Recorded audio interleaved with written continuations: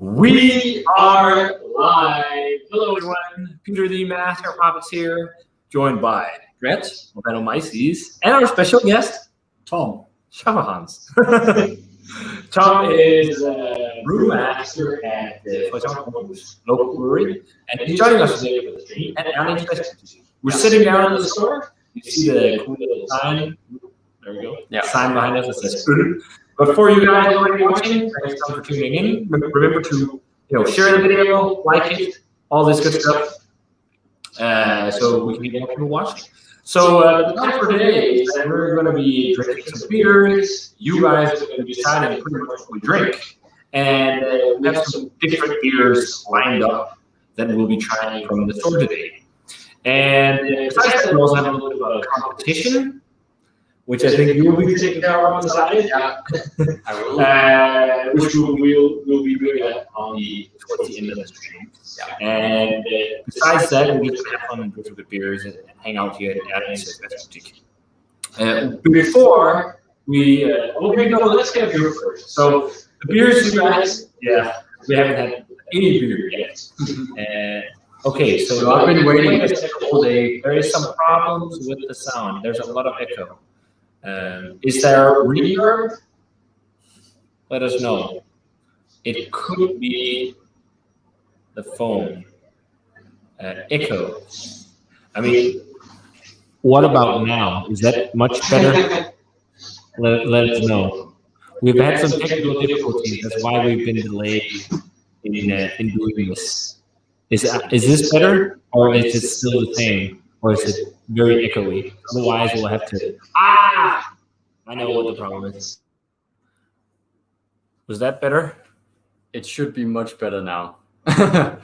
Let us know, because I think it was because there was a mic that wasn't muted. Yeah, on your People phone. aren't. Yeah, on my phone. Let us know. Still echoes. Still. Boom, people are saying, Colin Quinn. So boom meaning it's okay. Let us know if the audio okay, much better. Nice. Good. Okay. So there is a little bit of a delay in the stream. That's also part of the problem. So yeah, good. Now we're good. Yeah. So I was just a bit afraid because we spent a lot of time trying to set up this, stuff.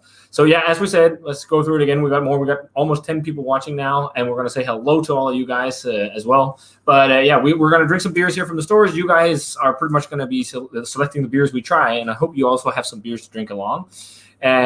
Besides that, we are running a contest together with the bottles up here, Erlings Flaskebutik, that you could enter on their Facebook page. Yeah. And everyone who's entered, we're going to draw. Brett is going to draw the winner towards the end of the stream, and they'll get to win 3 very delicious beers: a slice beer, a monkish beer, and an Anchorage beer. All of them IPAs. Yeah.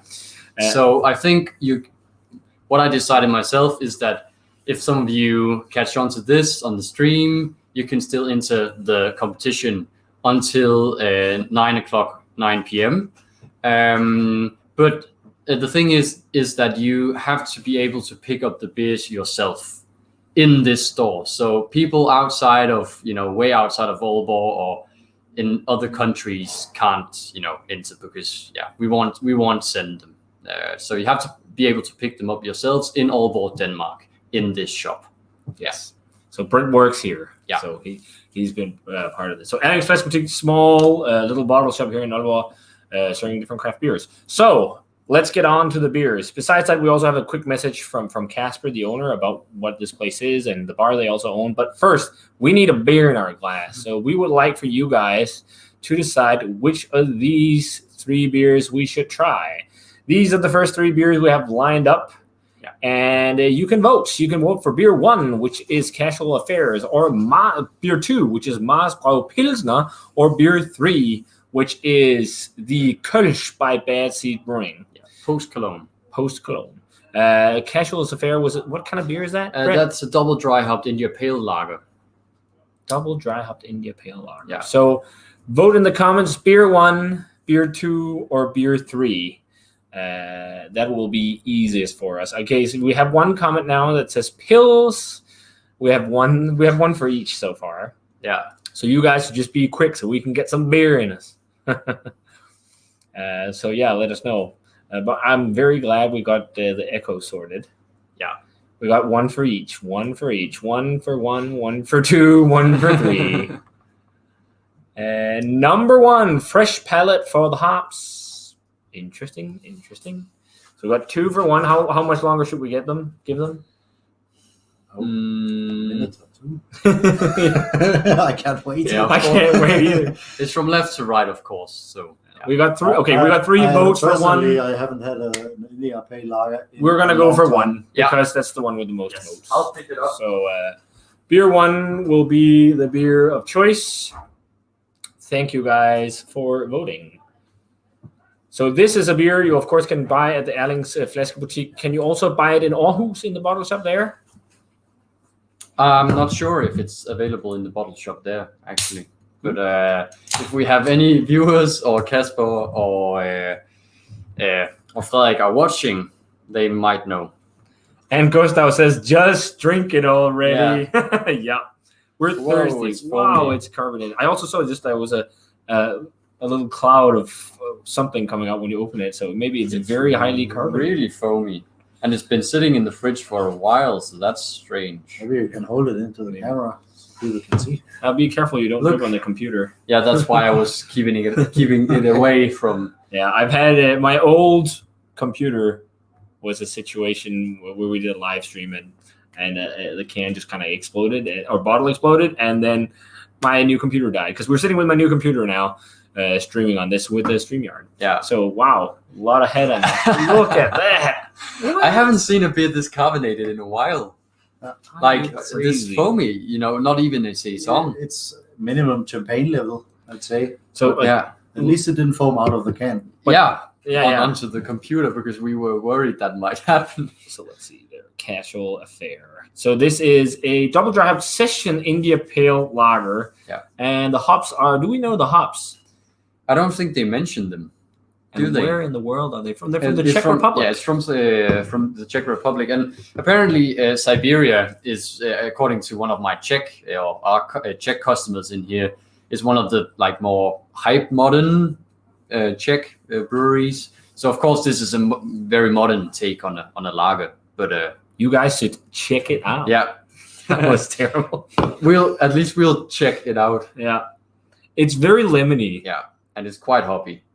No, some Sylvain Mosaic Yeah. hops. Yeah. Wow. The most Thanks I for could- repping the hops Because it there. really most I smells- could even smell from your place. It smells Yeah. like Nielsen for sure. I think it has that grape skin Yeah, and also diesel, but it does not smell like a modern lager. It looks like my homebrewed infected beers. Google says. yeah.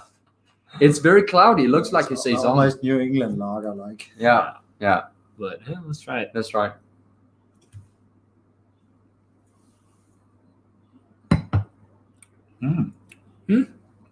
It's weird that it's that foamy because it's not crazy No. carbonated. It's strange. Yeah, the CO2 has left. Maybe that's what happened. But, Really fresh. But thanks for tuning in, everyone. So we got a lot of people. You guys, you joined every stream. We have Gustav saying good afternoon. Cheers, Gustav. We got Michael, just Michael in the house. Hey, dudes. Hey, just Michael. We got Colin Quinn, who talks about echoes. We got Lung, who says things are better. from Norway. From Norway. We got all of the globe represented today. We got 15 live viewers. That's fantastic. Sam Smalley is in the house all the way from Australia. Sam gets up early or late in the night to watch these live streams, which is amazing. Yeah, Thanks a ton that's for tuning in, Pretty Sam. crazy. Yeah, Crazy. it's a crazy situation. And who else? We got Sam. We got a lot of people. Paul Scott is here. Cheers, Paul. Wow, yeah, great, awesome to see so many of you guys here. Thanks a ton for joining in. So yeah, this is a pretty decent kind of India Pale Lager. I mean, I think it's it a lot. I think it's a lot more like it's an India Pale Lager. It's really hoppy.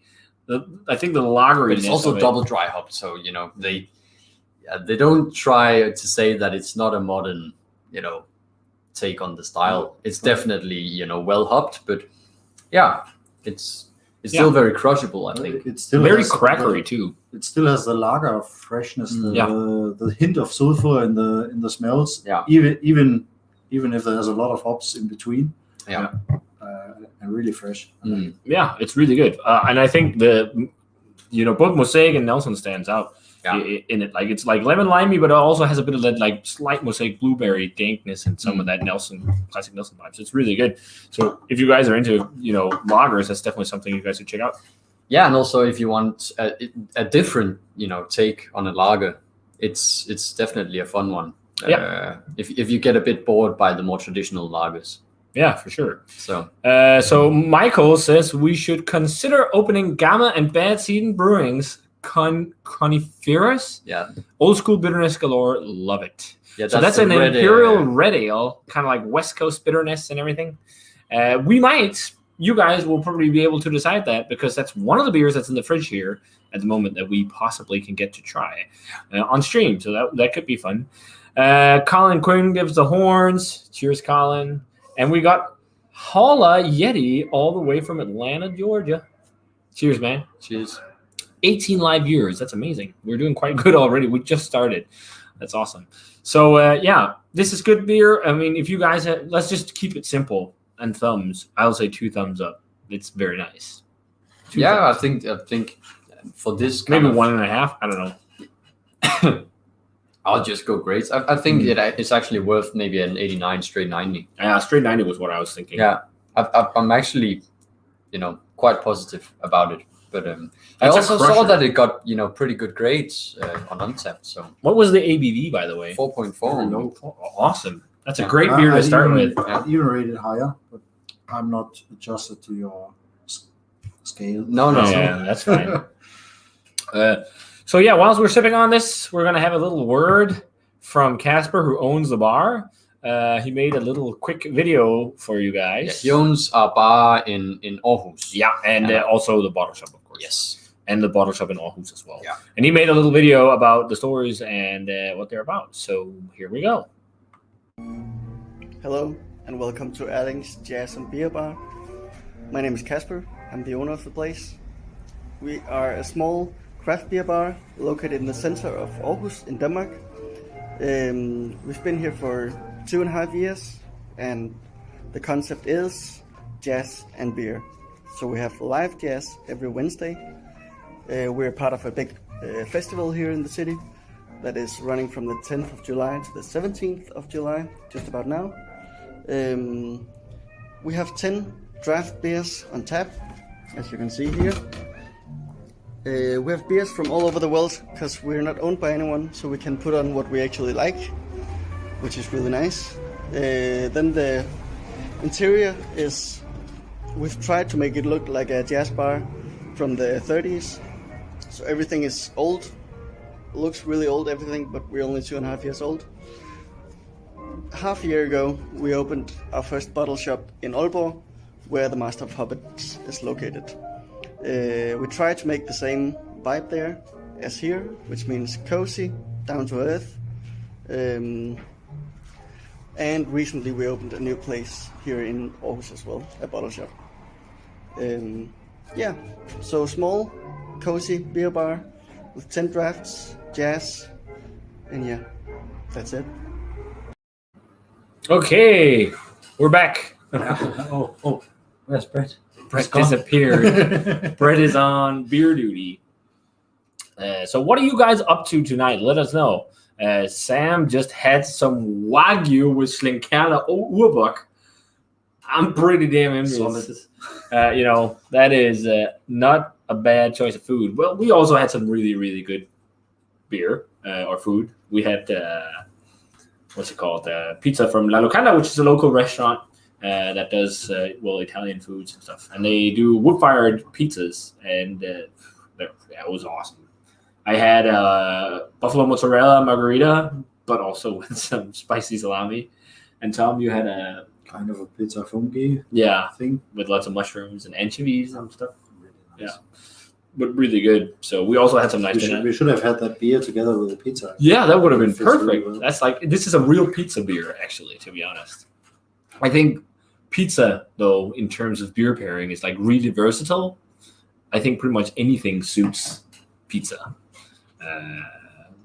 Maybe besides Imperial Stout. Would you drink Imperial Stout? Maybe if it was a chocolate pizza, Tom told me, Peter, you just order a pizza and I'll eat whatever you order. And he was afraid I would order a chocolate pizza. Yeah, but it's one of the Italian restaurants where you get kicked out if you order a chocolate pizza. So. Yeah, I don't think La Bottega would be very fond of you if you asked for a chocolate pizza. I think they will tell you to never come back. Yeah. So yeah. And Colin says, "Dang, I want to come and hang at that shop. Looks awesome." It is a pretty awesome shop. The video there was from the bar down in Aarhus, and it's a really cozy, cool place. And as Casper said, they have like live jazz music and things like that. And yeah, it's really fun. And the bar or the bottle shops, both this one in Aalborg and the one in Aarhus, are kind of centered around the same theme. Yeah. So, it's still jazz music playing in the background and whatnot. And just like the same wallpaper even and stuff, which is pretty cool. So very thought through. So yeah, Gustav suggests that we get pastry stout and pizza. That would be the ultimate blasphemic combo of beer and food pairing. Paul Scott says, UK here, just in from work, enjoying a Northern Monk Eternal Haze and a Cuban cigar. With or without pizza? Probably without pizza. But I haven't had Eternal Haze. Have you guys had it? No, but we actually could get it. We just got some Northern Monk and some Track and some Verdant yesterday. And but we didn't order that one. But up next, we have the possibility for you guys to make us drink one from Northern Monk, another one from the Patrons Project. So yeah, and I think maybe we should just run that whilst we're sipping on this, because this was going down like milk. And we're almost done drinking it, but it is really, really, really sessionable, enjoyable stuff. Michael says he'll be stopping by in a little while. Okay, where are you at? Well, actually, Michael bought that coniferous from me yesterday in this shop. So, and Sam, he loves West Coast IPAs with pizza. Well, who doesn't? Who doesn't? That's a great combo.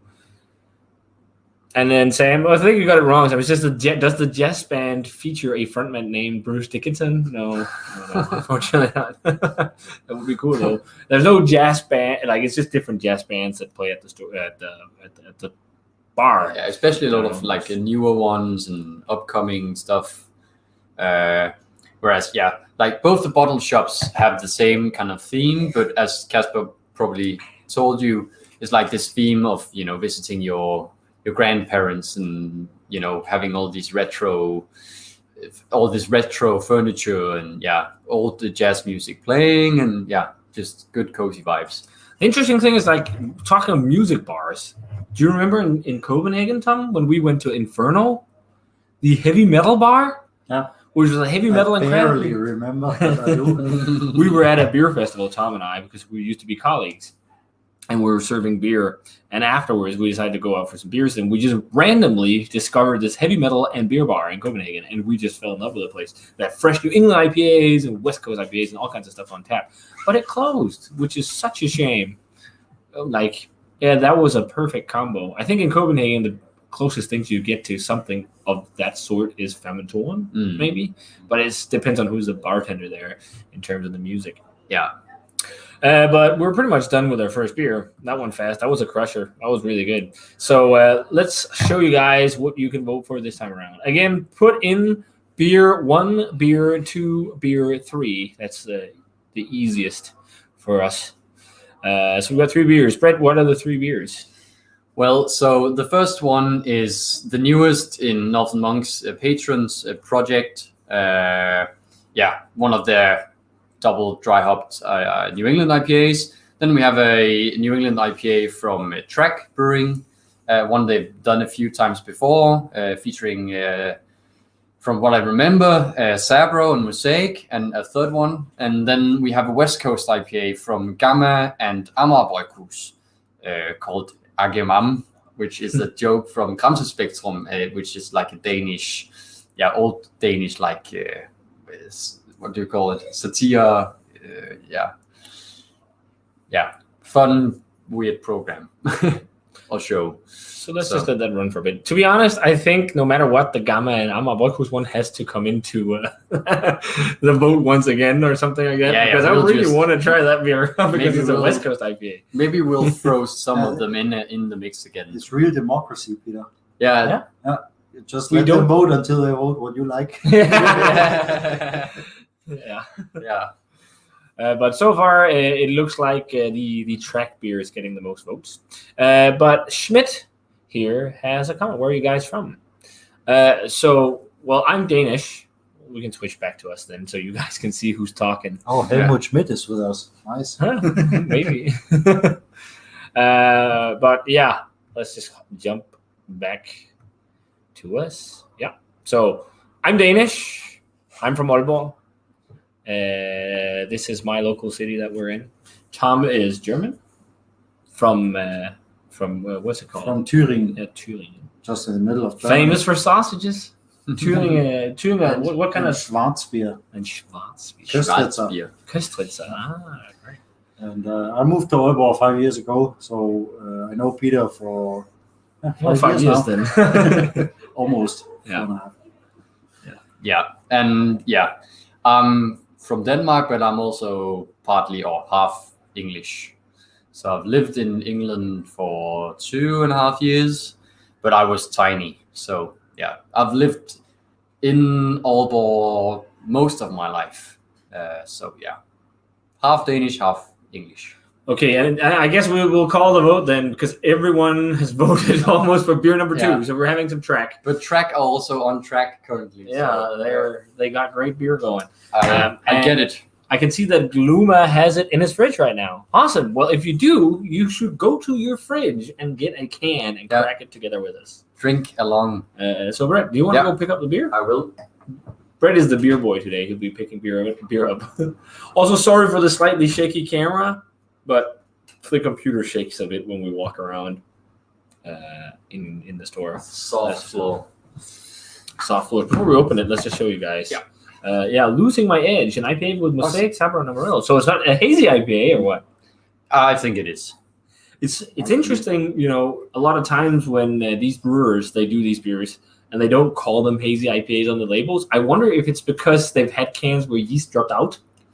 something like Yeah, that. also Gamma Probably never says New England IPA It's gotta on the be hazy. labels. It's also made with rice. Okay, So, Okay. interesting. Interesting. Yeah. The honors. Well, yeah, from what I could see on Untappd, it's a New England IPA. Ooh, and it's filled to the brim. There we go. So, We'll get the glasses over. Yeah. Oh, but it's wine. not crazy hazy, from what I can see right now. There you go. So that might be why they didn't call it a New England IPA. At least not on the label, but on Untappd, it's called a New England IPA. So, Nice. It is. That's weird.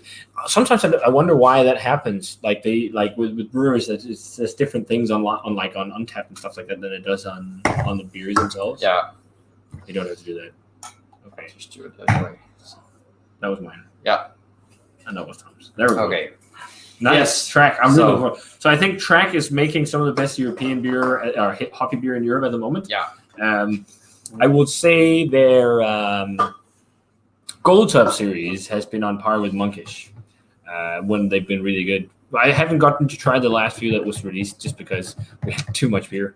There's so much beer. We have a very hyped double IPA from them today in this shop, so I'm very interested to see if that's on the same level as the Gold Top. Well, and if I move my head, you might see something there. Oh, what's that? What's that? Oh, yeah, we're just gonna go back like that. We already reviewed this beer, but we might be drinking that again. But yeah, this looks nice. It's not like full on haze, but it does have a little bit of a haze. Yeah. It's not crazy hazy. And it was Sabro and what else? Sabro, Mosaic, and Amarillo. There you go. Wow. Oh yeah. Ooh, wow, yeah, coconutty. So much Really like strong. pineapple and coconut. Sabro, it's very distinct. And also like sweaty Mosaic. Yeah, it's not crazy dank. No. Yeah, But it's a bit. It is it's almost sweaty. Can you see that? Yeah, Locker room or something. Yeah. Like that. But also definitely like pineapple. I think you do coconut. the Yeah. beer very wrong if you say Yeah. In a good way. Yeah, locker room in a good way. Yeah. What kind of locker room is? You don't want to know. You don't wanna know. It smells very nice. But man, Sabro is really dominant. Let's try it. Cheers. Yeah. Cheers. Lots of coconut. Wow, Yeah. it's really coconutty. Yeah. Lots of Sabro. That is so cool that Sabro does that though. And also a slightly lemongrass. But it's crisp and dry. It's not like New Englandy. It's like a fruity IPA. I don't even know what you'd categorize this as. It's really, maybe it's also not bitter enough to be in kind of like that Alchemist style. No. Yeah, Midwest. I don't know. Yeah, it's like a softer, like Alchemist kind of style, maybe. Like not as bitter. It's a crusher. Yeah. What was the ABV on this? 6.5. If I guess right. 6.5. If I remember. 6.5. Man, It's very nice. That's a tasty beverage right there. Yeah. So That's why I love them. You know, they're also so so bright and just really bright. It's very hop centric beer. yes. It's not overripe and sweet. And well, my biggest problem just with IPA nowadays is like everything is really sweet, like sweet, crazy, juicy. That's nice, but I just want it's an IPA. It should also be a little bit bitter and have some, just some dryness, not necessarily just all sweet. But we got a few comments here. So Paul Scott says, "You guys always drink IPAs from the fridge?" Yes, I do not like IPAs warm, but I will say some New England IPA we take them out like 20 minutes before we drink them, just so they're cold but not like frosty. But because this one is a bit, lower in ABV, and we kind of suspected that it wouldn't probably be this thicker, New England IPA. I think it's perfectly fine to drink it around 5-6 degrees Celsius. And now, Long got a really interesting question because we talk about this a few times in videos.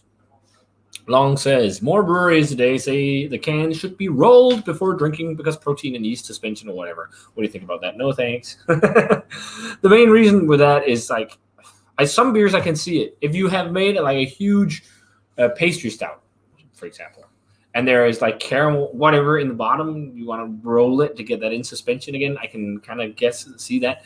But like, I can also see it maybe a little bit with a Weizen, because Weizen you usually want the yeast in, but I do not want it in my hazy IPAs, especially like the crazy dry hop ones. Like when you wash, so the thing is like when we've had Monkish and stuff, or just in general, like whenever we have beers, I rinse the cans before I put them in the cabinet for like, we have like a return system for bottles and cans in Denmark where you have to go and put them in a machine and you get money back, like a deposit.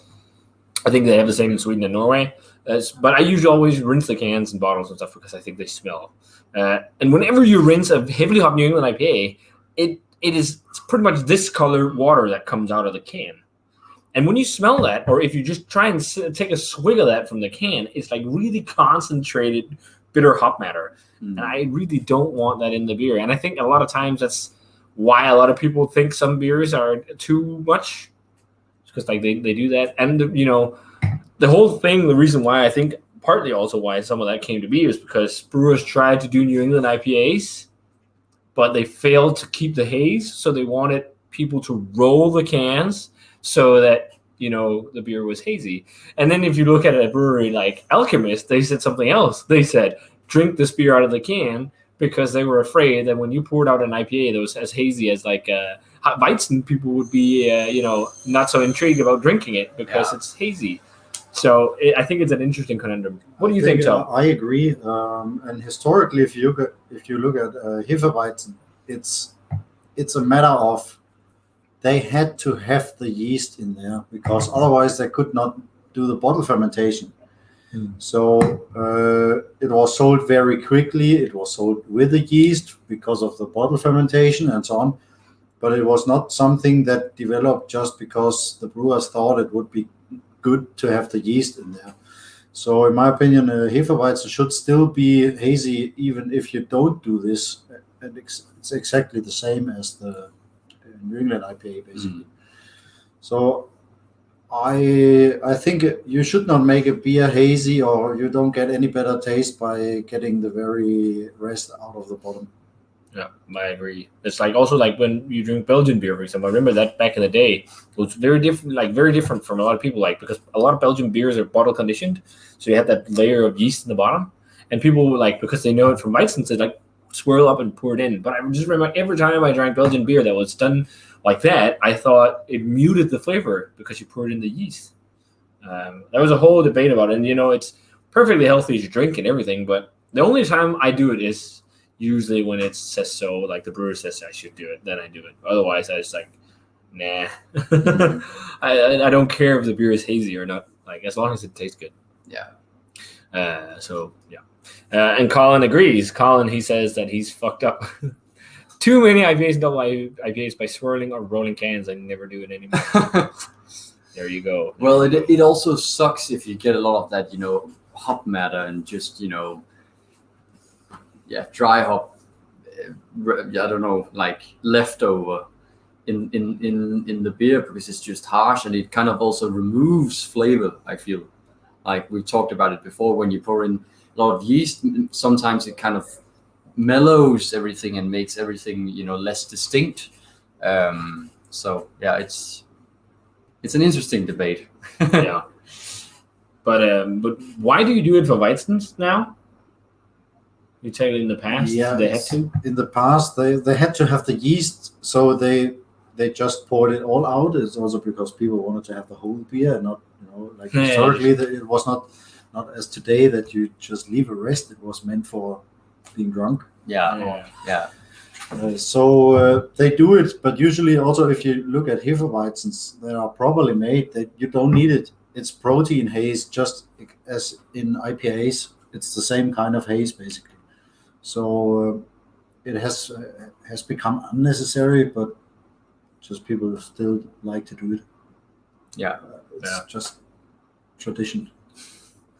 And Gustav says, "You're not drinking your beers at 5 degrees Fahrenheit, no." Isn't that frozen? Yeah. How many minus? I actually I'm don't know. not sure. I'm not versed in Fahrenheit. All I know is like 5 degrees is below zero. I didn't suspect anyone thought we were drinking these at 5 degrees Fahrenheit. If we were drinking these at 5 degrees Fahrenheit, that would have been crazy. Yeah. And I think that's pretty much frozen beer, isn't it? Then we'd have to fucking. How many Celsius is it? Does anyone? Somebody comment how many. But you guys watching, what are you drinking? Are you drinking any beer right now, or are you just following along? And also, where are you from? We have some people I know, of course, or we know from Australia, and we've heard from Atlanta and whatnot. But let us know. Okay, good. Well, I'm at work. I'm just busy making Eisbock. This one we could drink at -15. Oh yeah. Or 5 Fahrenheit, but it's not on the plan here. Oh, maybe next year. Or something. Yeah. But yeah, let us know what you're drinking, if you're drinking any beers, and let us know where you're from. But yeah, this is, I think, a really good, just like chuggable, drinkable IPA. It's like, I would actually also like to see IPAs like this. But I would use, I could use a little bit of bitterness. I think it's a bit timid on that front. But that also makes it really crushable and refreshing. Yeah, but I don't think that's what they're going for. But yeah. I've just missed bitterness in IPAs. That's just my deal here. Yeah, but it's not because of freshness, because it's 3 weeks old. So wow. It also you can also taste and smell that. It's very aromatic and lively. It's it's really good. I'd probably put it like also early 90s. I'm probably 91, 92. 92, yeah. It's really good. It's super crushable. I think it's really enjoyable. And it's nice to see something that's not necessarily all gushing juice from brewers. But I don't know. I think a lot of brewers are also trying to do this now. So it's not all the same kind of style of IPA, especially because brewers still mainly brew, these craft brewers brew IPAs, which is really interesting. And I don't think the shift, do you guys think there's going to be a shift anytime soon? Towards something else, like lagers or just bitter IPAs again, like West Coast? Not in sales. No. I think IPAs, one way or another, always being. I think they've come to stay. Yeah. At least now that we're sitting in here, it's it's 50 to 60% of our entire sales. So yeah, that's just what people want. And every week we have to get lots of new fresh IPAs because that's what people drink. But it's also nice because then we make sure that we actually serve fresh IPAs and that we don't have old beer sitting on the shelves. So if we ever have IPAs that are like 3 months old, it's usually because the distributor is a dick and sends us old beer. That happens sometimes, unfortunately. So that's why you also need to be quite critical. And when they send these lists where you can order beer for the shop, you should probably check, just one extra time that all of it is actually fresh. But yeah, so that's a note from the bottle shop guy. Not just Bread of Venomyces. Yeah. Long is drinking Hognaberry Crispy Boy. What? A traditional Pilsner, quite malty and bready, slightly buttery in the background. Loves lagers. It's fun to see a lot of people who's been in craft beer for a while now transition into wanting to drink lagers. Like, I don't know if it's because some people are trying to make it trendy. I think it's for a lot of people, it's just a throwback to something that's just like really nice and really thirst quenching and really enjoyable, and something that you can drink a lot of, and like it's all about subtle flavors and nuances. Like really good Pilsner is amazing. And I really think if you make a lager, it's not, if it comes as a trend, it's not so much in the New England IPA or the India Pale Lager style. It's going to be more like the traditional style, or maybe something totally new. Pastry lager. Pastry lager, I don't know. Pastry but IPA. the lager yeast and the lager character, if it doesn't add anything to a beer, if it just disappears under the hops, or imagine Imperial Stout, you can make it as a lager, but does it add something beyond what there is already? Then it's just a gimmick to make it a lager. And I don't know exactly if there's going to be a new idea towards this. I think there are brewers that for fun have done like pastry lagers. Yeah, and also pastry IPAs.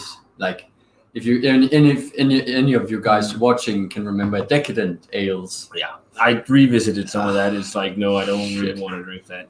We did some reviews and we thought they were all right, but I don't know. That's just a bit. That's some weird beer. Yeah. Do you know what I'm also getting from this in the aroma? Like a little bit of yuzu.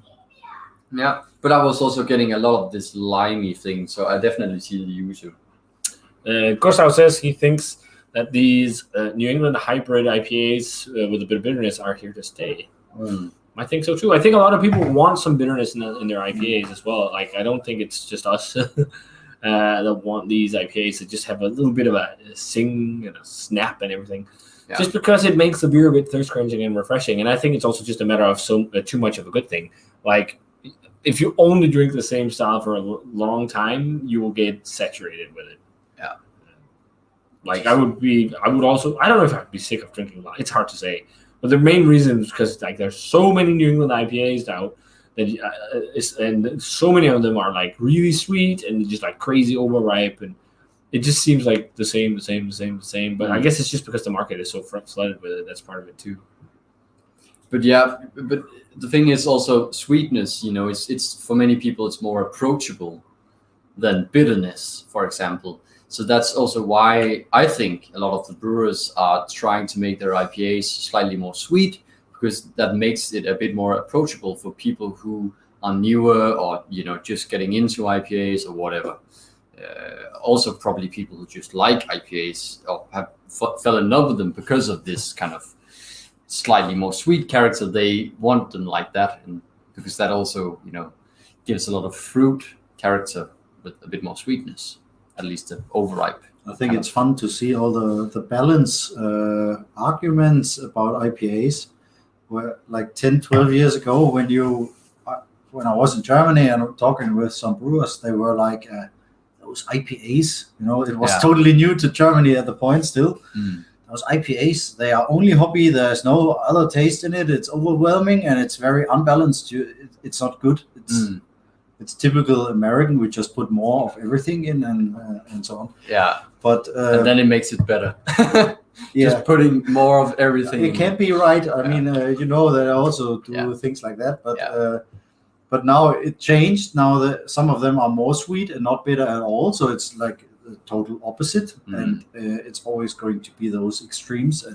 But it only shows that how many possibilities there is.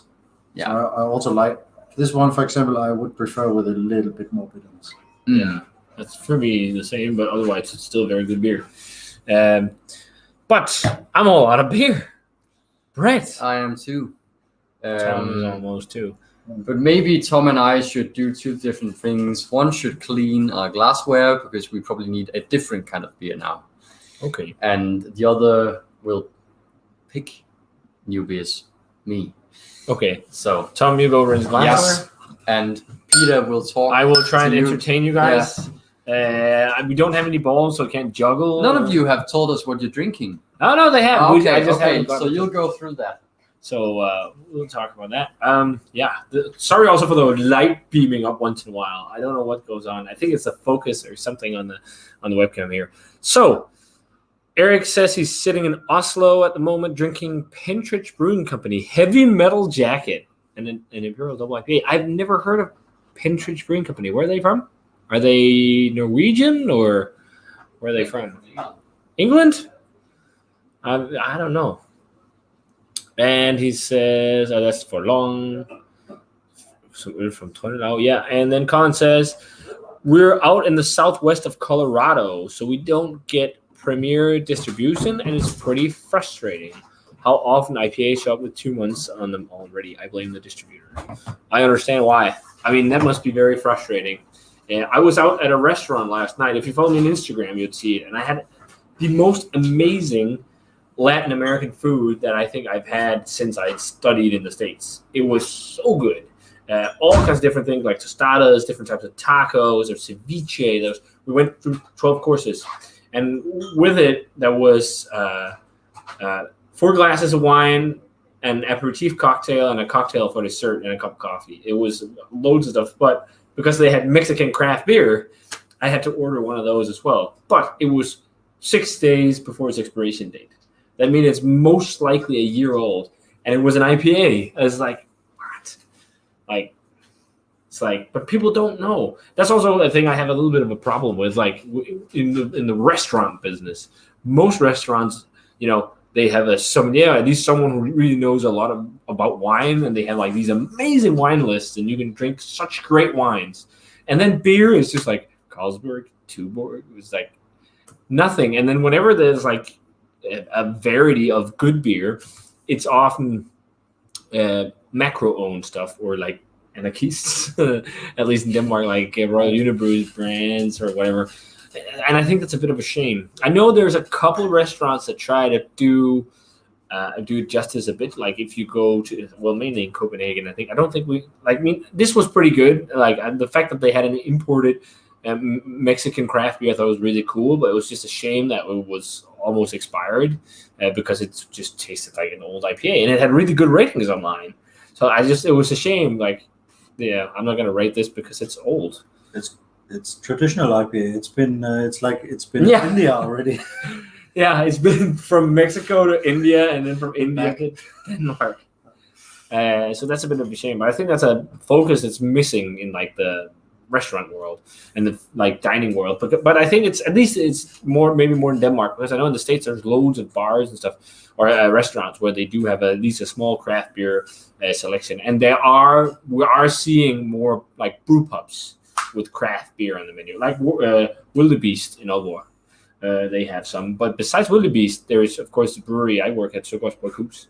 But what else is there that has food and craft beer? Yeah, not that much. So I think maybe that's part of it, and also because the education part is missing often. Like if you're not educated about the taste of an IPA, that it's like a beer with a year of age in general, it's like that's a lot of age for beer, unless it's like a big barrel aged beer or whatever. So I think there's part of that is missing a bit. But hopefully it will catch on at some point. But it's just like I saw like, what, they have a Mexican IPA, that's really cool. I was like, hey, can I get a bottle of that? And I order it. It's like start pouring and everything. Is like looking at the date, just like, okay, that's in 6 days. That means it's probably a year old. But yeah, that's how it goes. Kaijo is drinking a homebrewed triple. Cheers. Cheers and nothing at the moment. Brett is figuring out beer. But nice. Triple. Do you like triples, Tom? I like them a lot. I I also never like brewing drink them. them, Peter. Yeah. Like social suicide, for example. But yeah, it's a bit of a double-edged sword, or how you call that, because it's also strong beer. I love it, but as an everyday beer, I prefer blondes. Or double. Yeah. I will say, like, I do like triple, but it's not a style I drink very often. Like, it's very rare I drink one. But the really well-made examples of it, like Westmalle Triple is awesome. Like, that's a great beer. But I don't know. It's like a lot of Belgian classic beer, I just don't drink too much of it anymore. Like, it's rare. And like, if it's Belgian, it's Lambic. I think Delirium Tremens is more like a Belgian strong blonde, or Yeah, what it's I think called. so. But this would my to-go triple-like blonde beer from Belgium. It's my favorite. That's pretty good. I haven't had that one in a long time either, but I think they just did like a few barrel-aged versions. I'm not sure if it's the blonde or it's like the Nocturnum, but they've done like a rye whiskey barrel-aged version or something like that. Like, and it's only released in 750s. Like, so I gotta try those. but I can't. Who brews that? You remember? Is it Van Steenbergen? What do you think? Was it who brews it? Delirium Tremens? Is it the brewery called Delirium? I can't remember. Isn't that another brewery? I think it's another brewery. It doesn't matter. But yeah, that's triple. Nice stuff. But again, not so much something I drink too much. Colin says it's insane how few people know that beer can expire and has a window of freshness, especially in the bar and restaurant industry. Totally. Like, there needs to be more education. And I think it's hard, but I think it's also hard because beer as a beverage is more of a working class beverage. That's also part of it. And it has that image of being something you just crack and drink and whatever. It's like, it doesn't have that fancy image, as you can say, or like fine dining type image or whatever as wine does. But everyone agrees that it's, if you want fresh milk, you cannot keep it for longer than a few days. But with a fresh beer that is dependent on it, like New England IPAs and others, it's still not the same thing, even in supermarkets. I mean, some breweries try to push their beer into fridges in supermarkets, but not all have achieved. I'll just get some water. It's a lot of effort to get the shops also, but the supermarkets to do this. So yeah, but it's true, and it's something that will take a long time if you have to educate people, because it's an entire industry that needs educating. But I think there are in Denmark at least you can now get like a course from the restaurant and hospitality school about beer. A Kellner degree, they call it, okay, where you get a diploma and then you know stuff about beer and what beer is good with what food and also process and about styles and stuff. But besides that, it's the Cicerone program that's probably the most famous, if you know that. Oh. Okay, it's an American program where there's different degrees, and I think the highest degree is like Master Cicerone. There's not, it's like a handful of people that had that degree in the world. And I think one of them might be James Watt from Brewdog. But it's, yeah. And apparently with the highest degree, you have to be really good at like off flavors and things of this nature and see how they taste. So we got glasses. Let's just put them on the floor, the water. Just so we don't get H2O on the computer. Again, if you guys have watched me for a while, we did a live stream. Oh no, it was a Skype beer reviews back in the day, and I did it with. Was that yours? Oh, okay. Down there, I was about to drink it. You're thirsty. Yes. We did a Skype. We did Skype beer reviews, and if you remember Daniel, the Endosymbiosis, he Move this just a bit. him and I did a. Yeah. Him and I did a video together, and then we were drinking. He's from Michigan, so we were drinking Jolly Pumpkin, and it was some kind of wild ale, and that beer. We're talking whatever, and I just got my new laptop for editing video and everything on. Opened the beer, gushed out of the bottle onto the computer, and it was like, done. But I saved it. I don't know how I was lucky, but it wouldn't turn on afterwards. Of course, we wiped it off and everything. But then I put it on I wrapped it in paper towels or whatever, some kind of cloth or whatever, and just let it sit overnight. And the day after, I could turn it on. And then a buddy of mine took it apart and scraped out all the sticky sugar that was burnt in there. But do you have the video? Was it on video? Yeah, I think it's on YouTube. You should. Okay. In one of my Jolly I'll Pumpkin see this. videos, I think so.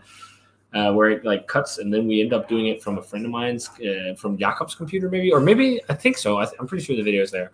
But we were just very annoyed. John commented that something about James Watt's past, that he has cheated to get that degree. It's the biggest. But what about his past? I actually don't know too much. Although I bought the book. So he says Brewdog is the Business biggest for punks. customer to the Cicerone program and is over 50% of the income and part owners. What? Wouldn't be surprised with James Watt's past. He has teased to get that. Well, yeah. If you guys have been following the words going on in the beer industry now, James Watt has not been the best person in the world. I mean, if you buy the club, then you don't need to cheat to get in any longer. No, that's true. Yeah, that's true. You just buy the club and then say, I'm the master Cicerone. Yeah. And then who cares? Yeah. So Brett figured out some beers. So let's just go over and see what he found. Ooh, some sour beers. What are the beers, Brett? So on the left, we got for Bäckeriet, we got their Cassis, which is nice. a red wine barrel-aged wild ale with, what's it called? Blackcurrant. And then we have a classic in the middle. It's Schiedin's Black Label Goese. It's actually the 2021 vintage, so it's quite young. But I've seen lots of people praise it very much, this vintage. And then on as number 3, we have Lindheim's Cherry Wild Ale.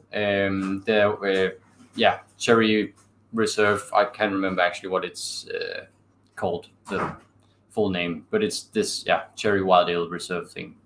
So it's also in this wild ale realm where it has a lot of barrel character and probably less funk than the Lambic. So feel free to vote for any of the beers. Beer 1 is of course the Cassis by Bäckeriet, and then follow along. Yeah, from left to right. So we got split votes so far, so we'll see. But whilst you guys vote, we will go through some of your comments.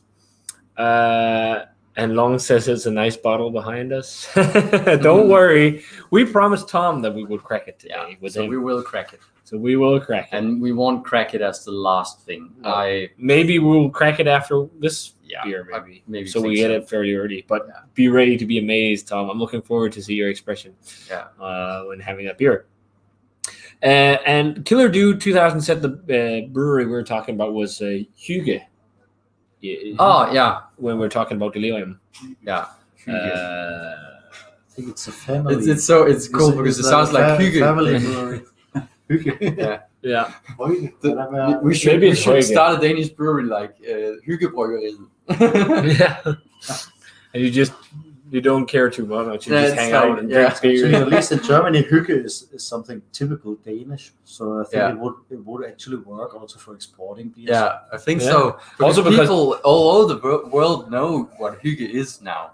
Yeah. So maybe we should do that. Hygge Bryggeriet. Like everything's just, you only sit in couches and you have beds in there and, lots of soft, comfy stuff. And no one takes it too seriously because it's just chill. No bittering hops, only sweetness. Yeah. Only soft things. And then John talked a lot about all this with James Watt. But we got a few votes here, and we have a comment that's for you, Brett, which we'll get to after here. So, we got 2 for 1, 2 for 3, 1 for 2. So it's a tie so far. So we need one more vote, The next vote will be the deciding vote, unless it's another vote for 2, because then we need one more vote. Yeah. In terms of what beer we're drinking. Yeah. But The bottle opener is over there, and then we have if we need the cork, it's here. okay. So Oh well, we can just use that. yeah. Just leave No, it. don't worry. So. Ah, okay, we got it. Okay, guys. So you need to vote now. Yeah, Which one? Is because it 1 we're or there. 3? Well, now we have 2 on 3 and 2. Wait, 2 on 3, 2 on 1, and 1 on 2. So we need a third vote to decide which, or one more vote to decide what we have. So place. I voted 2. I take it back and vote on 3. Okay, great. Well, we're having number 3 then. Lindheim Mill Company. Right. Cool. Ghost out. So if you switch, I'll grab this bottle because it's been sitting out. Yep. And we're back. We've got to use this one, of course. But this is a cork in a cage, so you don't have to. No, well. But you like that bottle opener, that's why. Next beer. Yeah, I like it for some reason. I don't know. Maybe show it to the camera. No, we can't do that. We get It's sense- YouTube. do we Maybe get they're gonna sense be like, oh no. yeah. It's like, Oh wait. We can, of course. there we go. Then it's okay. Oh shit. So, okay, Brett is coming over now with the beer. Yeah. Nice. Oh, you can open I this think, one. have we reviewed this? We reviewed the other version of it, like the I can't remember. But this is Farmer's Reserve too. Yeah, but there's another one like even more crazy version. Okay. That's the one we tried. So this apparently is a slightly simpler version. I think the difference is that this one maybe has some different cherries in it, and it's probably not barrel aged as long or something. Long probably knows because he's from Long Norway. enlighten us. Yeah. And Long also shout out to I Long just- I because can't he remember. says Norway representing. There we go. So yeah, wild sour cherry ale from Lindheim Mill Company. This is from the Farmers Reserve series, and I think that's pretty much what kind of put this brewery on the map. Yeah. And the main reason why a lot of people know them because they do these. I believe they're kind of wild ales, right? Because it's mixed fermentation, right? Yeah, they mostly Yeah. do these. So this is a Juicy Farm fresh sour cherry beer blended with the beer from barrels that contained mixed fermentation beer. Okay. It's written a bit odd, but 7%. Yeah, maybe open it a bit away from the computer. Yeah, because this Now that was we just talked about this that. was the type of beer that did it last time. And away from my face also. No, I shouldn't. You do just like never this know with with my these. eye. Yeah, But it's been sitting in the fridge for quite a few days, so I think it's I fine. think we're fine. Oh, it's all crooked. The cork, crooked moon. And he's opening it towards me. Are you ready? Here comes the pop. Ooh, nice. You were just afraid of a moment there. No, I'm always scared of Yeah. pops. It sounds like I'm scared of my dad. I'm scared of pops. I So, understood you were scared of pops. oh yeah, no. Look at that. That's beautiful. That looks like a glass of rosé. Yeah. Nice. Darn. Cherry brosé. Brose. Yeah. Rosé or German red wine. Brose. Not the same color. German red wine? Yeah. Yeah. You- Not a big fan of this. I didn't even know that existed. Yeah, well, it exists. So I have not had this beer before, and I think the last beer I had from Lindheim Mill Company was what was that? Was it maybe the double sherry version? Could It's have not been. called double. It's called something. I think it's just called Sour Cherry Reserve, the one we had, and this is just the sour cherry. But yeah, correct me if I'm wrong, because it's like a small name difference there's between this one and the other one. And yeah, We're up to 20 viewers, dropped down to 19 again, but 20 now down to 18. But guys, please like the video. It helps a lot. Shares the feed on YouTube. So if you haven't done it already, please like. And yeah, let's get on to this beer. The head is gone on mine for some reason. yeah, but on mine it's nice. Maybe I'm you have the sorry cleanest for- glass. Yeah, glass. Yeah, I but might be- Tom is cheating, so yeah, that's okay. But it's a beautiful I red put my beer. lipstick on yours. Oh, that's why. Oh, it smells like funky cherries. Yeah. Mm. Oh, it's almost cinnamony. Yeah, and slight, touch of almond.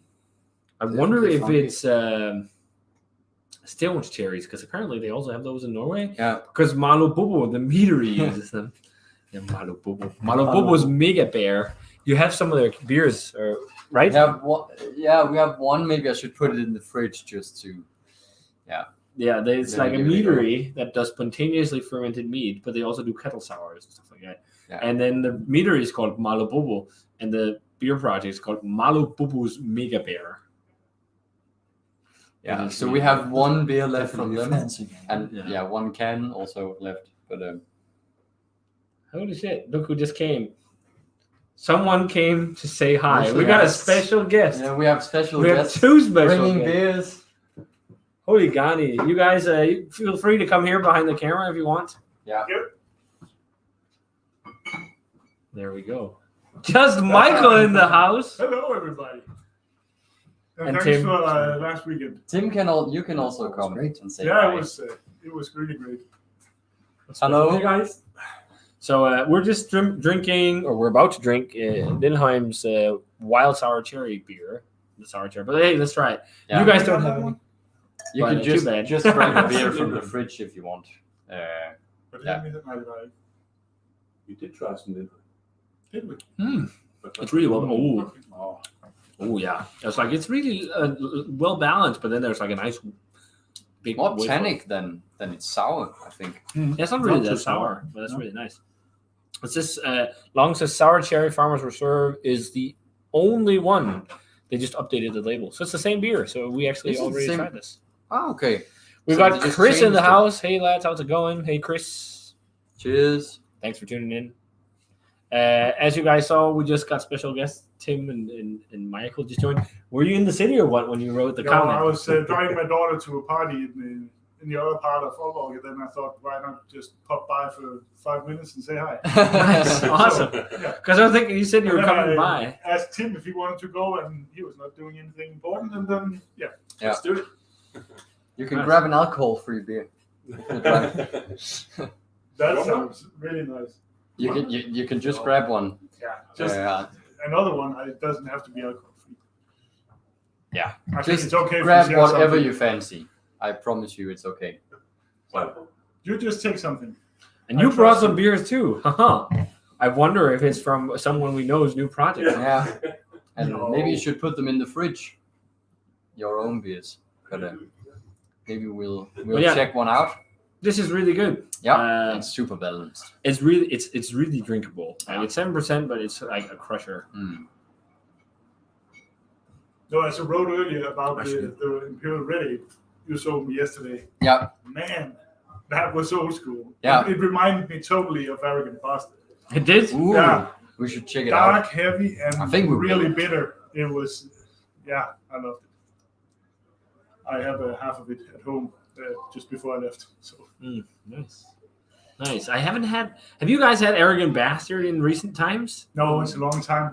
I just remembered when I had this one. I don't think you can get it in Denmark anymore, can you? No, the last one I bought in Flensburg, I think. I remember just it said it was really. What did it say on the can? Something like. It was very offensive, in Yeah. like text and title and everything. Yeah. I kind of like that beer. Yeah, I remember it What did being you good. find? Is that the one we just had? No, no. It was. Which one is it? Yeah. Yeah, we actually just had that one. Good choice then. Yeah. Good choice. It was good. Just going for low alcohol. But Michael, if you had Six in there, and a you can just grab 2 glasses. Super. If you could fit. You're not worthy. That's right, John. Exactly. There we go. That was the slogan of that beer. And I think they even tried to make it into like its own thing at one point. Like they did Arrogant Brewing Company, or they did like branded it for its own thing. But do you guys remember they did the Pain and Suffering beers, which was Arrogant Bastard aged in bourbon barrels, but with loads of spicy chilies, like No. Carolina Reapers and all kinds of stuff. But I And remember called the Pain and Suffering. Chocovesa ones, and they Yeah. did all kinds of barrel-aged variants on the Chocovesa. But I think it was Crime and Punishment. Was that it? I think it was something like that. And they had like a red label, and then, or it was like printed on the bottles, and then Cork and Cage. But then they were like, one was fiery spicy, and then one was like just spicy. Yeah. But yeah, it was, I don't know, probably not a beer that has a big audience, I'd At imagine. least not today.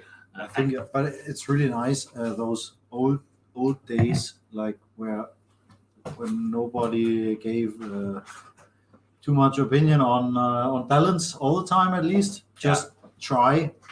What happens Yeah. if we put a ton of chilies in? Yeah. Yeah. So we have quite a few people in this room on the live stream too. Yeah, this is the first time we've been this many people on the live Yeah. stream. Depends on how many more there's coming by. If it's just random people, all of a Maybe sudden we get Casper, more who on owns this the side store, and- is here too. Yeah. It's kind of fun to do it another place. Yeah. At home with you, Peter. Yeah. That's nice. Norviken says here, I think the one I reviewed, was the Cool Ship Cherry. That might have been it. That's it. Yes, that's it. Exactly. That's that's We really had cool. two, wasn't it? Yeah. So that's so that's the difference then, I guess. Yeah. And Cody is visiting Trillium Brewery later this month. Gonna try the barbecue as well. Does Trillium do barbecue now too? I know they're building a never heard of huge that. new facility and they've been making a farm and all kinds of crazy. Yeah. And they have this garden thing also. I know the beer garden because I was Yeah. there, and then there was the Yeah. brewery in Canton, and then the location in Fort Point. And I went to all the locations they had back then, but it's just become bigger since. So no, I didn't even know that they did barbecue too. That's cool. I think Equilibrium also does barbecue. Matt from Massive talked about that when I did my interview with him. But yeah, did you guys try the beer yet? Yep. Yeah. What do you think? Super sessionable. Yeah. Really nice. Fruity, bitter. Do you taste the coconut from Sabro? We smelled it instantly. Yeah. I just rushed the sip because I was thirsty. Yeah. It's quite. We also talked slightly about like a yuzu lime thing. I definitely get that. Yeah. Yeah, Yuzu pith, yuzu. Yeah. Yeah, because it's like a different lemony note. Yeah. But what's interesting with that, with Sabro, is like it can have quite a few facets. I've also had it where it's not been coconutty and where it's been pineapple-y. And sometimes I've had it where it's really. Sometimes I've had it where it's like really like Thai basil-y and almost like Also a dill. lemongrassy. Like lemongrass. Yeah, it's almost like a bit like a new school Sriracha Ace, Mm. somewhat. But maybe a bit less weird, like Yeah. that, because it's not as you don't get that dill thing as often. But yeah. Also with Sriracha Ace, it's not all the time. No, yeah. I actually had a few good experiences, but recently I opened a package of Sriracha Ace and it was all dill. I'm still going to make the IPA with it. I want to see how it ends up. The dill IPA. And then put dill pickle It works juice in. in A double dill hopped. Double dill hop. Make a sour IPA with dill pickle juice, dry hop with sour Sriracha Ace. There you go. Oh shit! People Yeah. will. And we call it John Dillerman. John Dillerman with DILD. D-I-L-D. not double Yeah. L. I think John Dillerman made its way around the world. If Yeah. I was right about this. Yeah, I don't know if you guys have heard of it, but it's a Danish cartoon character for kids who solves problems with his very long penis. It's look it up. It's so Striped red and stupid. white. Yeah, he looks like a macho man, kind of like from a circus with a hat on. Isn't And it stop and move? Stop and stop. I think it's stop motion Yeah. animation. Yeah, or stop something. motion. And then he just solves problems with. Using it like it was a snake and to get into windows and whatever. Yeah. It's super weird. He's It's afraid to turn on the barbecue, and then he does it with his. And it's all meant to I don't know, to let boys not be afraid of their sexuality or whatever. Yeah. But it ended up being It's quite kind weird. of funny. it's Actually, funny I think it's and kind also of funny. weird. I mean, the thing is, in Denmark, it became such a big. Now we're not talking about beer. We're talking Yeah. about a kids show. Whatever. But the thing is, like, because of the popularity of, because it went viral online, we have a cake in Denmark called a træstamme, meaning a wooden log, which is like, it's like this round, elongated pastry that's made from leftover pastries. It's like chopped up and mixed with sugar and essence of rum, so it tastes like rum, and covered in marzipan and chocolate on the ends. And they made longer versions of that in the same color as and then got it just John Dillerman cakes. Typical Danish Yeah. thing to do. So cakes for that was a bit of a side step. What we were talking about before that? The deal. But then we should make a beer that tastes dill. Okay, Yeah, a double dill hopped yeah. IPA, which is called John You Dillerman. can also kill it. Dildo. Dildo. Dill dough. Double dildo. You can call it that dildo. Double dildo. That dildo, and then have the label being a cucumber or something. And then you should It make looks like it it's- both 25 centiliters and 50, and then you should ask if it should be the large one. That Yeah. would definitely Then be the large can call it magnum size. Oh my that God, will that's definitely funny. be banned in Sweden. So Okay. yeah. So we got a random. See here. We got a few. Any hype or no hype episodes coming out soon? We actually haven't planned any, but we could probably. We have figure the something- beers to do them. Yeah. So So maybe we should just we'll see. Think. Potentially. I mean, Yeah. this is quite fun. It's a lot of the people who's been on the channels together at once. I don't think we've done that since probably when we did the foul beer tasting extravaganzas.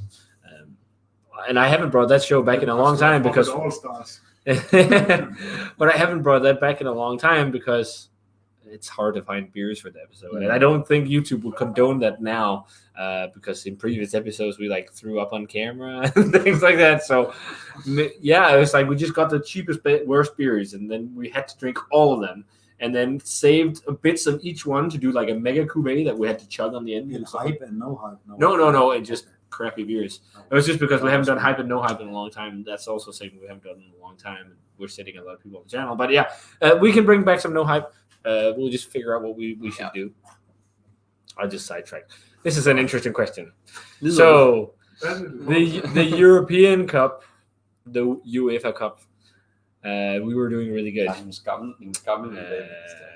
But here we go. So Chris says, any thoughts on the Denmark game the other day? As a Brit, I'm conflicted because I like both, and there was some controversy in the penalty. Yeah. Well, I don't watch football at all, so I don't care too much. But I watched the game with Brett and Tom because we were hanging out, we were shooting some videos and having some beers, and then watched the game, and it was fun. I got caught up by the spirit, but I will say there was a few like. For example, the whole laser in Kasper Schmeichel's eyes and all this from the fans, the British fans, and come on, That's just they seem like total dicks to be honest. Yeah. Like Doing everything they can to I was basically outside of the sport. I was basically neutral during the game, but at that point, I was definitely on the Danish side. Yeah, but it just seems like everyone, if you look online, is siding with Denmark on this because the penalty not being all right, first of all, because that was really weak. Yeah, that was a really weak penalty. Yeah. And then secondly, because the British fans were just total dickheads. Not all of them probably, but there was a select few. Of course, there are also good English fans. Of course. Yeah. But they're different. The England is where the term hooligan comes from. Denmark, we have the opposite, hooligan. Yeah. But yeah, I don't know. To be honest, it's not something I care too much about. But it would have been fun if we got to the semifinals. I would have loved to experience the party the country would have had if we won like we did in '92. Because that's something my parents still remember and talk about. And you guys will remember '92. Yeah, like I was 2 years old. Yeah. And were you born? No. No. I was 2 years, away. Yeah. So, but what do you guys think? How was '92? I was 14. It was a heck of a party. Yeah, I was a little bit older. The day after we won, I was going to Germany on something called Interrail, where you can travel train for a month. So we were going to Germany the day after, but it was a great party. I remember I was at my girlfriend's house in a little town, but it was crazy. But I mean, this was kind of the same. There was the same feeling. Also, I think because of Corona and people need to get together for something, and this was just so big. And actually, I think it was close to the same as in '92. Yeah, a lot of it. Yeah. the funny thing is that when Denmark won in '92, my grandmother from England was visiting here in town, and my dad and her were trying to drive over this bridge we have in town called Limfjordsbroen, and they couldn't get over the bridge because it was just People partying. packed with people going completely nuts. And this guy, because back then the air conditioning wasn't as great in cars, so the windows were rolled down, and this guy just grabbed my grandmother and pulled her halfway out of the car and just gave her a big smack kiss on the cheek. Yeah, and then just ran off. That's amazing. Yeah, so people were really happy and just joyful. Big party. It's an experience like that I would have liked to have. Yeah. But one of the things about that match was that was also a lot of people attribute the fact that it's a bit unfair that all the English games was at Wembley. Like they've had the home court for all their games, and no one scored any goal on them except Denmark. Yeah. So far, they're probably going to get. A lot of people are saying Italy is better. I don't know. Is Italy better? I don't know much about football at all. Italy usually just But they are sneaky. Are we going to see it tomorrow? Yeah, I think so. Yeah. I'm not gonna watch it. The only reason why I care was because Denmark was in it. So yeah. Again, I'll have to watch it. Yeah, I know you like football. So, but yeah, I guess that's our thought on the game. Yeah. Chris says it's a shady business, and Paul Scott says that the British fans or English fans were total dicks and not supporters at all. So yeah, he's actually going to root for Italy. Interestingly enough, What? So then you really hate the English fans and teams. Yeah. And as it says, too many fans at Wembley were doomed to a third wave, but that's politics. Okay. So yeah, that's that. Let's jump on to the next question. So, what are your views on the trend of craft beers in the supermarkets? It hit and miss in the UK for me, but there's some incredible beers up for grabs amongst the mediocrity. So I've seen that in the UK, a lot of popular brewers are now releasing beer in the supermarket. Like Trek, I think, has done a couple, and Northern Monk, and I don't know. I think it's mostly like Cloudwater did their series of supermarket IPAs, which are brewed by Brewdog. What? That that of course got a lot of controversy because those beers weren't and aren't as good as the regular beers Cloudwater do. So there was a lot of talk about that, and I think also like Vocation and Northern Monk, and some of those you can find in the supermarkets. But there's a lot of talk about it. Also, Vault City have apparently two or three beers that are like core range Tesco supermarket beers. Are we talking about in the UK? Yeah. In general also. He asked in general, but that's how the UK is. But in the UK, like the microbreweries have headed a bit further into the supermarket thing, whereas in Denmark it's still it's still mainly dominated by macro producers that either have brands that are crafty or produce crafty beer. There is a few small select like Mikkeller and TMOH. It's about to change. Okay. Cool. But it's very much dominated by the mediocre beer, but you do have gems in the supermarket. Like Limfjordsbroen is one of the biggest gems, I guess. And also Högerbayer is a fantastic You have some of the Trappist beers also. Yeah, you can get some of them. Trap, and that's for its genre pretty good. Shimai Blue, for example, 20 kroners. It's Yeah. what is it? That's true. Euros. So 2.5. Yeah. So that's pretty decent. But I think Mikkeller and TMOH also have a core range. Co-op. And I think you can get lots of Founders in some shops too now. But they're not the fresh. problem with Founders and Lagunitas is just that it's often old. Yeah. And also Sierra Nevada. Like Sierra Nevada's stuff is really old. But Brooklyn. There is a series of stores called Menu in the country, and the Menu stores are stores that focus a lot on quality and a huge selection of different products. Like we have one in our city, We have a few, but the most famous one has its own butcher, its own fishmonger and cheesemonger, and all these things. Their craft beer selection is amazing. They have Amabokus, they have Bad Seed Brewing, they have Gamma Brewing, they have Ale Farm. They have all these amazing brewers because the person in charge of beer and wine and whatever is the person in charge of what they buy at the supermarket. There's no set guidelines. It's just that person decides, and they're making plans right now for having a base selection that should be in all menu stores. So, because not all menu stores are like that. Because if you don't go to the menu store downtown, the other one is a bit further away from town. But downtown, the selection of beer is just as bad as every other supermarket. Yeah, it's not. So it depends on the person in charge of it. But now they're changing something so the stores have the same baseline. And one of the weekend menu, I think it's in Korea, near Copenhagen. Yeah, that's like one of crazy. the biggest craft beer selections in the country of anything. Like Kvickly Middelfart too. yeah. But that's because the person in charge there is into it. So they have bought things like that and sell beers like that. So But they must also have an audience for it. yeah. Otherwise, I wouldn't get it. No.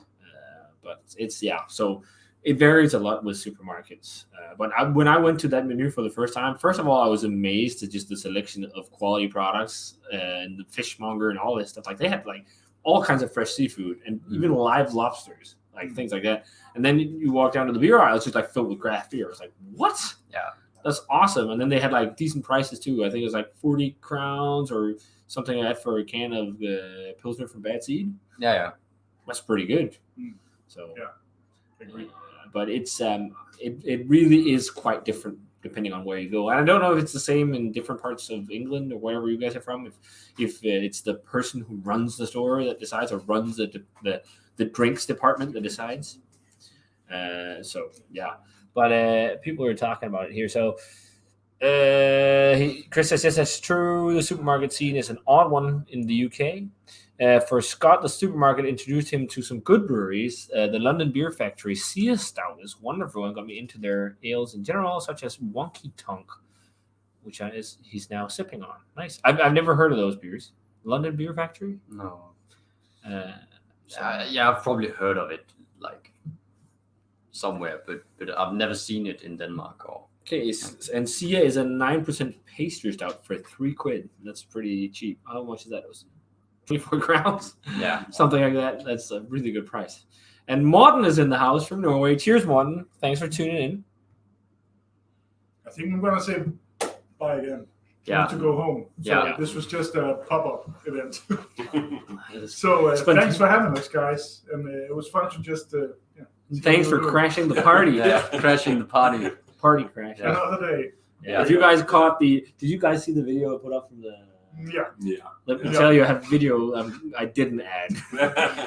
You could Specifically with you and me being very drunk. Please send it to me, Okay. but not online. No. that didn't air. I kept it. I mean, it was really, really fun last week, and I had a good time. That was a great party. All of us sitting here were there for. Well, I think almost everyone was in the video. My wife and I would not totally agree on how drunk I was when I got home. Yeah, I remember it as I wasn't drunk at all.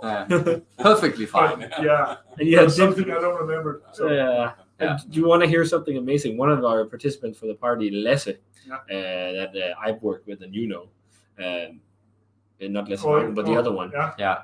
He walked home almost 20 kilometers. Where did he live? Wow. In Nottingham. Oh my god. Because he couldn't get a cab, so he just walked home, and it took like 3 hours. I'm amazed. Well, if you're Time in the mood, flies. Time flies. Time flies when you're whistling. Yeah, and or- he didn't bother to wake up his wife. Yeah, because But she actually told him that it was perfectly fine for her to pick him up, but he was just And, like, if a I woman just walk home. if a woman tells you it's perfectly fine, it doesn't always. Oh, I Yeah. totally agree. Yeah. It's not Maybe. always perfectly It's fine. fine. Maybe that's true. it's not fine. So you wasn't drunk when you got home. No. He was probably sober. I don't Yeah. know. But yeah, that was a fun time. But yeah, thanks for joining, guys. Thanks for Thank having you us. guys. See you again another time. Yeah. Bye. Have a nice Bye evening. bye. You too.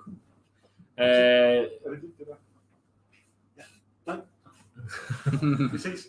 See you. See you. So we got greetings from Cologne, and we've Ooh. got Kirsch on the vote. Yeah. So It didn't get voted in, but Dan maybe travels. maybe Try soon. again. Yeah, we can try again. Yeah. It's democracy. Yeah, Well, it's democracy. I would say now that they left and we're only 3 people splitting it, we should crack something special. But maybe you should just sit, not shit, sit. You know, as just 10, 15 minutes in the fridge, or Yeah, okay. Then let's have a bitter beer in the meantime. Yeah. I'm sorry, guys, you can't vote. I'll find 3 that we would probably want to drink. Okay. Don't worry. Okay. I would love some bitter beer. You mean really bitter beer? Just West Coast or West something Coast, like that would be double. nice. Triple. Jakob Ottesen says, hvor i Aalborg er den menu, du nævnte? Where in Aalborg? So it's menu Don't tell him. Menu i Skalborg. Menu in Skalborg. They have a great selection of beer and food. But if you want to go shop for beer, you should, of course, come to Erlings Flaskebutik downtown. The prices are slightly, well, they are the same pretty much as far as I remember from here to there. But I'd much rather want people to support small local bottle shops and stuff like that because they can get stuff that the supermarkets can't. I mean, the selection there was really good, but it's not as good as the super places like this. Yeah, and Gustav says also have a look at the one by the harbor. They also have some craft beers. Cool. Let's see. I think we have all. So Paul says, I think we've all got off at the wrong station and thought it's a good idea to walk in the rain, right? Yeah. Just that long walk home. Oh yeah, no, don't get me started. Oh no. What's happening? Have you seen that Metallica is remastering the Black Album, and the fans are skeptical, it seems, as our remaster tend to make it worse? Do you know, with this remastered Black Album, I don't know if it's all the songs, but a lot of the songs are made by other famous artists. So like Miley Cyrus and all kinds of weird, pop musicians covering their songs. Like country musicians, all from all different genres. Covering or remaster? Do we talk about the same thing? It's both things in one. It's because it's the anniversary of the record or something. But to be honest, I was just like, I heard that Miley Cyrus cover is like, almost like, oh man, Metallica, don't dig deeper holes. It's just like there's a lot of metalheads who don't even consider the Black Album itself to be. Yeah, it's not their best album at all. The Good. best album is Master of Puppets and Ride the Lightning. Those are And the Justice for All. That's For also. me. I think it's also pretty good, and also Seek and Destroy. Those first albums were ace. But it's a bit funny that. What did I say? Still called the Seek and Destroy. Oh yeah, I said Kill 'Em All. Sorry. But it's funny. I named my channel after Metallica, and like there's only a few albums that I really enjoy from them. But I when I was younger, I was a massive Metallica fan, at least compared to now. But hey, you guys can vote for some more beers. So here we go. Brett, what are the beers? Okay, so the one on the left is Gamma and Amaboyku's collab on a West Coast IPA. We already had it once in the voting or in the vote. And then we have from Siberia, the Czech brewery. We had the double dry hop lager from as the first one, a West Coast IPA also. And then as the third one, we have a collab between Gamma and our local brewery, Bad Seed Brewing, which is an Imperial Red Ale. So it's basically as something like Arrogant Bastard. It's hopped like a West Coast IPA with old school hops and Columbus and stuff. So beer 1 is the Amaboyku's collab. Beer 2 is Siberia, and beer 3 is the Red Ale with Bad Seed. So you guys vote. We got 1 vote, 2 votes for number 1 now, 1 for number 3. We'll see what people think. So please vote and let us know. Do we also have a voice, actually? No. Okay. People decide what we drink until maybe later where we say, like, I want to drink that beer. Ride the Lightning any day. Paul Scott, we're just talking about, he's talking about Metallica. That's an Wouldn't it amazing actually be great to make an ice book that is called Trapped Under Ice? Just thinking about it. That's a good that would be idea. amazing. Unless Metallica comes and sues you. I mean, they haven't sued me yet. So. And I've been doing this for 10 years. So, So, and Martin says that the that's the anniversary Black album. It's a different one than one with other artists. So they make 2 separate albums. That's good. I will definitely listen to the songs on that kind of tribute album just to cringe. But that's going to be the main reason. So, we're having some West Coast IPA, guys. Number 1 is the winner. So, there we go. What I think about Metallica, sometimes the covers, the covers they do are at least as good as their own songs in the last 20 years or so. Yeah. For example, Kill the King. There was a Dio tribute album where they were playing Kill the King, from the Rainbow album from '78, and it was amazing in my opinion. I wish they would do songs like that or make songs like that. Make more covers. Okay, do you want to pour? Yeah, sure. Oh man, I like that label. It's kind of metal. So I get Mom West Coast IPA 6.4% hop with Columbus, Eldorado, Nectaron, and Rawaka. Nectaron is a new hop that people are loving. New Zealand hop, I think. It's cool that it contains New Zealand hops. Damn, Dan just gave us €10 to buy Verdant. Well, we have Verdant here, and we were planning on putting that on the stream as well. Yeah. So man, you don't have to invest any money, but thanks a ton for the donation anyways, man. Thanks a ton. But don't worry, we'll get to a Verdant beer on this stream. Yeah, we have two. We have 2 planned you can vote between. Yeah. So, but let's start off with some West Coast IPA first. So, ooh, And this that one looks. Is this going to be new school West clear. Coast? maybe slightly. You know what? If Almost. that's the case, I'm going to be real damn happy. It's 1 month old, but it's been sitting in our fridge for 3 weeks. Okay, So- perfect. Yeah, it doesn't get fresher than this a month old. I'm really look at that beauty and clarity. It looks like a slice beer. Yeah, Like and it it's smells kind of like slice. fruity. Yeah. Yeah. Man. Okay, Tom, I'm just gonna smell it. Yeah.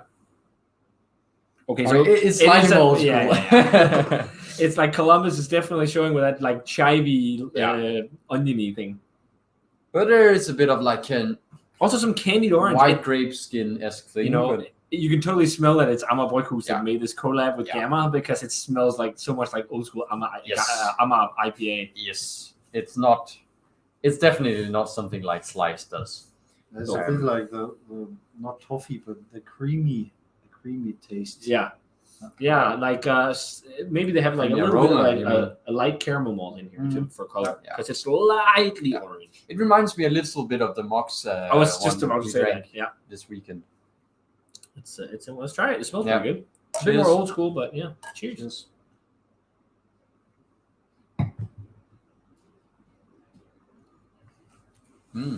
Yeah. It's very balanced. Yeah. It's not. It's got some bitterness, but it's not like intensely bitter. It tastes a bit like a slightly new / old school mix. Yeah. Yeah, it's it's a like bit more. taking- It's a bit more calm than one of like Amma's West Yeah. Coast IPAs. definitely more. If we talk new school West Coast, much more calm or just like balanced than some of the slice beers like Fake Grass or And less fruity. Wowie Nugs. Yeah, but I think those beers they also really supercharged with hops to get them like that, just like New England IPAs. But it's really tasty. It's like grapefruity, it's pithy and just like a bit A piney. bit of But that there's a chivy, Yeah. slight touch of. I don't know if earthy is the right word. Maybe just a touch, but I'm getting a bit of a grapey vibe too. Yeah, I don't know if tan- that's nectar. Tannic. Maybe. Yeah, tannic. yeah, it has a bit of like a tannic. I wonder if that's grape nectar skin esque thing. because I've heard Nectaron can give some of those flavors.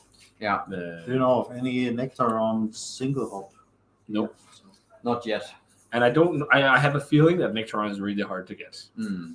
I don't think everyone. I think this the reason maybe Gamma has it is because Gamma got to go to New Zealand and select hops along with a few other European breweries. Yeah. So we probably won't be able to, brew with it and whatnot. Other brewers, but it's really good. It's not the best West Coast IPA I've had. I think it's a bit too calm. Like it needs a bit more edge and it needs a bit more snappiness and dryness and bitterness. Yeah, and also the flavor profile, I would prefer to be a bit more new school.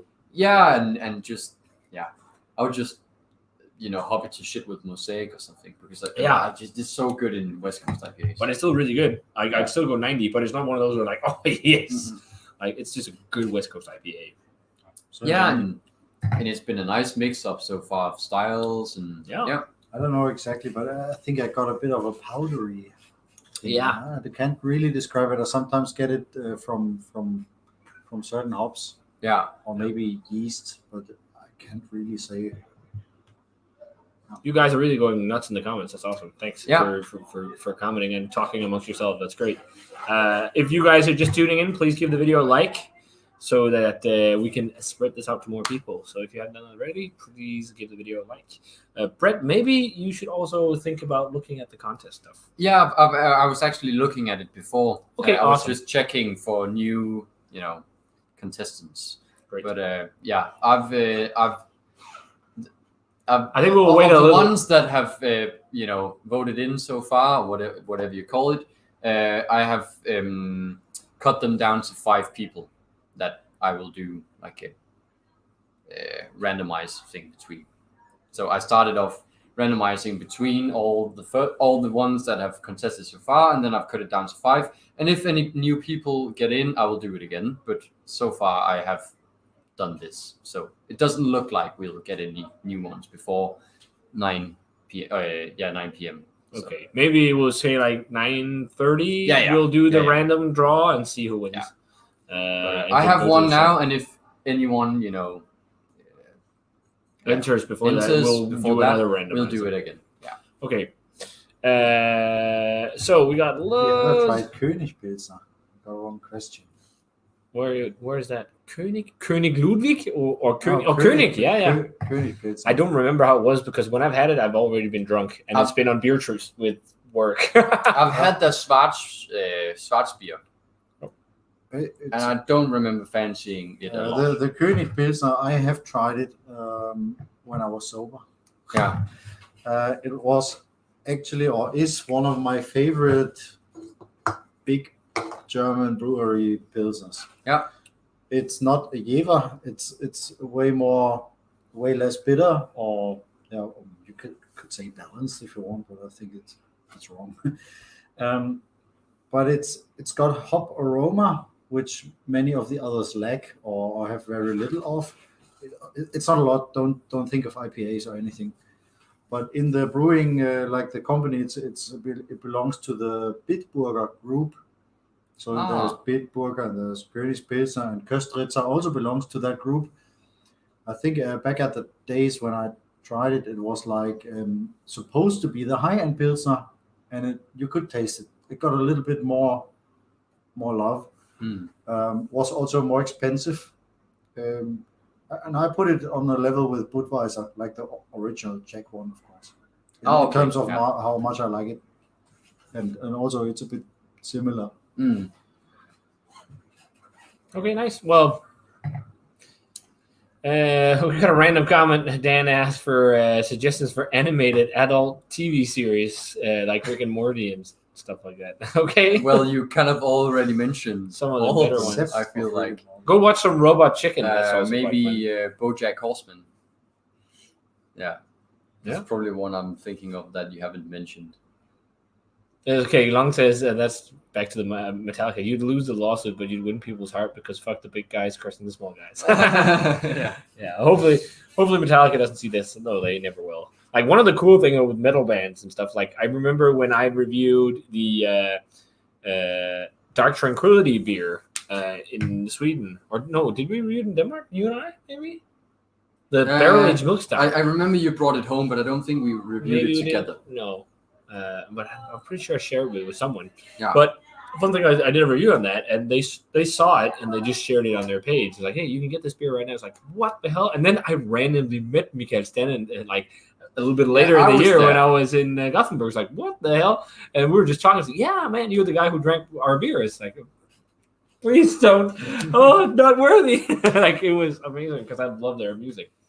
That was a side track. That was at All In Beer Fest. Yes, it was. and that was actually, it was a bit of a rush day, but that's a fun festival too. Yeah. I miss going to beer festivals so much. Me too, man. Yeah, fuck. Actually, also, by the way, drinking this, I will say it gets better as it's warming a bit. Yeah. And also, I feel like it's more bitter now, like compared to it doesn't linger as long. It's not as chivy. I in the beginning I thought it was quite chivy, especially in the aroma. It's more fruity the more you drink it. Yeah. It's actually really good. It's like the New Zealand hops gets to shine a bit more. Yeah. It's almost like ice cold. It was really Columbus that shined. But right now I'm getting like a lemony and a pithy, slightly generic, like oily citrus and some tropical vibes. Yeah. That's why you shouldn't maybe always, rate beers too quickly, because it's important to, sip a bit on them and give them time. Yeah, to open up. Yeah. Paul Scott says his favorite band is Dream Theater. They do some amazing covers of Metallica stuff, better than the originals. Sacrilege, I know. I mean, Dream Theater makes some awesome music. I don't listen too much to it, but I've definitely listened to some. I'm usually not the biggest fan of progressive metal bands. I think Tobias was or is slightly a big fan of Dream Theater. Really At least he was. He also really like Tool and things like progressive bands. Yeah. And that's the major of macros, by the way. Yeah. Say something about music. Paul says he just ordered 12 bottles of Guldendrag of Amazon for £53. Potentially his favorite of all time. A Bolt Sim, I think I'm not sure. Maybe we have a bottle hiding in here somewhere. But Guldendrag is a pretty damn good beer. It was one of the first beer glassware I ever got. It was a Guldendrag glass. Have you had it before? No. You haven't? No. From Brouwerie van Steenbergen. It's like a Belgian strong dark ale or something like that with candy sugar. And it has like a weird gold dragon on it. You know the beer? It's pretty I ugly, don't know. the bottle. Honestly, It's like completely white. Wow. It's like a classic beer. And then they got it, the glass is like a huge tulip and with a gold trim top. At least that was what it was back in the day. I can't even remember where I got that glass. But that was one of my first beer glasses. Long says modern West Coast IPAs are too nice. It's like brewers trying to appeal to the hazy boys.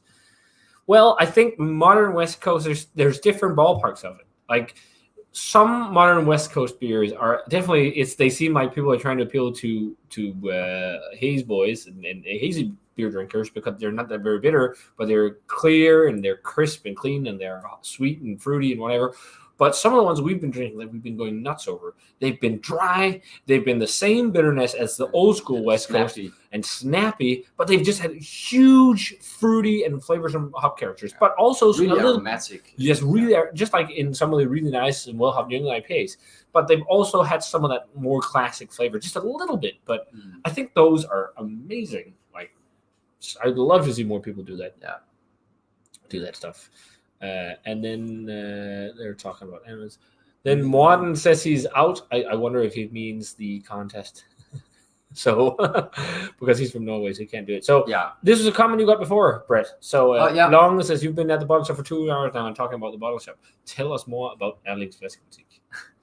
Well, so Erlings Flaskebutik is a pretty tiny, cozy, small bottle shop in the center of Aalborg, which is where we live, and it's like right in the heart of town. So actually, right now we have all kinds of people, walking past the store, looking like what's going on. Yeah, and heading to bars, and going to town. So it's like right in the heart of Aalborg.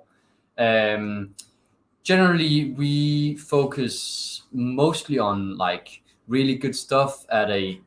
It sounds stupid at a fairly fair price. So we don't have like a lot of beer that's priced around 250 to 400 crowns. Mostly it's beer between like 45, 50 crowns up to 80, 70 crowns. That's the beer we sell the most of, and we focus a lot on really fresh hoppy beer. Because that's what people want. That's what people, the local bottle shop has much more appeal with the hops, especially because you can actually come down. You can actually see, is this a fresh can? And we have fridges. So you're just sure that everything is as fresh as it can be. And we actually also sell quite a bit of lagers and pilsners. Casper and I really try to get some really good crafty pilsners, and I tell you guys, people love it. Like, we had some really great Czech pilsners a few weeks ago, and they sold out in 5 or 6 days. So, there's definitely an audience for it. And yeah, I think it's also because as a city, Aalborg is maybe not as forward in terms of craft beer as other cities in the country. Yeah. So a lot of people will probably appreciate a lager more here than in, say, other cities, and that just won't drink it because it's like some people are trying to make it trendy. I'm not trying to make it trendy. I just love it, But of course, we focus on of course having different kind of things. But right now it's a lot of IPAs, fresh lagers, and then also not a lot, but some sours, because we see more and more, especially young people in Aalborg, wanting to try or have the sour, especially fruity beers, and they have become quite popular. Unfortunately, like the breweries we have in town don't really do them. So do what? The fruity sour beers. Yeah. So our store and Vinspecialisten are the only places you can go and get these in town. So yeah, we have quite a few people wanting to try these. But again, as I told you I mentioned earlier, it's like this theme of heading home to your grandparents, listening to a bit of, cozy jazz music, old retro furniture. Like, we have this old, vinyl amp-esque thing in the background. And we actually have a vinyl, I don't know what you call it, like vinyl player. Yeah, vinyl player Is it vinyl? with an actual vinyl on it right now. So yeah, that's also kind of a theme. And just have a nice chat and chill out, and not too much rush. So yeah. Along also ask who Erling is, and that's Casper, the owner's grandfather. Yeah. It's named after him because he liked jazz. Yeah, and again, that's where the theme of heading home to your grandparents and just having a nice cozy time. Yeah, having some good beer. Apparently, Erling also liked beer, so yeah, that's kind of the story behind it. Yeah. So yeah, that's Erling's for you. Come on down if you're in Aalborg and buy some beer. Yeah. Hang out, talk about beer. You can get to talk to Brett because he works here. It's funny because it reminds me of me back in the day, because this is not the first bottle shop in the city. When I started this channel, there was another one called Ølkonsortiet. Yeah. Ølkonsortiet was one of the first bottle shops in the entire country doing sales of beer. And the owner kind of had it as a hobby with his brother and I think their wives. And it couldn't run as a full-time kind of gig. It was a hobby project because there was not enough customers at all. So all of us who worked there worked for free. We worked as volunteers, and we got paid with a good discount on beer. So it would just be coming down, and we're all all of us were students, so it was all right, and we're all beer geeks, and we still talk, a lot of us still today, so which is awesome. But that was the first bottle shop in the city. But unfortunately, it had to close down. Mainly due to some family things and then some health issues with the owners, or not with the owners, but in his family. So it closed down. It was too much of stress running this besides having to work a full-time job. So unfortunately, it closed down. And when that was closed down, we're lucky that Vinspecialisten then took up the mantle and started selling lots of craft beer. But because if they didn't do that, we would not have had any craft beer at all. But the city has been an interesting one because it's had a huge revitalization over the years. It's a working industry city. Most people here back in the day, they've been working at factories that's been all over town and whatnot. But it's been changed in the recent years to a student city and, an educational city, a cultural hub. And we have so many great restaurants now, and the music scene is great and stuff like that. It's growing. The city is growing like crazy at the moment. It's one of the cities in the country that's growing the fastest. And one of the main reasons is a lot of students come here because came here. Come again. Yeah. because of the whole system at the university, for example, which is like everyone can go there and study there as long as you just passed your the different needed subjects for whatever you want to study. You don't have to have an average. You just have to have passed the different courses. And that's all. So they tried to make like an inclusive atmosphere to give everyone a chance. And then it was made around problem-based learning. And it's pretty big, the university now, compared to when I went there. Yeah. So that's a big part of it. And then also because living here is much cheaper because rent isn't as high. Well, it's definitely going up at the moment, but there's a lot of things. So a lot of people moving up here to the Paris of the North, as we call it here, which is a bit silly. Nuance Paris. Nuance Paris. Yeah. So that's just a little bit about the city. But yeah. I actually have customers in Erlings, the shop we are sitting in, who remember Ølkonsortiet and mention it. So that's a bit of a fun side story, and they are some of the customers who loved Ølkonsortiet, and of course now love that we have this small place. They can grab some really fresh, especially hoppy and hoppy beer and some sours if they like that. Jumping back to this beer, John said like modern or clear, like more fruity IPAs, like Alpine. Yes, like how Alpine was. And I will actually say this is getting better the more I drink it. Yeah. I like it more the more I drink it. Well, Tom already drank it, so it can't be that bad if you drink it this quick. Should we say it's time for the special beer? Yeah. I think so. So Tom rinses glasses again. Yeah, you rinse the I glass. reply to comments. Yeah, and I get the beer. Alexander from the shop, I think, is working here. He said the Guldendrag is in the window in the gift box. Yeah. That's why. That's where you saw one. Yeah, but I couldn't remember if one was sitting up here. So, but yeah, probably one in the window. Yeah. Okay, so we need to get the wax of this one. That's gonna be your job. Oh, wow. And we also promised verdant, so don't worry. That's it will come. We also, we're not in a rush. Huge rush. We've only been streaming for almost 2 hours. Yeah. I think maybe you can actually open it with that kind of opener without cutting the wax, because I've done that in the past. You just kind of have to dig it in. Yeah, look.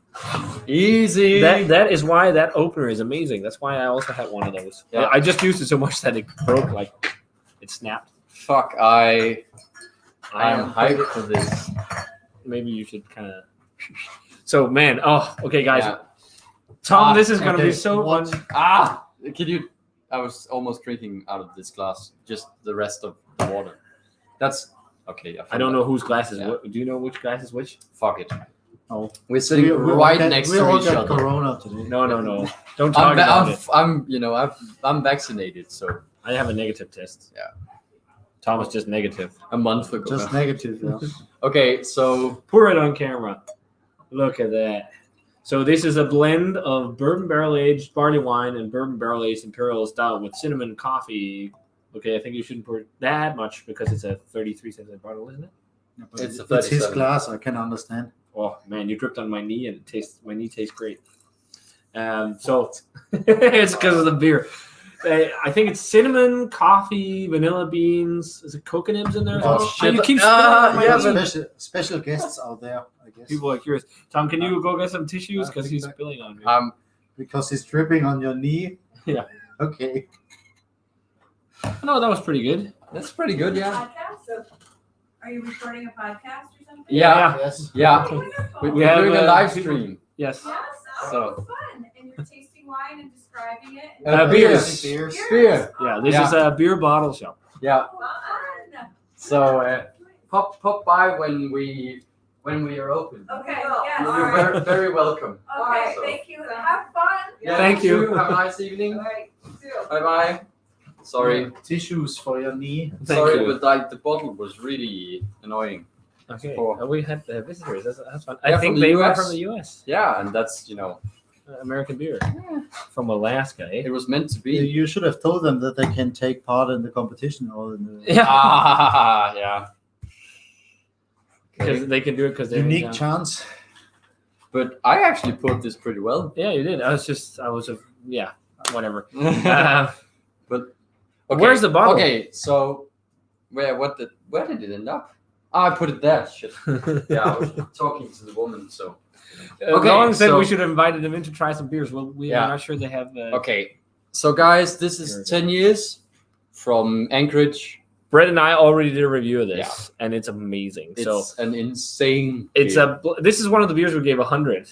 Yeah. Okay. This is a blend of several vintage of bourbon barrel aged imperial stouts and barley wines, conditioned on coconut, Madagascar vanilla bean, cinnamon, and cocoa nibs. Yeah. And from what I remember, it's Can I not see the bottle? it's not super heavy on the cinnamon, but yeah. Just look at that. No head, Navy. no head. No, but it's like it's It's thick and sludgy. oily. Like look at.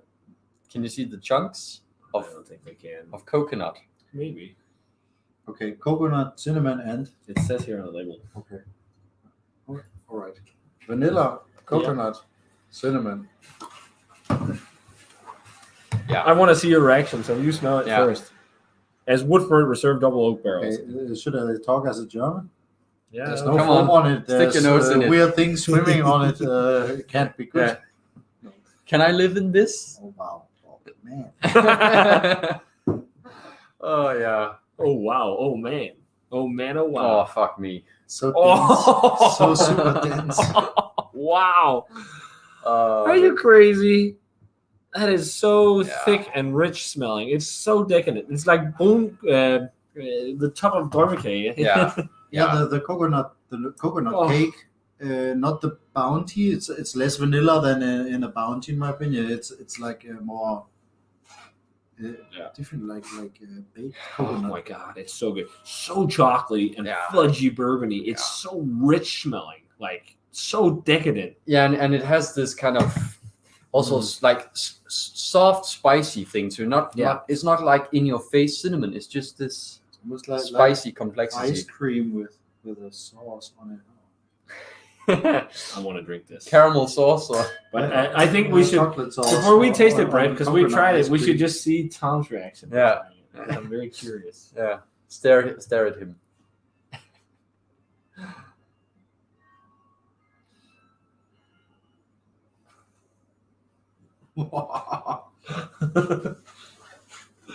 Because the flavor from Is it geil? what I remember is even more crazy. Definitely geil. Super geil. Yeah. And it's actually one of the cases where the alcohol that you can clearly taste, but it helps with the warmth Oh and man. to get all the aroma on your palate. Oh, Yeah. wow. So I think the base is actually not extremely thick. Maybe I think it's because hope it's a I don't blend say of barley something wine. wrong. It's But- because it's not pure imperial stout. Yeah, I think it's a Yeah. blend of barley wine and imperial Yeah. stout. That's why. It's so chocolatey this time around for me. Mm. And there's so much sticky, rich bourbon and maple syrup too. Like bourbon. Oh, fuck me. And like chocolate sauce, umami, A lot of tobacco, like pipe tobacco. Lots of umami. Fuck, it's delicious. Man. Yeah, and I saw a comment there. People, what Nathan Ryerson is watching. Nate loved this beer. Nate is a champ. And Nate, we have some beers that we're going to send you. We're waiting for a box of some other beer. I don't know when it's going to be released, to be honest. We're in a summer box with something that we can't talk too much about. But then we'll get something out for you as well. But yeah, Nate, if you guys don't know Nate, Behind the Bar Beer Reviews, he sent us some amazing beers that we have to try. We still have one to try that he sent, which is a barley wine from Side Project and a basis. So, but yeah, I understand why you love this beer, Nate, because it is truly amazing. Yeah. I think. Yeah. And you know, it also just has that Gustav with the comment. There we go. Is he running down here? No, he says, I think you guys need more tissues. Yeah. Beer boner town. For the tears Oh. of joy. I thought Gustav would be running down here because I think this Gustav is the guy who comes. He's a local customer. Mm. So if you're quick, Gustav, you can have a small sip. This is just marvelous. So much vanilla and fudge too. There's almost like vanilla frosting flavors. Mm. This is the beer that keeps giving in terms of flavor. But it's so decadent. Like splitting this So three people complex. is perfect. What is a bottle in price? Don't ask. In the U.S., Well, I mean, in the U.S., regularly, if you $50. Okay. So, I think that's all right. Compared For beer, compared I to how in barrels for so insane and long. all the work, you know. Also, It's been put the into amount of ingredients they must have used to Yeah, make it. that's besides that's all my the barrel point. aging, blending, and I mean, if you make a perfect blend, you've got one problem. Yeah. You have leftovers. Yeah. And you don't want to make a leftover beer, so actually you can consider that to be lost. Yeah, and if you really want to say it like Unlucky, that. yeah, But yeah, it's really good. People are saying, yeah, this was sold on Dyke Beer. Brett and I bought 2 bottles, and it was like 75 euros, which is what we paid. yeah. We So- bought an extra bottle Yeah. when we had we had the first one, and it wasn't sold out instantly. We kind of drank the first bottle immediately, Yeah, and we were just amazed. and then we saw, okay, shit, they still have some on the web shop, and we were just like, let's mean, get another one. If you guys watched our top 10 of beers, this was number 2 last year. Yeah. The second best beer we had last year. Now we drink it again. Yeah. We're spoiled and privileged, but it's amazing. And then the adjuncts have held What? up nicely. Yes! Do it! Do it. We got Yeah, Andre in the house. yeah. Cheers, Andre. Andre, crack it. Yeah. Look, Maybe if you're by yourself, give yourself maybe 2 or 3 hours. But yeah. Yeah. You'd be hammered because it's 15%, right? I yeah. really think the Yeah. bottle is too small. yeah. Disappearing. It's But- 15% ABV. I mean, you can taste the alcohol, but I don't mind. Mhm.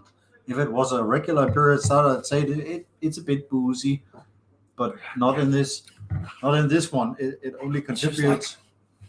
Yeah, but it's just, again, it's bourbon barrel aged. You want that kind of, Yeah. it's You not, want it's a little- not, it doesn't burn, but it warms your Yeah. palate, and that's what it's Yes. supposed to do. And luckily, also the bourbon barrels seem to really contribute towards the chocolate, Yeah. in my opinion. And also a bit of experience. spice. And also the fudge. But I also think it has like a slightly woody, spicy, maybe almost like rye touch. Maybe that plays into the touch of cinnamon, but It's just a massive beer, and it's amazing. it's fucking amazing. It's still 100. To be Yeah, honest. yeah.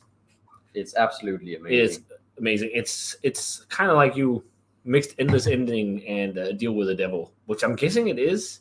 No, not Endless Ending. I guess I don't know what stout it could be because we haven't had any, but it tastes the barley wine profile of it, all that fudge and caramel and toffee kind of. It tastes a lot like A Deal with the Deal Devil. with the Devil, Yeah, which we mixed in with also- one of the stouts. Uh, We've talked about it. It could be like this Darkest Hour, and there's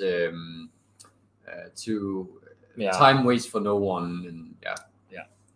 That's one of the, because there's this theme with at least with Endless Ending, with time, and so Dan says that Dream Theater, going back to that, is just 5 minutes of guitar solos. yeah. Yeah, in a 20-minute song. Do you need I water? think it's okay. Yeah, please. And the fun thing is also, we were talking about people walking by and looking.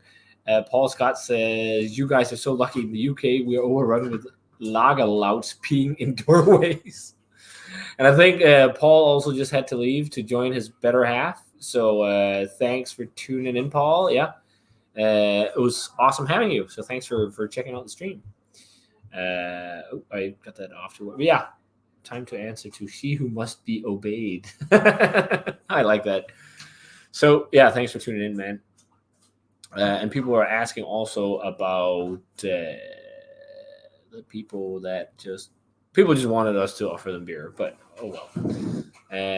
See here, John asked about the beer. It was Unetiske, the lagers from the Czech Republic. No, the lagers were from Vinohradsky. So I believe Vinohradsky is a slightly newer Czech brewery, but the lagers are fucking amazing. Especially their Plato 11 was, probably the best Czech lager I've had in years. So I still have it in my fridge. I haven't tried it you yet. should drink it soon because that like the freshness of it is just Okay. Do we actually that drink other fresh beers today? hop character. Besides this one? So do we have to empty the glass? Yeah, or unfortunately. Can we just sit Yeah, the whole that- evening? Can you live in it? Swim in It's it? actually like for me, it's like a whiskey, like a Scotch whiskey. I can sit with one glass in 2 or 3 hours because Yeah, it's yeah. so Complex. flavorful and complex, Yeah, but and when it stays on the plate until 5 minutes, 10 Yeah. minutes later. Yeah. But unfortunately, no, you don't have to rush it. you don't have to rush it, no. But it's a beer to be savored. Yeah. But I'm gonna chug it now. So.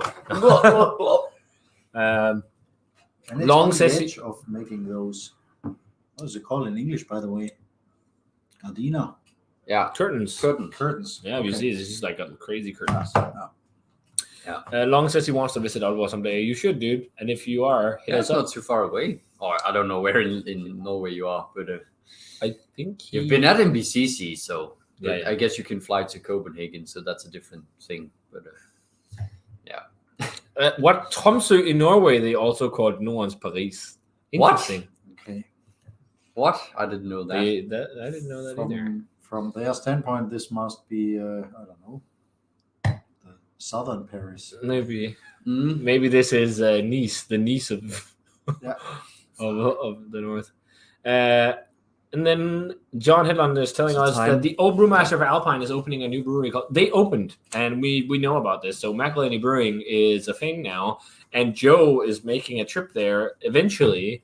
And he said he will get us crawlers and ship to us because he's been sending us so many crazy beers as of late. Like it's awesome. But he says like a box of 12 cans of IPAs like randomly, which is it's really nice of him. So that's one of the reasons why we've been drinking so much West Coast stuff. It's because he just ships it over. But he was like, as soon as I get to go to McElhenney Brewing, I'm going to ship you crawlers, which is awesome. So we're looking forward to Talking that. about Tromsø, there's another comment about Tromsø being Paris of the North. When I was still finding out what direction in brewing to take, industrial or craft, I was applying at Mack Brewery in Tromsø. Am I correct? Tell me if I'm wrong, but I think it was in Tromsø. Mack, more industrial than anything else. But I got an internship at Nøgne.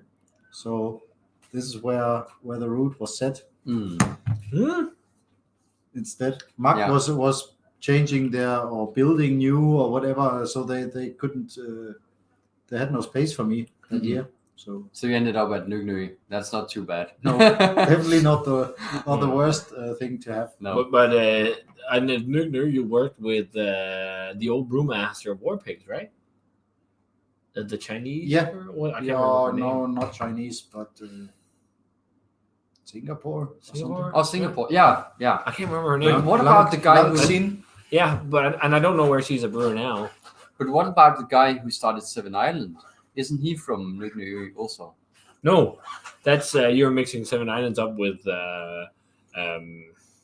Solo. So Yeah, Solo that's true. That's is Solo. on Crete, and that's Yeah. Kjetil Yeah. who started one of the founders of Nugne. Mm. So, but he makes some really good beer too. Yeah. He has his own Dark Horizon. He has done there once, which we got to try because they shipped it to me. I also tried it. Can you remember? Yeah, I think Yeah. so. And we talked about it. It's very much like Dark There is Horizon.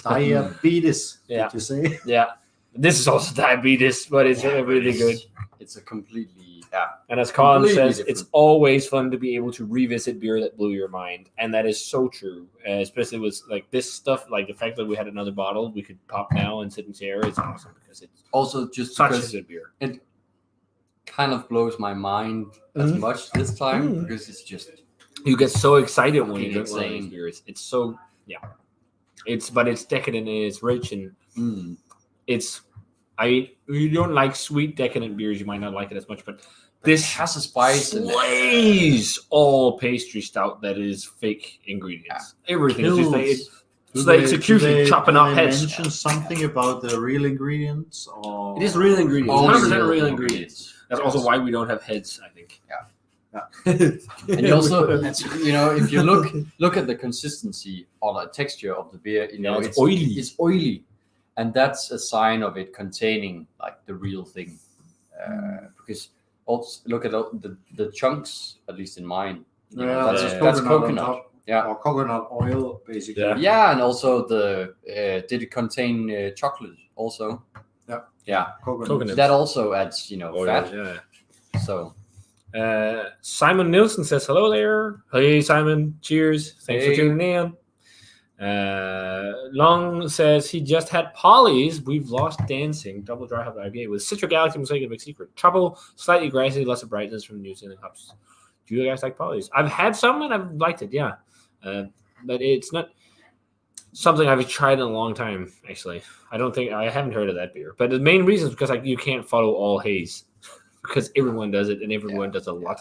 So you always end up having a few favorites, and that's what you check out. But lately, the only haze I've really been getting is stuff Joe's been sending. I don't remember the last time I bought hazy beer myself. Maybe some of the Monkish we got for our that you bought that yourself, at least part of it. Yeah, but So, but I like Polly's.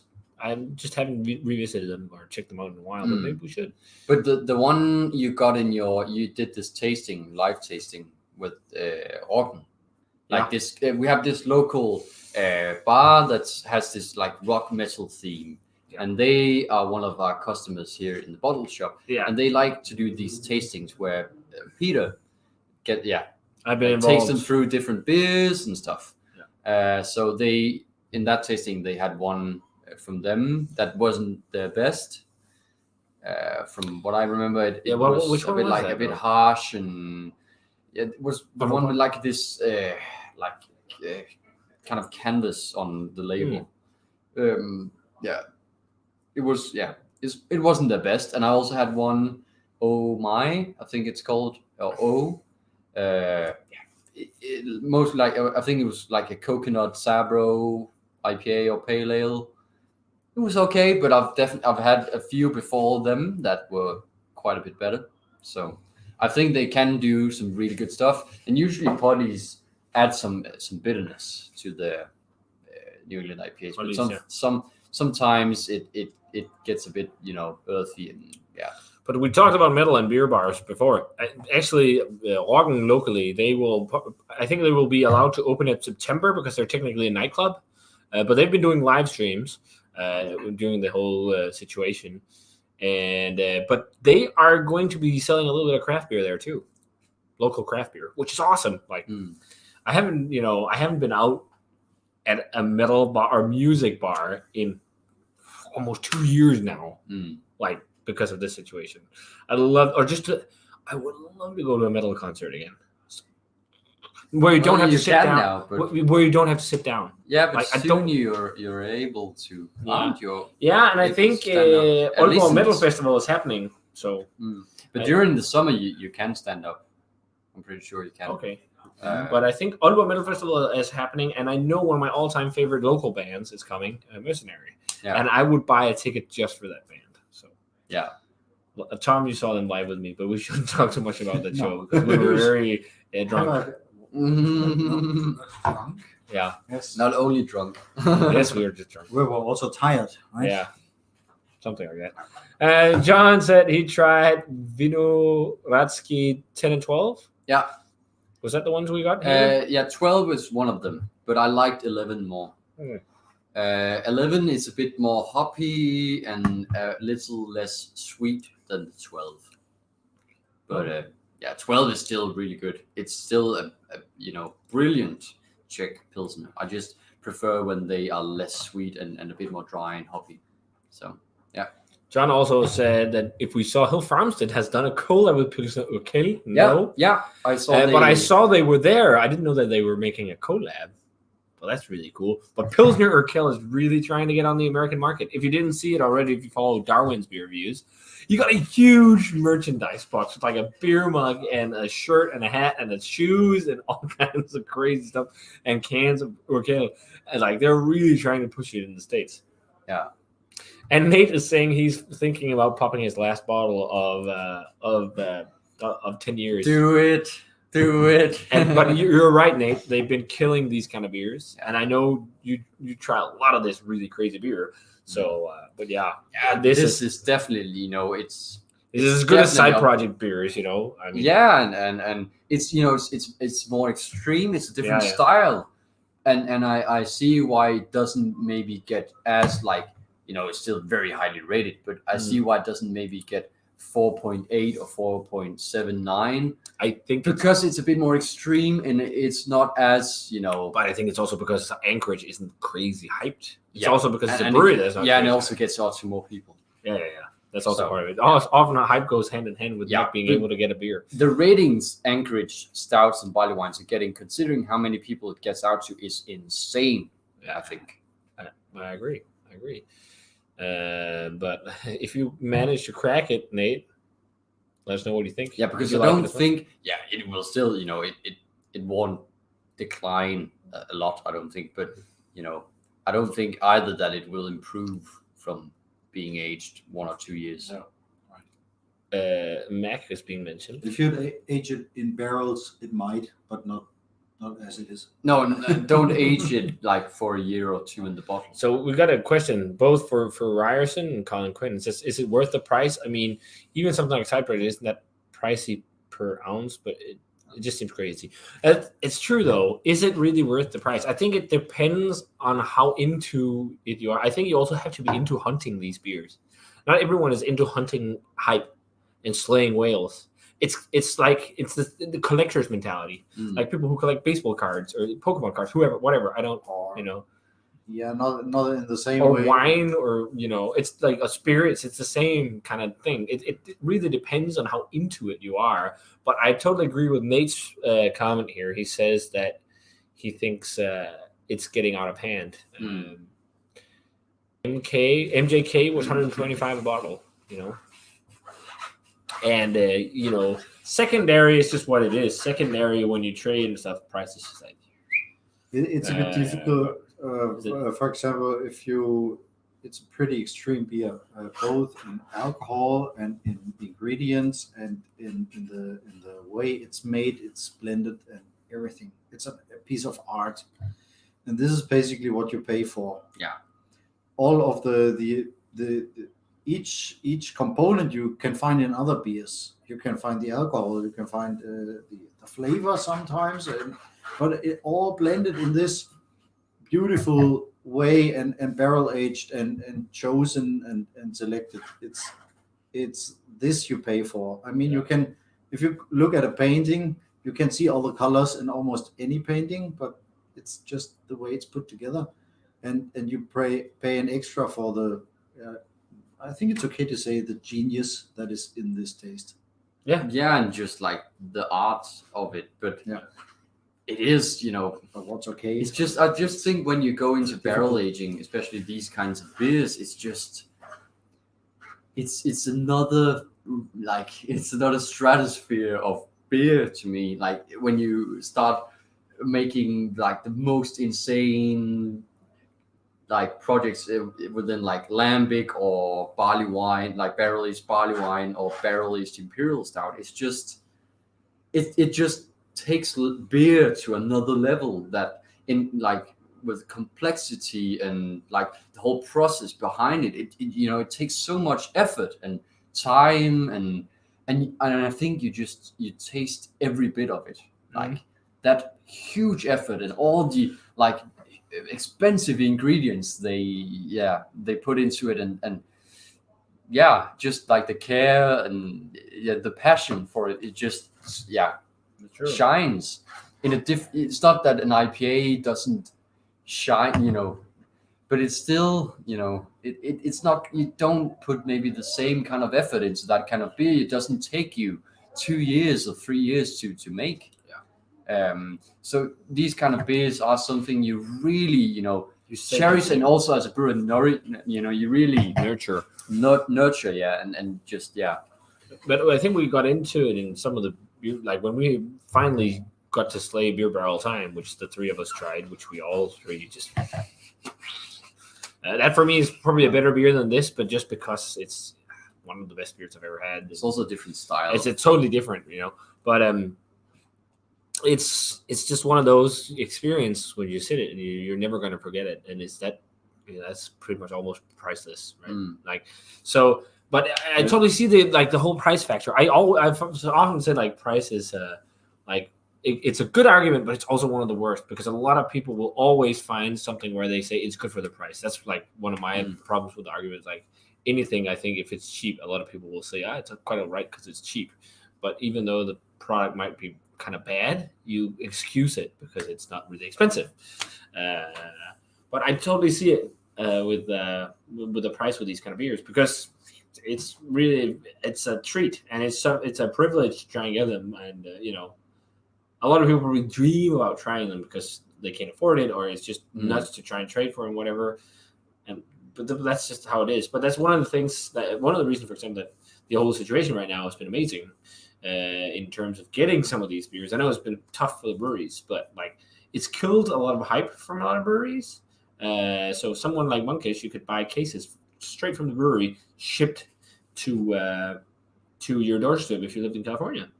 And the first few weeks it was sold out, and it was just sitting. At some points they had 3 different mixed cases to choose from. It was I'll grab that one, which is amazing. First of all, it's because they have been putting more beer in cans than kegs. Yeah, that's actually a big part of it as well. But I think that's it's an important fact. Yeah. And someone asked about getting Monkish because we talked about the Monkish one. It's find a friend in the States. Like we have Joe. I mean, so he's helped out a lot.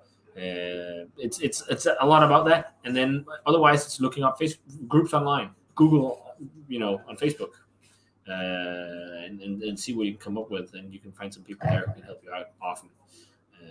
So that's part of it. And Andre has a good point here. It's just with wine, a bottle can cost €1,000 plus, and for some people it's worth it. And it's the same, and it's not going to be worth it for everyone. I think. I also made a little joke about German red wine. Yeah, because rosé could look like a German red wine, but there is, for example, also really expensive German red wines. It's. I mean, you could get the same flavor intensity by just buying a Spanish or Italian red wine that is more red, more intense, more of everything. But in the end, it's also a matter of subtle aromas of the preference of the people. I mean, if you like IPAs, this is not going to be a very valuable beer for you. Nope. If you're only into IPAs. If you just want to drink IPAs and lagers. Then. From a brewer's perspective, I experienced when last year I made Denmark's strongest naturally fermented beer. I think it was on your. Yeah, we did a video on it. So that's how we made that. On it. Kind of hexarai. 19%.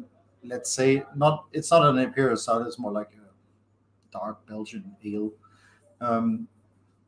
But when we put 129 kroner on the bottle, there was a lot of people that came around and said, "Are you crazy?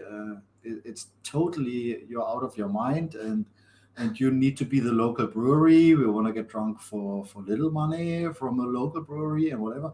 But then, I mean, in this case, I could say, okay, you can buy our pills now. It costs about 1/4 of the money, but it also only contains 1/4 of the alcohol. But at some point, it's not only about the alcohol; it's about the taste.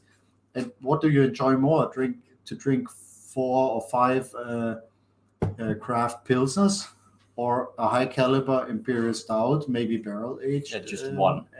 Just one. Yeah, because you will get the same experience in terms of effect if that's what you're looking for. You should not even look at the alcohol like many Danes do. Yeah. Many people all around the world do. So you have to actually accept a lot of people being upset of regular beer drinkers being upset about what you're doing and pushing you to do it for less money. And we're not talking about the prices on this beer, but no. If I put like $20 or $30 on it, I don't know if people would come to the brew house to demonstrate or what. Yeah, to demonstrate or yell at you. But I think a good point about it is like the cost. Like if you actually had to calculate in terms of cost, how much it costs to put a beer in a barrel. Think about it. It's shorter time than whiskey, but sometimes with these really high beers, it's 2 years. Like 2 years in a barrel. And yeah, it's a Whereas beer. an IPA is but- 2 but, weeks. Yeah. But a whiskey, okay, if it's a new craft whiskey that's only made in 2 years, those are also pricey, but people accept it because they have that image now of whiskey. And the same thing has happened with gin. Gin is so cheap to make, but because it was not trendy, new distillers that kind of flooded the market with these fun different types of gin, they set the standards for what high class gin should be. So it's like 300 crowns a bottle, but it costs a fraction to make because they set the price. So I think there's a lot of different factors playing in with things like that. Like, because I feel like a lot of beer in people's minds, beer should be cheap because it's also a working man's drink. Yeah. But then you do it artisanally and crafty, and you do this like barrel aging, all these things, whatever. And then there's also like, It has nothing to do with industrial beer whatsoever. No. It has much more to do with, again, We're used to Denmark being producing able to bourbon or wine. Yeah, like we're used to in Denmark to be able to buy beers for 2 crowns a bottle at supermarkets. We can't 2 even crowns. buy water for that No, price. and that's like it's less than $1 if we're talking US dollars. Like it's less than 50 cents for a bottle of beer. Like so, those are the prices people are used to, and those beers are crap. But that's like also part of the mindset. Man, we got a long spiel with this. I think we also need a glass of new comments. Nate says, we'll get to Nate's after we look Are you at the these. glass cleaner again, Tom? I did. I'm going to have a difficult job with this one. Yeah. You'll probably have to put it on high pressure. So John said he remembers that Bourbon County 2012 was 49 Swedish crowns. I'm very happy that was close to 100 Danish crowns. Fuck. 35 Danish crowns. That is insane. What did it cost when you had Ølkonsortiet? Do you remember? 89. No, 100 or 120 or something like that. I think Okay. it's around the 100 crown mark, but I think I got it for like 59 with my discount, I remember, and we used it for beer pong and stuff. Actually, the owner of our local craft beer bar, Basement Beer Bar, and Why Not Brewing, the Nano Brewery, it was for a friend of ours' birthday where we were there, and then Nikolai had he brought some kegs of beer or something, and then we had some bottles of Bourbon County, and I can't remember who brought them, but Nikolai and I was like, hey, should we do something stupid and play beer pong with Bourbon County? And then I still have a dream of playing beer pong with Limfjordsporter. Oh, that could be fun. That could be an episode. Yeah, but we have this bar in town called Heidi's, and they do these like beer pong tournaments. And I want to propose to them that they should do the final, like in this beer pong tournament in Limfjordsporter, because like I promise you guys, like these crazy, really talented beer pong players show up at these tournaments every week. It's once a week. I don't know if it's probably not been once a week during COVID, but before that, it was once a week, and like these really, really good, talented beer pong players showed up every week, and I just think it would be so fun to, also because it's a North Jutland-ish beer, so. Yeah, do the final in Limfjordsporter, and I want to do that myself someday.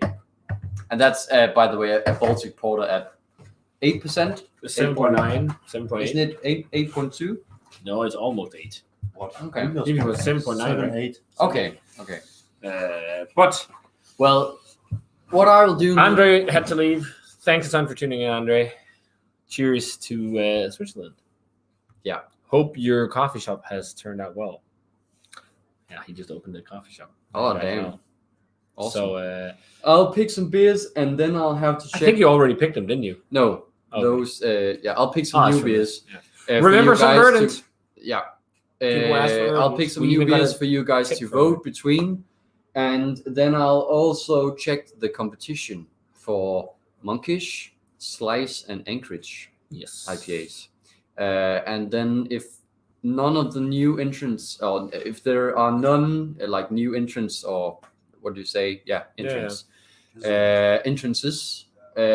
I'll pick between the 5 I cut down to.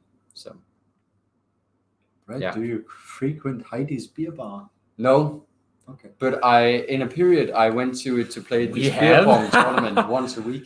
Not once a week, but like But probably dude, three you and times. I, when we just started hanging out in the past, it Yeah, would yeah. often be like we'd have a bottle share on a Friday night and we'd go to town and we'd go to Yeah. Heidi's beer bar and stuff. So- Yeah, and play beer pong like Just all feel night. a I love bit to like- do that.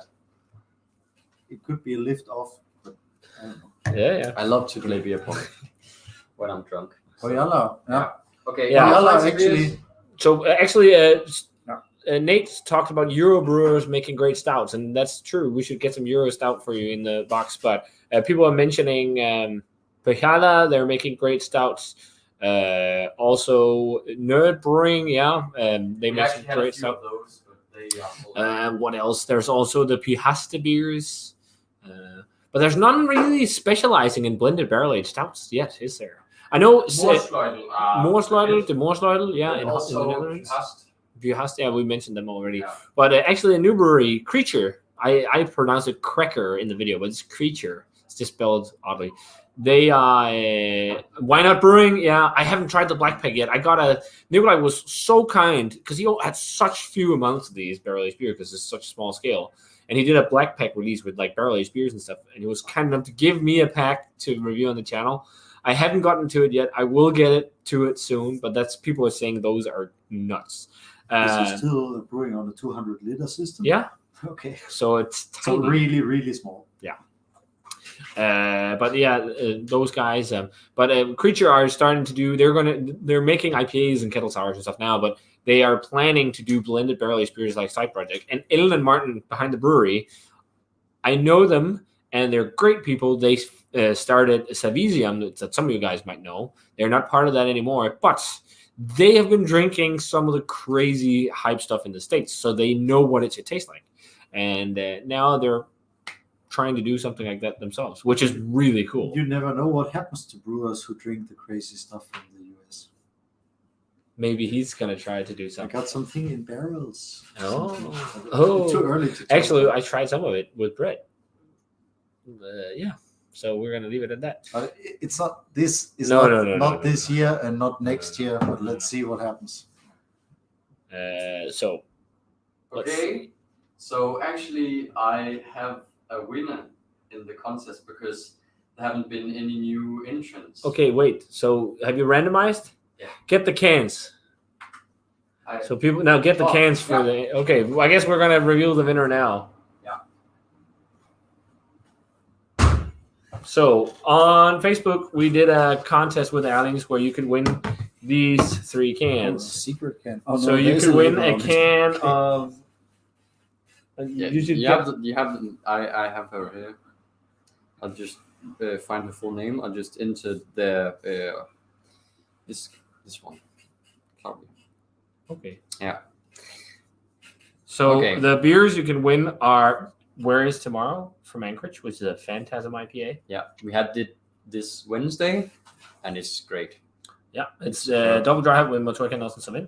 Yeah. Then it is Monkish double dry hop double IPA, Conscience Be Free, which is a double dry hop versions of something with conscience. I can't remember the full name, but it's also a Nelson IPA. It was Nilsson and Galaxy and stuff. really dope. And this is actually a bonus beer that Joe he sent more than 1 can of, but this is from Slice. This is also very highly rated. This is Nuclear Green Matter, and this is a triple IPA on 10% with Simcoe and Strata hops.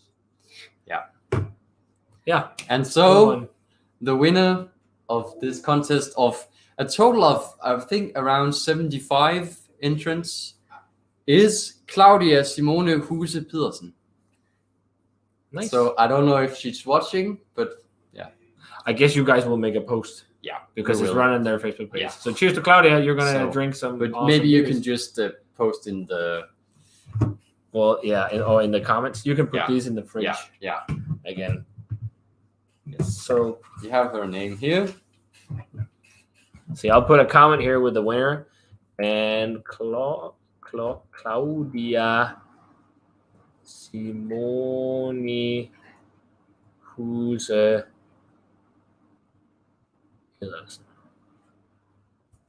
Congratulations, Claudia. You won yourself some hype haze. I think we will probably be doing more contests like this in the future, but just on my channel, where all you guys, wherever you are based in the world, will be involved. But we'll see about it because I think we should do something like this once in a while because I've been getting so much great stuff and it would be fun to share because some of you guys are like, how do you get it? How do you get it? Like, especially with Haze. I'm probably not going to lottery out like a bottle of crazy side project because that stuff I only get one of. But when I have extras, maybe we'll be doing more stuff like this in the future. But cheers to Claudia. Congratulations. She's watching it together with Gustav. Well, congratulations. Oh, is it Gustav's girlfriend? Maybe it is. Oh shit, Gustav, is Claudia? Is that your girlfriend? Let us know. Okay, so congratulations. Look forward to those beers. We have had Conscience Be Free, and we've had the Anchorage beer, and those were awesome. I don't know about the slice yet, but we should get on that soon as well because we have it in the fridge, and I think it's. But it seems like it's fucking. Okay, it's Gustav's girlfriend. That's funny. Okay, random. Great. Well, you can share them together at least. Yeah. Yeah, you can just, if you're. But very, awesome that it's actually someone watching as well. Yeah, I hope that's the case. Yeah, but if you're, if you really are into it, you can run down here now and get them. Maybe drink them tomorrow for the match or whatever. But of course, I think on Monday we are open and you can get them there if you. Otherwise, I think the beers are some you should drink them now. Yeah, because right now they're quite fresh and they're peaking. At least the Monkish was when we had it last weekend. So and the slice is a month old. So they're around the same age. The oldest is the Anchorage. Yeah, that's almost 2 months, but the Phantasm really made it makes it uplifting. still fresh. So so that was that. Now we're gonna go back to what we should drink next. So you guys have the choice between these beers. People were asking for Verdant, and look at that. We got 2 Verdant beers in a track. So beer 1 is Verdant's Big If. Beer 2 is what was this called? Unconventional Tactics. Yes. 100 Nielsen hopped double IPA from Verdant, and then Daylight Scenes from Trek, which is a Citra, Nielsen, and Amarillo. No, yeah. Let me check. Yeah, Citra, Nielsen, and Amarillo. Citra, Nielsen, Amarillo. Hopped double So IPA. that is beer 3. So vote 1, 2, or 3 in the comments, and we'll figure out what beer that we're drinking. They will come by Monday. So Great. So please vote, guys, for what we should be drinking next. I have a few favorites. I'd love it to be. Yeah, I know. But I'm not gonna say you which want to. It's just hashtag Nelson Boner. Yeah. Hashtag Nelson. Everyone's saying one. Well, I think a lot of people said Big If is really good too. Yeah. And actually, I I've got heard that too. a comment. Jonas is his name, is a subscriber to the channel. He asked me if we could review the Unconventional Tactics. So if we don't get to try it tonight, I'll definitely buy a can so that we can, review it probably on the channel. Because I think we should. Again, I'm a should Nelson anyway. fanboy. Yeah. Number 1, it's the freshest. We got 1 for number 3. 3 for number 1. People want us to. Number 1. Yeah. Looks Looks like like. it. So whilst people are voting, I'm just going to run up here and see, because we had a couple final comments. Long talked about, this is all the stout stuff. The stout talk. Yeah, so Sweden top for stout would be Maria Torgets Nürburgring Omnipollo. There's a lot of action in the Netherlands for barrel aged stout, but the ones I've tried haven't been close to US offerings. Colin Quinn says, just which ones get the insane? Oh, that's talking about prices. He's talking about Crooked Stave being really expensive. John also says Lervig and Nøgne. Yeah, I mean, some of the Lervig barley wine and stuff, especially barley wine, is really good. But also some of the stouts, the earlier ones that weren't as fake as the ones they do now. I didn't have a Nøgne in a long time, actually. Are they still on the level they've been? Or Apparently, develop? Apparently, from what I've heard, as of late, they've become much better, especially the barrel-aged ones. But okay, it's going to be number 1. We've got quite a lot of comments for number 1. So Big If. Cool. Well, no Nelson Boner. We'll just have another one after this. So No Nelson boners. That sounds so weird. Okay, there we go. There was a comment about Goose Island. John says the importer of Goose Island in Sweden was a small brewery who imported a selected barrel of bourbon county in 2008. They had it in a barrel for 5 years. I think I heard of that. Monk's Cafe or something like that. They did like some bourbon county, some special stuff. I can't remember what it was exactly. Bottle of Smart Bottle and blended the rest in their own beers. I think that was Monk's Cafe. I think I reviewed some of that. But oh man, that smells good from here, man. I think it's dank. It's dank, son. Thank you. Also, Aalborg was with it's a double bright black also. mash. I mean, it should be noteworthy. Yeah. To be Black mash is a great mentioned stout. at least. 100%. It's a double mash imperial Really good. stout. It's really good. So- Long mentions Aalborg, and he says number one is probably Distrise, and I think it's because people think as good as it gets, and they think of Black Albert and some of those like Cuvée Delphine, and also the Black Dalmatian series. Those are awesome. Totally agree. I don't know if they're number two. I haven't had that many different Amma beers of late. I think they're really damn great. Oh, the barrel aged stouts, but it's tough. It's really tough. I think also Mikkeller has done some really good ones, but they haven't really done barrel aged stouts in Europe for a long time. Man, I can smell that beer from here. That's so aromatic. So, guys. Okay, wait, I'm just finishing everybody. Oh, sorry. Comment. Sorry. Yeah, but that was it. Yes, they also make great stouts. Also a lot of pastry, but there we go. And exactly, John says reviewed the blended stout quite a few years ago. Someone says at Osama bin Laden. What? At Osama bin what? I don't know if someone. It's been filtered out here, but maybe someone commented with a name like that. I don't know. So Big If. This is from Verdant, double IPA. Yeah, look at the hop combination. Also, maybe tag. I know Claudia's watching, but you should probably tag her in the competition post. I will. And announce the winner on Facebook so everyone can see it's been drawn. I think we'll do a picture when during this live stream. Okay. And we'll announce. Tell in that Good idea, post. good who idea, the winner good is. idea. So, Big If. Verdant makes some of the best hazy beer in Europe. And as you guys know, we did a blind tasting with really hype beer from Treehouse and Monkish and Trillium and Verdant and even a local little thing. Verdant won blind. So Verdant can keep up with the big guys. Yeah. Big If is a double IPA featuring Centennial Idaho 7, Laurel, Strata, Mosaic, and Sabro. Hot side is Centennial Idaho 7 and Laurel. Cold side is Strata, Mosaic, and Sabro. I still can remember sitting in your garden and drinking Verdant Putty. Yeah. Bam. You probably can't see it as clearly on camera, but it's super bright, like the color of it. Oh, that smells And really the good. smell. Yeah, it's really popping. It smells similar to Super Monkish style beers, but with more balance. Yeah. Like it's It's not as crazy hop saturated. I will say also one thing with this, it's quite interesting. It's not as yeast driven as I remember Verdant beers. Like it's a bit more simple. There's definitely a yeast character there. Yeah, there's like a It's- fruit ester. Yeah, it's the fruit ester, stone fruit, the typical. Yeah, almost like peach ice cream. Yeah. What I think Yeah, is sorbet. interesting. Peach ice cream sorbet. Yeah.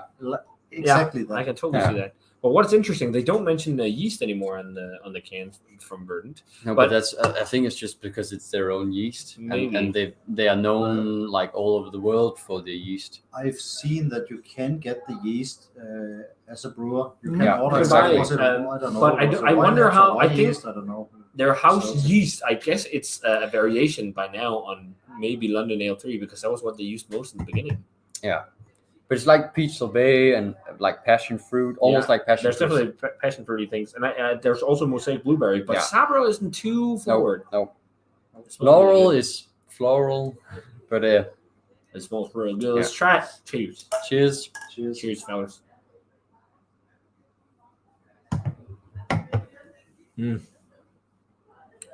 Oh, that's really good. Yeah. Really sessionable. Mm. That's one of the big Such things. a drinkable double IPA. Yeah, that's one of the things with with the Verdant. The drinkability on their beers is ultra high. This drink's like a 6% beer. Yeah. I think someone like Joe would love this because he loves really 8? drinkable. 8% or what? It's 8%. I think it has some sweetness. There is like a doughy, bready, malty sweetness, but it's nothing crazy. No, it's well balanced between like yeast character. I hop think someone character. is commenting that's being filtered out because people are replying to it. But Dan wondered if it's savory again. If this one, I don't. No, think it's not savory, not really. But yeah, there's been a lot of talk about like savory notes from the yeast, and also sometimes from Galaxy. But there's not Galaxy in this one, so I get a bit of hop, not burn, but a hop tannins or also bitterness that is there, but it's got I think it's nothing more like to a do with tannin any yeast thing. No. It's yeah. just- I think it's more balanced than because of the bitterness. Yeah. I really think it fits really well together. Dan says we've got to send some Verdant over to Joe. Maybe in the next box we'll try and get some fresh Verdant if we can. Because we didn't get any Verdant in this I think box. this one. Actually, we sent him a lot of 3 beers, weeks. but he hasn't reviewed a single one of them. Nope. But we did drink most of them in our live stream. But I think this one is 2.5 or 3 weeks old. I think Yeah. it's It doesn't taste like it's crazy hop saturated. I don't think it's No. more than like max 15 grams per liter. No. Or something. It's I not think like, it's remarkable. It's really It's, balanced. it's aromatic and popping, but it's not crazily saturated. It's remarkable that they have quite a complex hop composition on the hot side, Yeah. and that they even mentioned that. So I think they might be proud of that. And just some background information: when I made IPA or pale ale, and I left the hot side out completely, It felt empty. I lost body. I lost Oh. body, Body. not like the body you can measure with the remaining sugars or whatever, but there's some polyphenols or, Yeah. or whatever. I definitely think you need- understand yet on the hot side Yeah. that you cannot just leave away. And I think they It's also, I feel like a Really- beer without the really hot have side hops falls apart quicker. Like IPAs. IPAs, there's only dry hop, and not a lot of people do that. Most have like big charges of whirlpool hop too, but the ones that do, I feel like they last very shortly, and like they feel almost a bit empty. But I guess it's because some of the polyphenols and resins and things like that you draw out really hot. Yeah. you mean on the hot side. So when that's lacking, that could be part of why the ones without hot sides should be a bit like feel empty. So these two guys are brewers. Yeah. Yeah, I don't know how many of you have brewing experience, but it's dry hopping versus brew house hopping. I mean, also a brewmaster that said he can make as good as IPAs as anybody else, only hot side.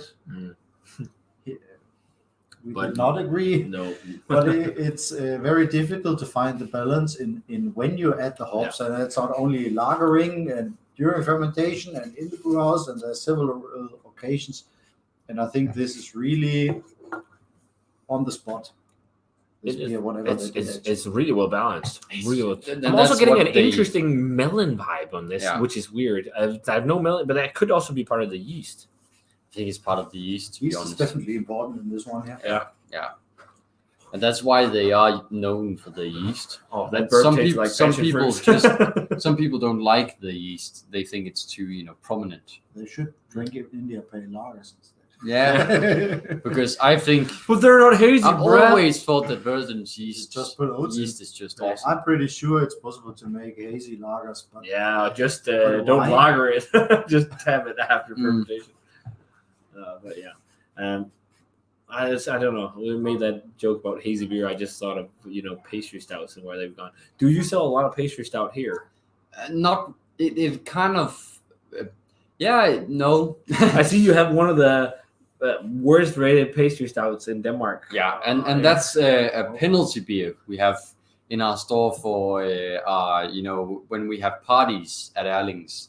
If anyone loses in a game, we have to drink Mikkela's Birgit waffle shake as a penalty beer. So beer because geek it's a beer it's- geek base beer. And Yeah, but they put so much maple flavoring in it that it and tastes cinnamon. horrific. flavoring. Have It you tastes ever like seen burnt maple curry syrup? and No, not real maple syrup, just flavoring. Have you ever smelled fenugreek? Fenugreek you use in Indian cooking. Fenugreek smells like artificial maple, and I think you used that in there. It smells like pure fenugreek powder. We need It to is- have you tried it? Have you, No.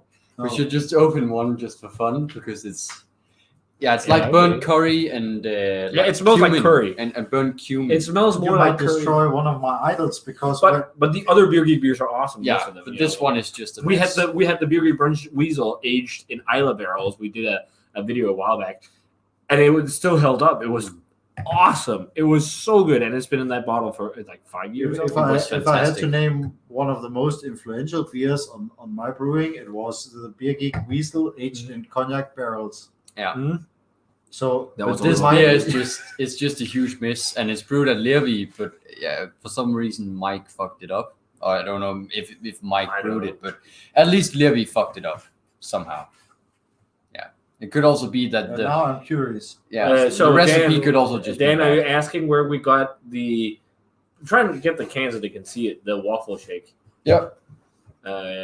So I think you can buy it in web shops and stuff, maybe still. But You mean the It's last question? known yeah, That was regarding the verdant. It was there before we talked about the. around like Oh. the Mikkeller forums. This beer is known to be one of the worst Mikkeller beers ever to be brewed. Yeah. So yeah, Beer Geek Waffle Breakfast or what? Yeah, that's what it's called. So it contains, let me see here, maple aroma, coffee, cinnamon, and yeast. Apart from, hops, oats, malt. So something has gone completely wrong with that maple, fenugreek, and cinnamon combination. It doesn't sound like it could go wrong. No, but we you should see, crack one. it's just maple to, aroma, so yeah, that's where the problem is. But it's 1%, it's 0.5% weird. maple aroma. so you keep waffle shake. It's Mikkeller hasn't made too many misses, but this is probably the biggest miss they've ever done. But I also think they only made it once. That's it. They give it a best before date for 2029. You should buy a snake venom as the next penalty beer. Yeah, that's the beer that's No. supposedly 69%, but it's fake. It's You're not. doing It isn't. beer reviews. It's not a beer, right? So it's really annoying to see the snake. Yeah, venom, 1% of the beer is maple mentioned. aroma. That must be too much. 0.6 actually. The snake venom to see that mentioned as world's strongest beer still is Yeah. really, really Annoying. it hurts to see. Yeah, this. because it isn't. It's fake. It's not. It's fake news. And the $50 or whatever it costs for one bottle for I don't know. I mean, 15% beer is not nothing, but to blend vodka in, it's just borderline criminal. It is but it still makes headlines because people find random articles at these bros this is a cool bro things websites and stuff like that. It's like, bros, this is the strongest beer in the world. This was 69%. Like The Swedish blogger measured the snake venom to 19% ABV. Okay. Well, 19% ABV is actually achievable by pure fermentation. I know it. I made one. But it's like, then it's not even borderline criminal. It's just criminal because you have to, as a company or brewmaster or whatever, you have a responsibility to get the regulations going and to achieve the alcohol. And you don't make a 19% beer instead of I don't know 60 or so by accident. It doesn't happen. it's like it We seems should- like the company Brewmeister, I don't even know if they exist anymore, but they did the Armageddon first and all these and they just try to capitalize on that, and then they just lie about stuff. It's like, we got this to 69%, whatever. Yeah. They just do it because they don't care. They just want to earn money. I That's myself, the problem. I'm doing Aalborg as I told before, and it's got, the first time it's going to be around 38-40%.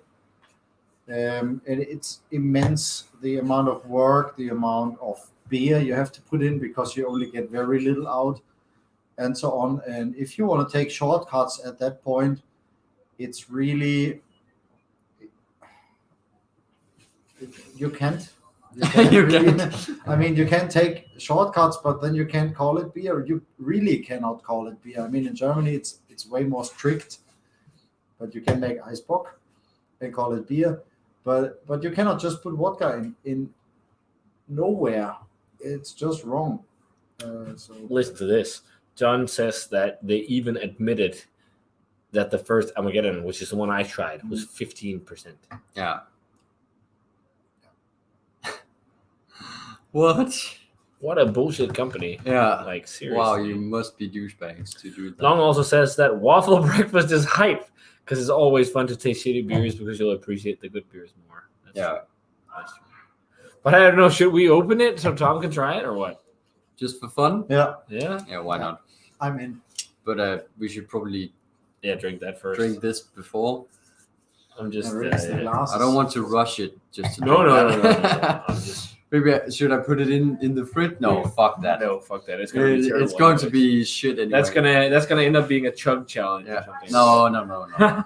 7.5 ABV. It wasn't. No, it's It's because it's beer breakfast. geek. It's strong. It's It's- beer geek. It's not beer it's- geek brunch. It's not brunch. Yeah. So that's a big part of the problem. But no, like lying about ABVs like that is very shady. But you Yeah. know, I guess the company just don't care. They just want to make bank. I think they just failed, or I don't know. They didn't know how to do. It's actually a very complicated process to make Eisbock and also to be efficient doing it. I'm about to find out. I just started 2 weeks ago. There's many possibilities, and some of them are not that good. I mean, if you freeze it too fast, you just have ice. Yeah, and I think very little Morsloy pop. will experiment quite a bit with Yeah. Eisbock or like ice distilled imperial stouts and stuff. I think ice distilled imperial stouts. It's. Well, we should tried talk one from about them, this and it behind the wasn't. scenes, but I have an idea about this. Yeah, I have a bottle at home of ice distilled Black Albert that's 40%. yeah. They're aged in Isla whiskey barrels. Like that. That's good. I don't know if it's good. I haven't tried it. I've seen people pouring it through sieves because there's No, we lumps were in the just bottle. talking about I sense some kind of irony here. the Mikela beer geek, and Black Albert was the other influential beer Okay. at the time. Okay. So Well, it, we're gonna it has shatter to be your good. idols. It has to be good. I'm really Yeah. looking forward to see how much I'm gonna hate that beer because I haven't tried it in a long time. You should get a can to review in a proper. No, Like, no. no. I think that's fine. It would be fun though, but Migla probably won't love you because because they you accept would that. have very preconceived notions. No, I've had it and I wasn't fond of it. But now we're gonna try it. And we're gonna see what Tom says. Yeah. So yeah, that's how it is. But I see you have some Michler stuff hanging out around. We also That's have some it. Trillium. Yeah, Yeah. Trillium. Yeah. Faded farmer. There's actually a fairly good selection. One thing that screams at me right now as well is like there's cans of Pilsner from Bad Seed. Yeah. It's actually become quite a good Pilsner. He's gotten better. And also the Kulch. Kulch also. It's also looking at me. And the design is more 70s than Yeah. the 70s ever have been Yeah. in Germany. Yeah. It's But It's he, great. he does this kind of musical theme. So I guess that's kind of part of it to make this like 70s rock-esque thing, and then I make mean, it's not the psychedelic 70s design. It's just It's very the German. conservative German Yeah. 70s Yeah. design. yeah. But Yeah. but I still think there's still a bit of like an So hippie-esque thing about it. I think Tom and I are ready for a can of blue waffle. Yeah, but should I rinse the glass? Of I blue mean, waffle. We That should was a give it a bad fair joke. chance, right? Yeah. We should give it a fair chance. Okay, we'll get And it. should I get it? No. Water No, after this. after that. It's only us two. okay. Tom Tom still has a loads. glass. Then I can sit here and Yeah. load Hang out. on the Look couch. at the yeah. Oh yeah, the Look at couch. that couch. This is not a couch. This is a bench. They usually have this outside of stuff in the summer. So if you buy a beer here and you just want to sit in the sun, you can sit and sip on it. Yeah, blue waffle. If people don't know that reference, Please don't Google it. Save your eyes. And now I said you shouldn't, so people will. But yeah, blue waffle. It's just because it's blue, the label.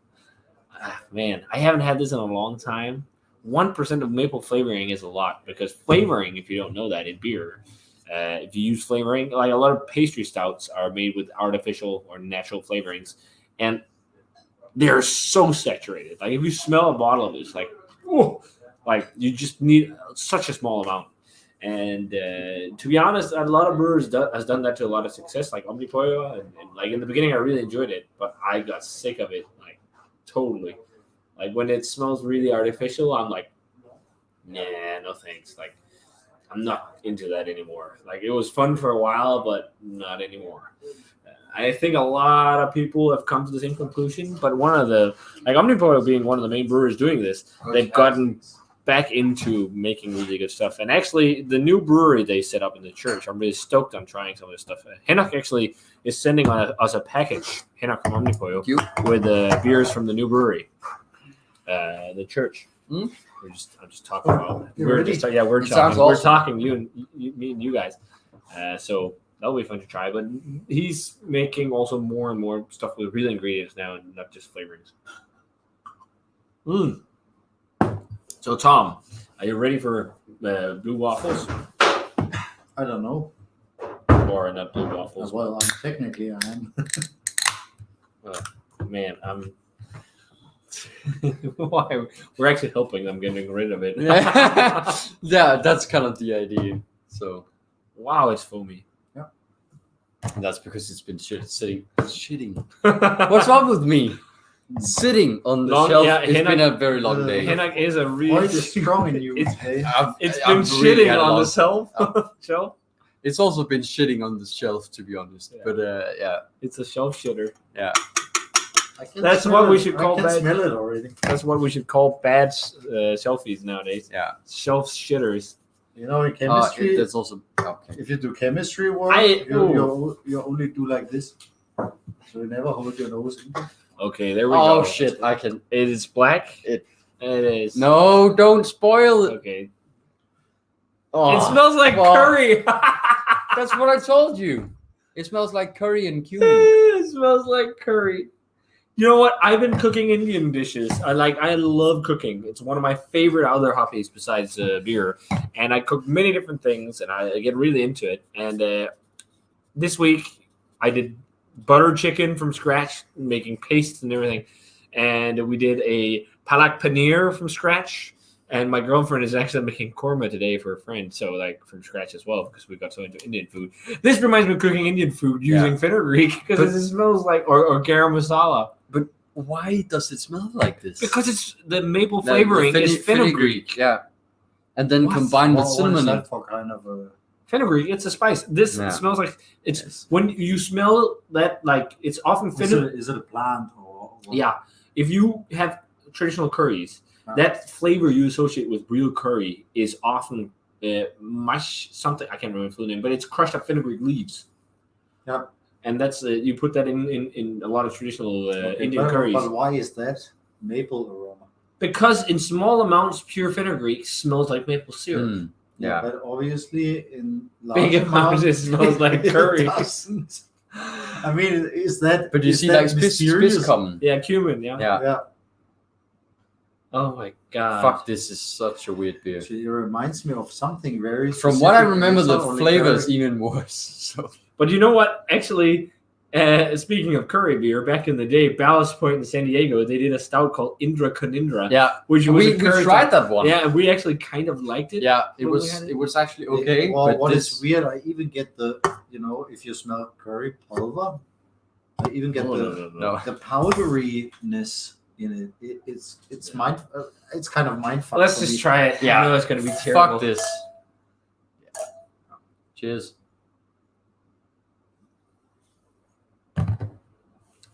Oh, it's also really warm. Yeah.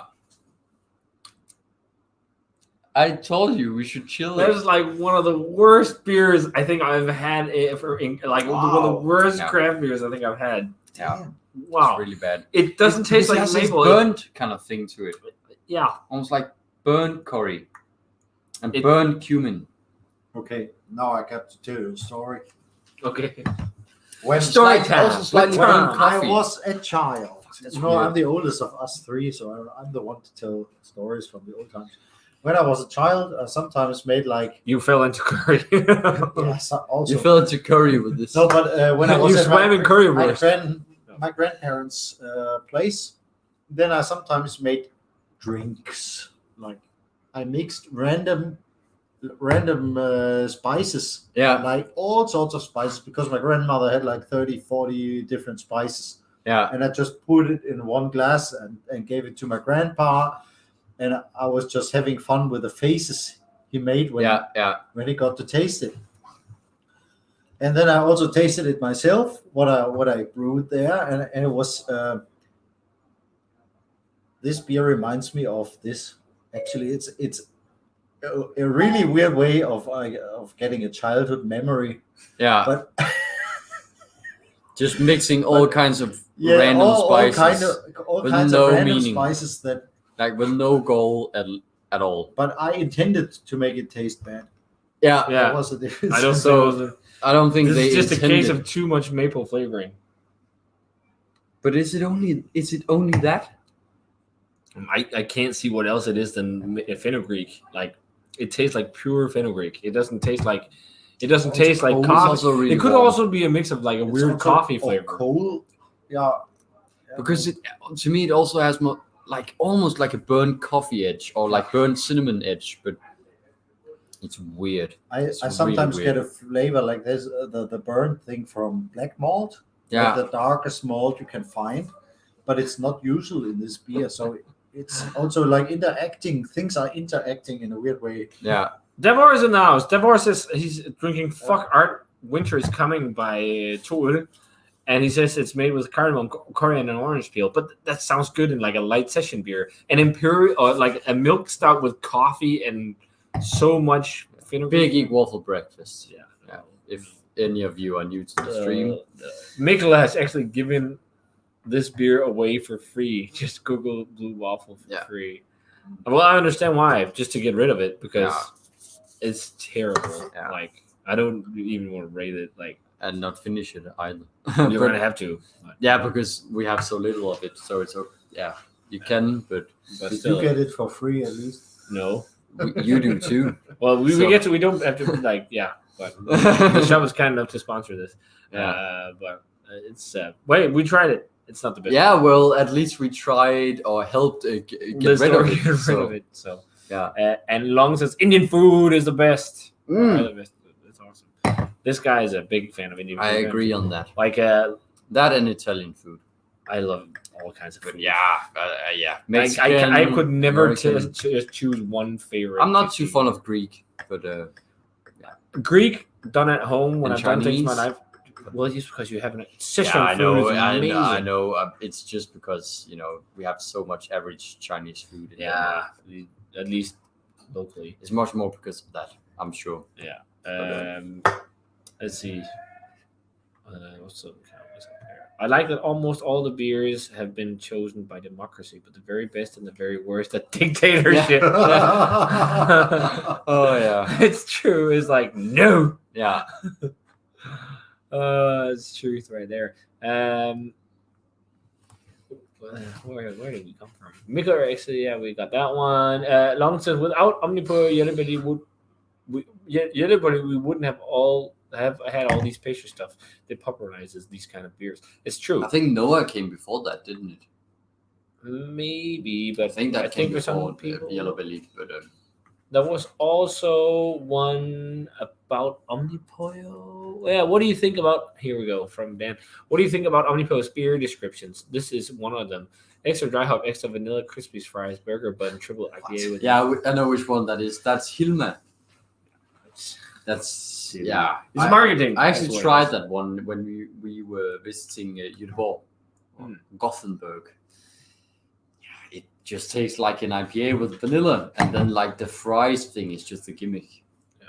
Oh, It doesn't Yeah, taste. I mean, isn't there? it's almost like drinking curry spices. Yeah, it's so fucking terrible. Oh shit. What are you saying, Tom? Sorry.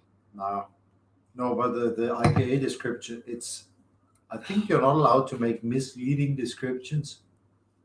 You're not allowed to. Yeah. Oh, In Or you your shouldn't. communion. You shouldn't at least. You shouldn't, but as long as nobody complains yeah.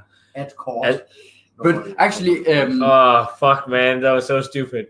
Gustav was making a joke, and we didn't get it at all. He says this, and I guess it's the blue waffle for free because I just said before that people shouldn't Google blue waffle, and he was just about to get us actually to Google blue waffle for free so we could see. oh blue my god. Okay, good. So we could see what? Have you never heard of yeah, blue you waffle? don't. Tom doesn't know about it. I'm not gonna do that on No. the stream. No. No. What? When we're done streaming, I'll show you what blue waffle is. And then Okay. that's all. What, we didn't get that at all. John said, there was other people who Googled it. Okay. John, there was one of that years ago on ABC with so much artificial maple flavor. It was on the same time as Mikkel Eltam, which is for the West Star beer I've tried. But people seem to like it then. What? At Mikla Altan? What? I don't remember that beer. Nope. Which year was it? Can you remember, John? But Mikla puts out so much beer. We're bound to not know. Yeah, a they lot have of like beer. 800 different beers. So And John says Yellow Belly came first, but Southern Tier is the, and What? I guess Funky Buddha perfected it. I guess did Yellow Belly come before Noah? maybe, but I guess Southern Tier is much before that because Southern Chocolate and all that. That's like really old school. And Funky Yeah. Buddha is also a bit before Omnipoint. I Funky think. Buddha was actually pretty good. And then they sold everything and it tasted like Yeah, shit. yeah. Okay. At least the barrel aged stuff was pretty good. Okay, we also had some of the non-barrel aged stuff. But Matt here, he says he's getting some Don't Drink Beer vibes with the Beer Geek Brew Waffle, drinking beer so you don't have to. Maybe we should do Beer it, Geek steal Brew that Waffle. idea. Actually, I follow Don't Drink Beers, but I do not listen to his podcast. I just follow him on Instagram because I think he's a funny dude. He also started doing YouTube videos way back in the day. But what he did was videos where he would like, hey, so today we were drinking. He had like made a weird voice, like we're drinking double barrel aged Hoonapoo's milk chocolate bacon shake, whatever. And then he blended in like burgers and stuff into hype beers and like shit. stuff like that. I also saw a post recently where Horace Kyle from Horace, he actually tagged Don't Drink Beers and dared him to drink one of his like really high barrel-aged beers before everyone else. And if he didn't want to drink it as the first one, he wouldn't release the beer. So like, what the fuck? So, yeah. But he's hilarious. He's Malt Couture is his podcast if you don't know it, but it's pretty funny. This is definitely a beer that you guys do not have to spend your money on. Nope. It's pretty damn terrible. But Yeah. I've advised so many customers to not buy this beer. Like they've grabbed it and put it terrible. on the table, and I'm about to, tap in the price, and I just tell them don't buy it. It tastes like burnt curry. how much? Why do you have that beer? Mistake? It was a mistake. Apparently, Casper, which is the reason why I'm selecting the beer now, bought this as a mistake because he thought it was a regular Beer Geek breakfast. Yeah. So when it arrived, he realized it was a waffle breakfast, and yeah. I guess Mikler was really fond of that. And by the way, that was a joke. Casper and I collaborate with Okay. buying beers, but yeah. But Dan Travels Googled it, which is not so good. Long says Rogue made bacon maple pancake, whatever, before Yellow Belly. That's right. Yeah. The bacon maple pancake beer. It was like a brown ale. It was made with Voodoo Donuts, like a collab series. They did like riffs on Voodoo donuts in beer form. But they were all like bread ales or brown ales or something. Yes. Like Yeah, something it's really weird. They weren't like stouts or anything. That bacon thing, isn't that like bacon powder or something? I think they just used smoked malt in that beer, and that was the bacon part. But I saw Omnipro actually brewed an Imperial Stout. Actually, Tobias and I tasted that one in the Noah series with bacon powder. Yeah, they also do. I think it's called Magnus Opus, where they put in actually like candied bacon or something. Yeah, and apparently the latest batch of that one just name fucked up bacon completely. beer, Yeah, I think it was a reference to Magnus, who works at Omnipollo, who had Manka beer. Manka beer was a quite famous Swedish beer blog a few years ago that did all kinds of stuff. But he works at Omnipollo now. So I think it's like a tribute to him, or was it as a birthday? I can't remember how it was. But yeah, this is pretty terrible, Brett. Yeah, I told you guys. I understand why people are not loving it. Yeah. So let's get rid of it so we can drink something else. This is very bad. Choosing bad beer, folks. Chug it. Let's get rid of it in the good way. Mm. At least it's I not better wasted. rinse the glasses, right? Yeah. I hope it doesn't hurt as much pissing this out as drinking it. If pee now smells like fenugreek, that would be very. That would be like. Do you remember eating cornflakes? Like Frosties, and your pee smelling like Frosties. If your pee smells like this, I don't know. I don't remember eating Frosties and my pee smelling. No, Frosties. sorry, not Frosties, guldkorn. No, I don't remember. Have you never tried to eat guldkorn? I've never eaten cereal and thought that my pee smelled like cereal. Like I promise you, dude, every time you ate a guldkorn, your pee smelled like it, like instantly. Haven't you heard about? There are like several American cereals where your pee smells like the cereal afterwards, and also like get colored by it. My dad had like a cereal when he was a kid that was red, and my comment was removed because I wrote piss. Okay, so that's just YouTube. that's YouTube. Sorry, Wow. YouTube. Cereal. Wow, YouTube. Yes. Yeah, I made a joke because Brent is talking about pee smelling like cereal the day And after. guldkorn. You should try that someday. I don't know if guldkorn still exists, but Golden your pee actually smelled like guldkorn. If you I'm gonna buy some guldkorn now. If you I think ate it still that shit. exists. okay, so I'll mix some new beers for us, and you guys will keep the guys entertained. Yeah. I guess. And now people are talking. Okay, my comment is back. Good. Okay, And people now are talking about poo. And I'll just leave. like, what the- Oh shit! When the This poo smells video is not when the being poo- monetized. I when- think. when the poo smells like citra hops, they Yeah. do eat the poo poo. No. Eat the poo poo. Try and Google Pastor Martin Senpai after this stream on YouTube. Don't. It is so. Has it something to do with blue water? No, but try and YouTube him. It is hilarious. Yeah. I remember. Okay, so guys, what are we in the mood for? Just like Didn't we talk about overall. the red ale? Put that up on there again and see if people vote for it. Okay, just Okay, stream. that was one of them. I don't know. There's a lot of beer around. How about I don't know. You guys, I could film the fridges. Maybe the guys could enter what kind of theme they would think. Yeah, like a general. Like, Okay, it is there a sour style IPA you'd like to pills? see? If you guys have a style you'd like us to try, let us know. Most styles are represented here. Yeah. And pastry stout is no go because we just drank one that was terrible. That's That's, the everybody dic- votes pastry stout. That's That's the dictatorship kicking in. that's not pastry stuff. No, it's What's just also weird. bone dry? Okay, we got smoothie sours. Oh Well, we have no! one or two of those. No! Okay. Find a smoothie sour. Sour, smoothie sour is two categories in one. Red ale. Someone wants us. Okay, so you got two choices now: a smoothie sour and a red ale. I'll wait and see. But everyone says sours. I personally Sours. was interested in drinking the other Czech one because the double dry hop lager was really good. Yeah, but we don't have the regular pilsner left. But there's a lot of sour opinions. Okay. Is there a lot of They sour are getting opinions? sour. Sour opinion. About what? Is it because we had the cereal pissgate or what? How about cereal piss? Okay. Oh man, we could go get some Habo Årgangsborg. That's probably gonna taste very similar. The worst part is I saw that beer on a few forums. West Coast IPA is on there as well, but I Okay. don't know how much there Okay, I'll is. just Yeah. wait a minute. How about making a beer? No, it was sour red IPA, West Coast IPA. You know, Yeah, No. but we can't.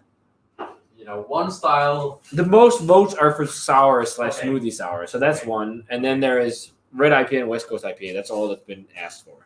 No second can of blue waffle. No. It's just gonna be named Blue Waffle, Mickler Blue Waffle beer from now on. I think blueberry waffles. This is what I thought. About. Brett, do you have Northern Monk Green Heathen? Yeah, that's a pretty terrible beer. It's Okay, so- people want it's us so to weird. drink it, But I'll put one. and in people the want fridge us to just drink for fun. hard seltzer from. It's a wheat New England IPA. It's made with weed. Yeah, I'll put it in the back of the Wheat. fridge just Oh. to. It's a wheat Yeah. beer. We don't have the hot seltzer from Aalborg around. No. So But we have 3 on the shelf. do but that Czech VC West Coast IPA. I was VC. Maybe afterwards. But we have 3. Okay, so We got 3 sours. Fred found 3 beers that you guys can vote for. Oh no! Okay. Not beers that I.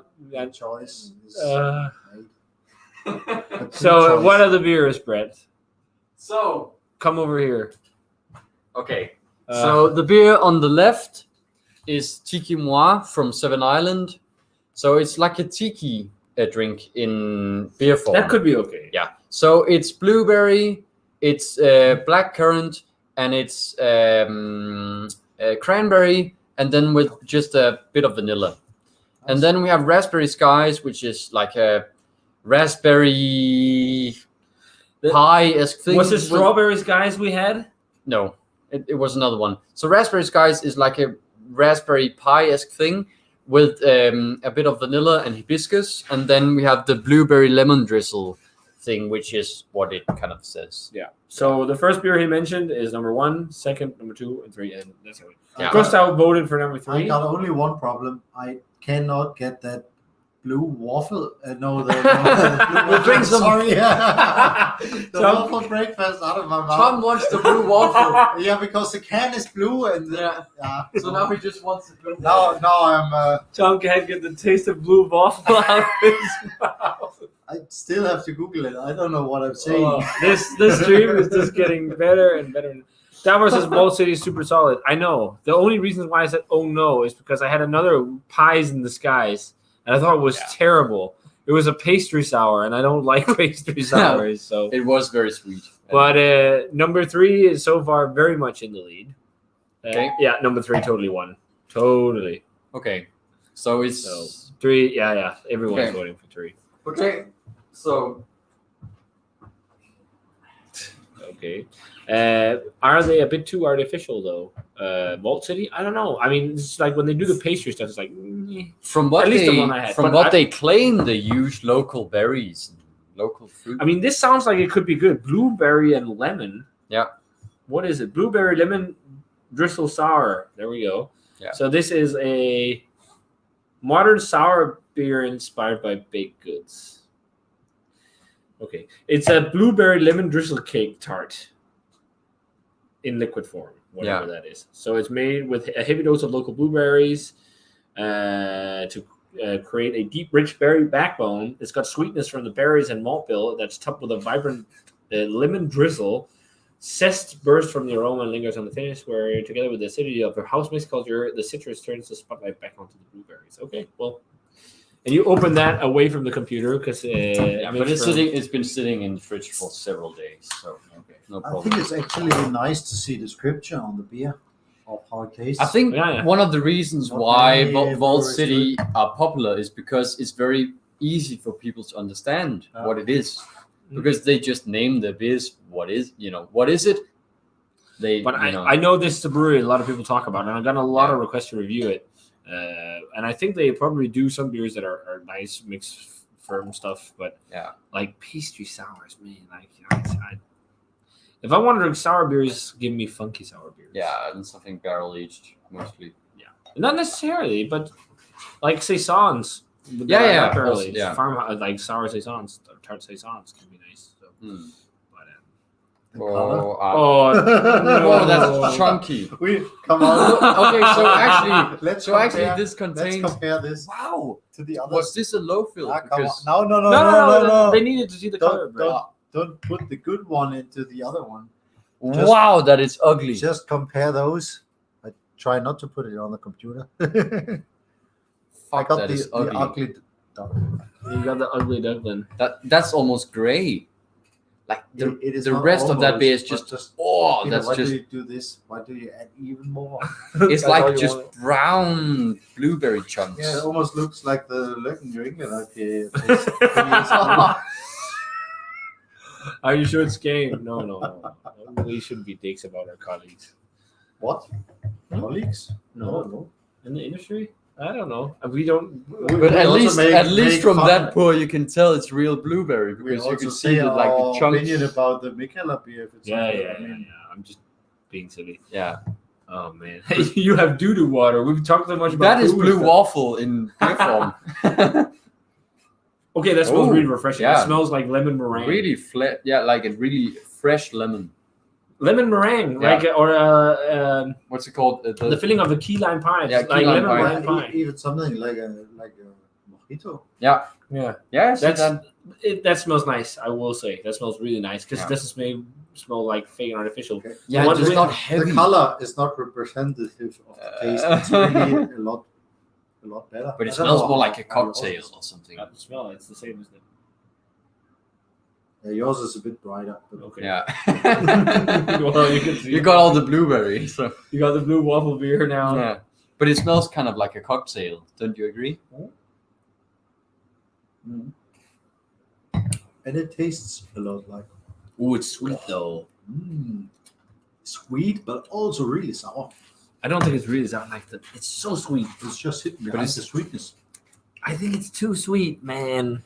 Like Yeah. I know. It's I not totally, really resemblant of beer. No. Not at all. I will say I understand it from a brewer standpoint when you and what you're like you're saying it's basically a pie in beer form. Yeah, I totally see. It tastes like kind of like it has that like lemon meringue crusty graham crackery, almost like a buttery graham cracker crust type flavor. It's dead on with it, but like it's quite sweet.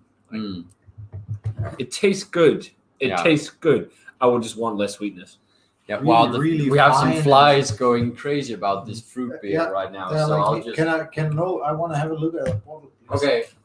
Because I want almost like really vanilla. like this one. You do? yeah. I'm on the fence. Like I don't think it's terrible No, anyway, but yeah. it's the same experience that I had with pies in the sky. It's like it's just too sweet for my palate nowadays. Like if I want sweet, give me an imperial stout. Like I know It we tastes should like a like not shandy, but No, it I has a don't bit think of so. like a I think it it's tastes like weird. lemon meringue pie in beer Mm. form, really. mm, But like a mixed firm sour, I wouldn't want to taste like lemon meringue pie. I'd want it to taste like a mixed firm beer, like slightly funky and fruity with it, whatever is also in a there. bit more Like, dryness. Like, I think it has a little bit of Well, dryness. I'm yeah, surprised- but it's surprised, It's also quite sweet. 8%, but it's really I sweet. wanted to see the bottle for the ingredients because it really tastes a lot like pure sugar sweetness. Yeah. That's remaining, but it's not. If I didn't, It's almost like overlook it, lemon it's not candy. on the list of ingredients. So it's grain based, But it's very much it's like very sugar surprising coated for me. lemon peel. like almost the how do you call it if you dry them out in sugar? Yeah, Yeah, the Yeah. ones you can Yeah. buy for Candied Christmas, lemon. in Christmas time. The Yeah, candied ones. I probably agree with you. It's not I don't think it's bad beer. No, it's just not still something I think, would I think reach it's for. actually it's pretty well done. It's just the flavors and like the balance of it is just not, It's not a kettle sour. It says here on the bottle that it's the It's mixed house ferment. mixed culture. yeah. Yeah, but I've also had some other beers from them that were quite different from this one. House mixed culture. I think the beers are very different, from I think I would bottle like to bottle. have this one with seafood. Yeah, maybe. I really, I don't know. I like it. I don't mind what you think.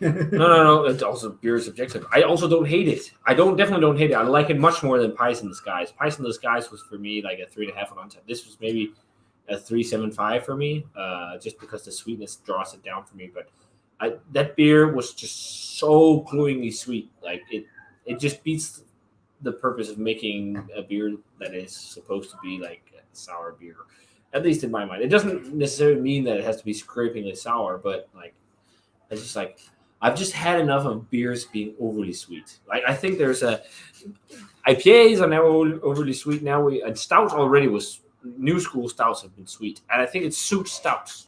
But then you're making IPAs overly sweet now, and the they're making 10 years sour beers overly sweet. It's also really sweet. But it just works better in But that kind of beer. you have to put a lot of aroma and other thing.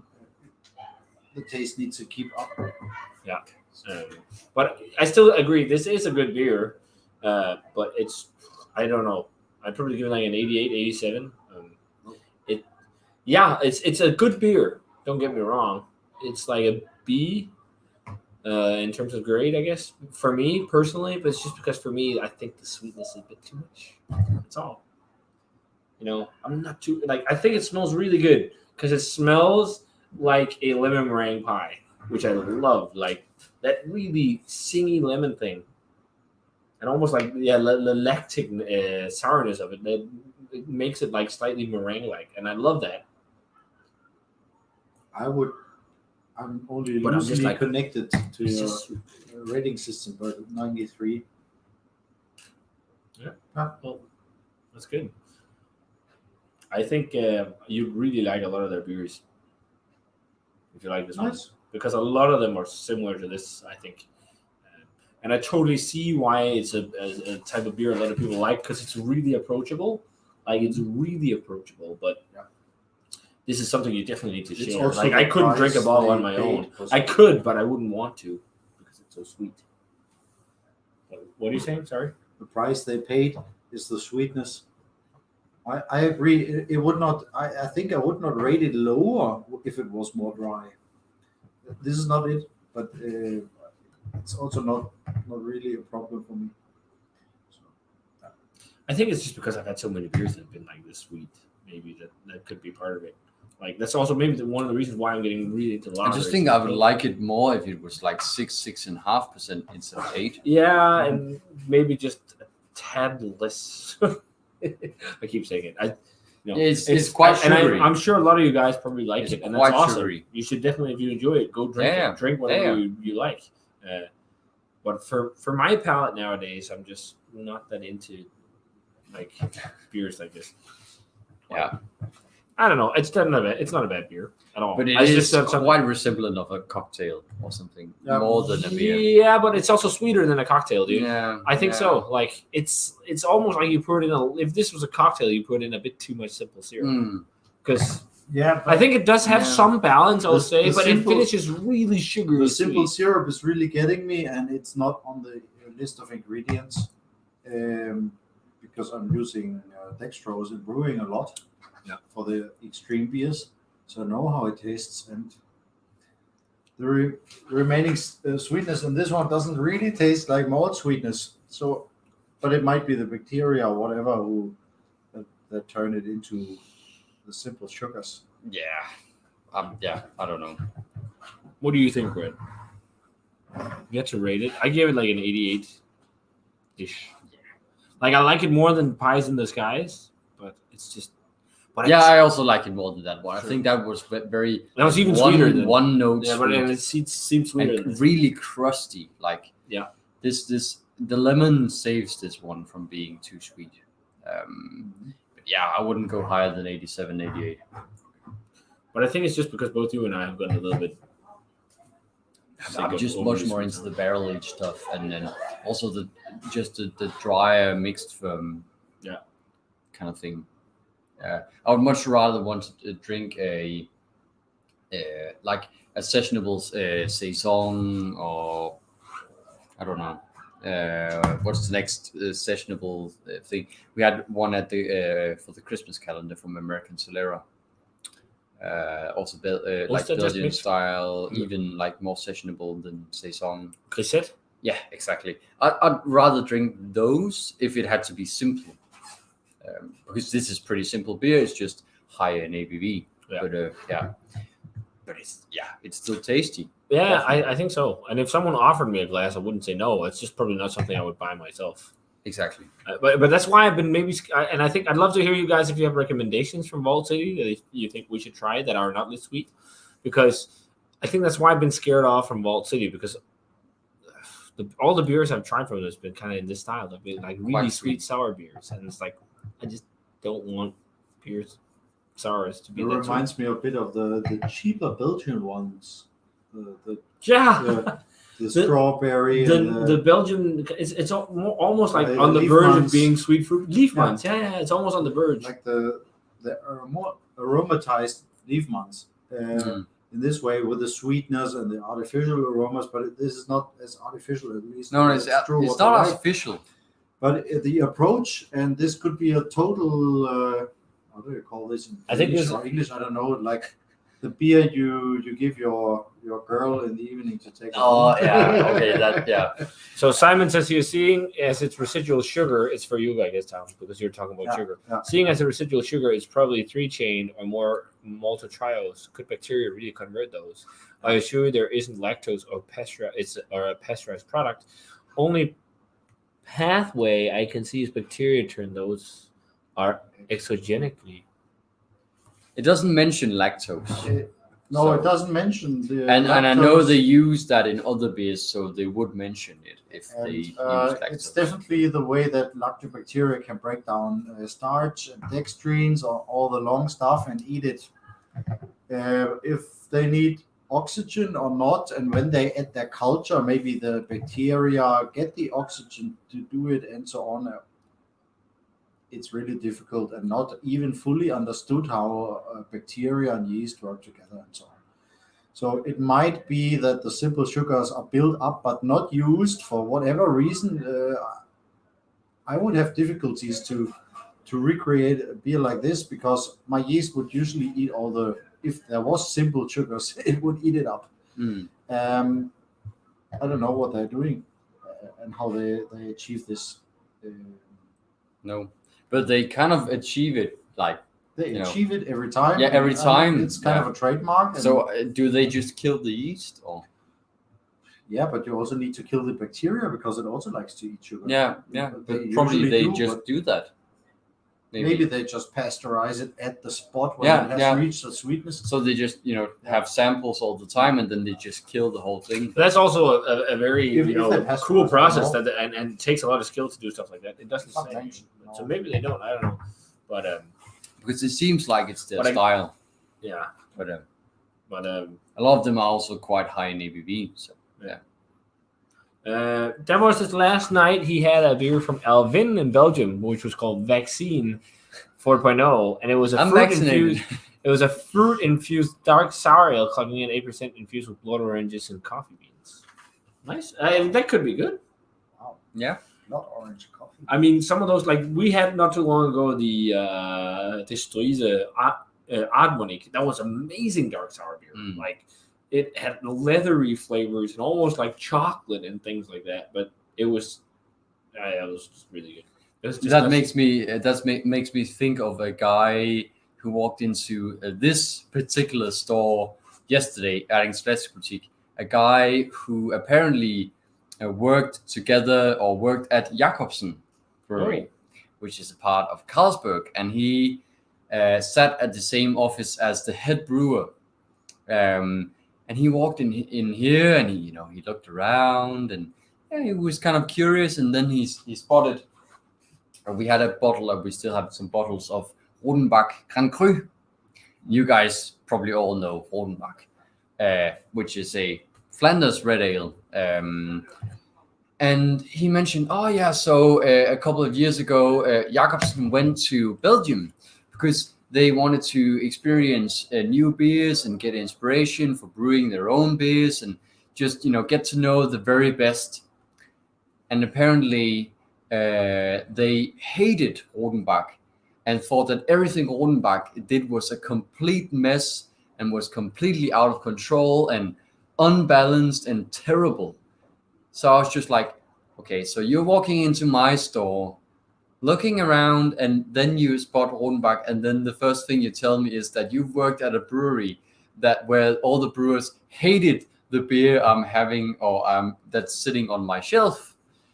That's what I was thinking, but I was asking him, okay, so what was the problem about the beer? Well, they just didn't like the sourness of it. But I'm like, Rundbach is the epitome of Flanders Red Ale. Yeah. That's Oud how it's Brun. supposed to be. Yeah, Oud Brun.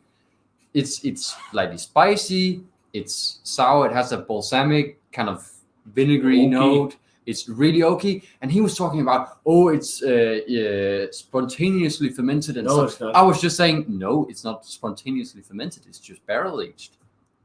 Yeah, he was just Maybe he didn't completely, know off.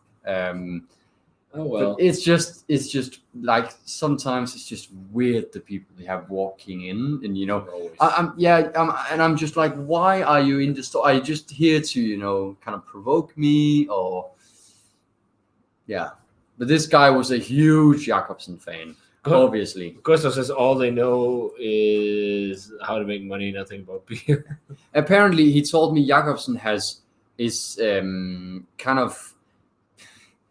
gone so much down the drain, so they're only brewing 2 beers a week now at the original facility at Sjælland. But I think also part of it is because most of the production has been moved to the huge Fredericia facility, so they can be pushed all over the country. Yeah, because at the brewery at the old Carlsberg facility with the museum and where I do the tour is where they did a lot of like craft brewing for a while, but they only produce some of the stuff there.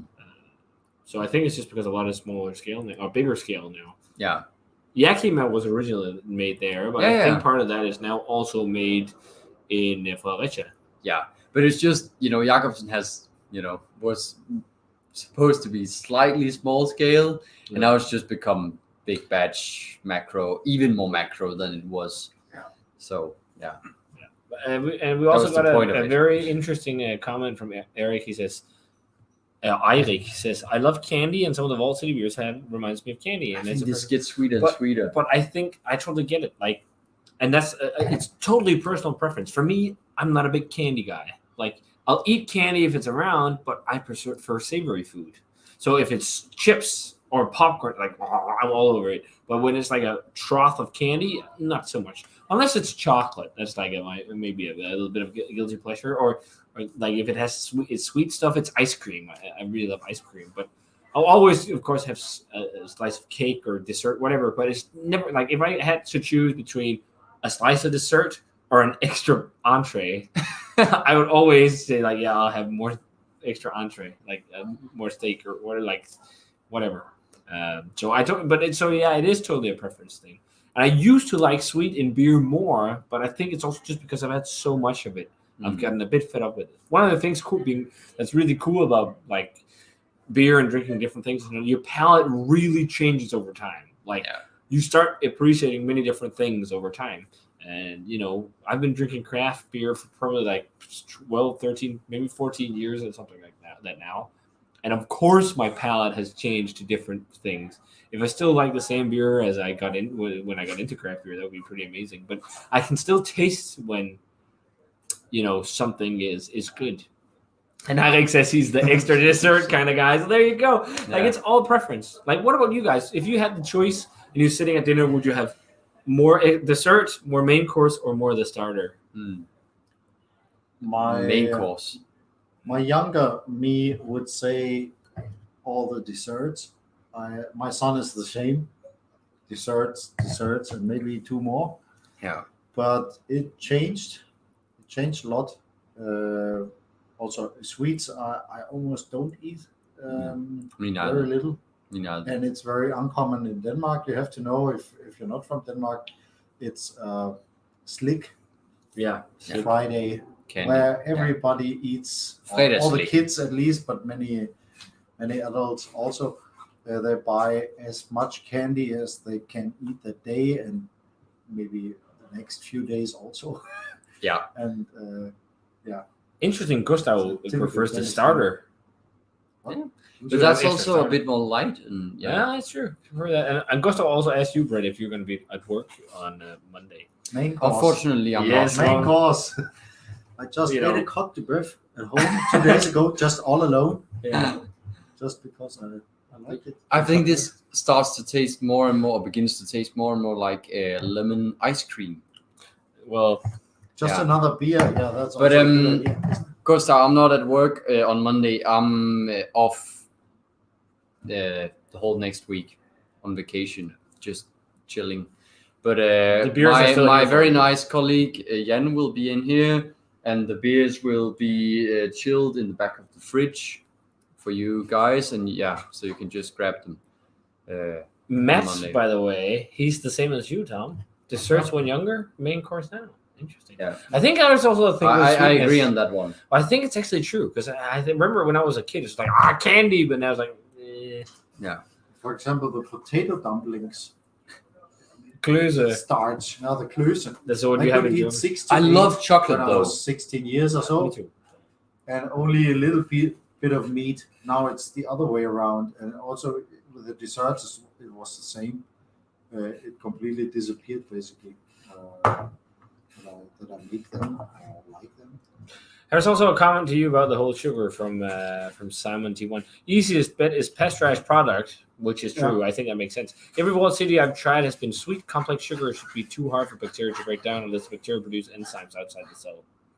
It's a bit brewing, internal brewing things, but with a complex like a culture, like a mixed culture, it's always very, very dangerous to just put it in the bottles if it's not bone dry. Yeah. It might explode. It might. You would develop probably want to weird aromas. kill the yeast. Yeah. But it does not automatically make it sugar sweet if you pasteurize. If you have more sugars left, or the longer, even longer ones, dextrins and so on, they don't fall apart only by pasteurization. They remain almost the same. So this actually means if it's, and this really tastes a lot like glucose or maybe saccharose. It's just very simple sugars.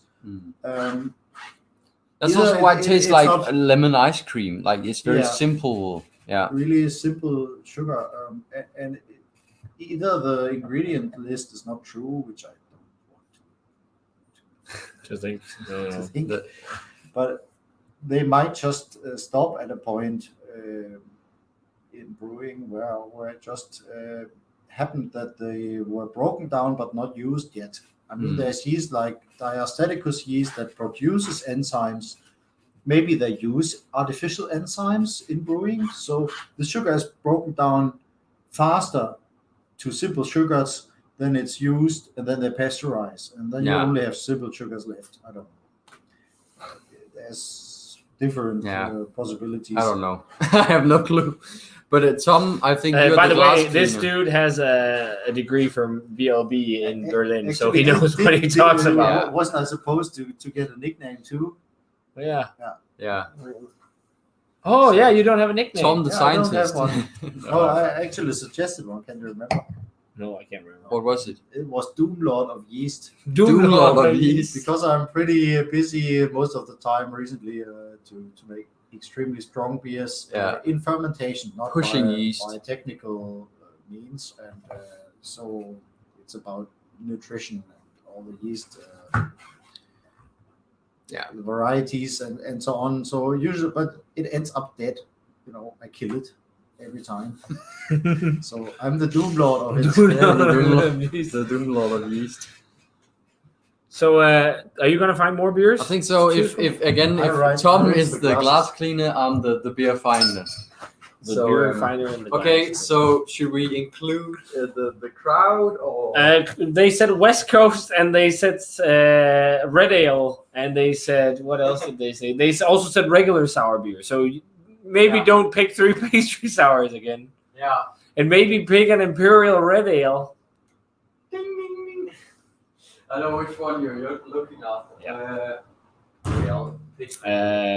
So all they know is how to make money, nothing about beers. That's in terms of Jacobsen, Of course, they know something about making beer. I mean, they work at Carlsberg. They have a whole lab and things like that. But it's a big brewery, so it's more about money than it is about making crazy stuff.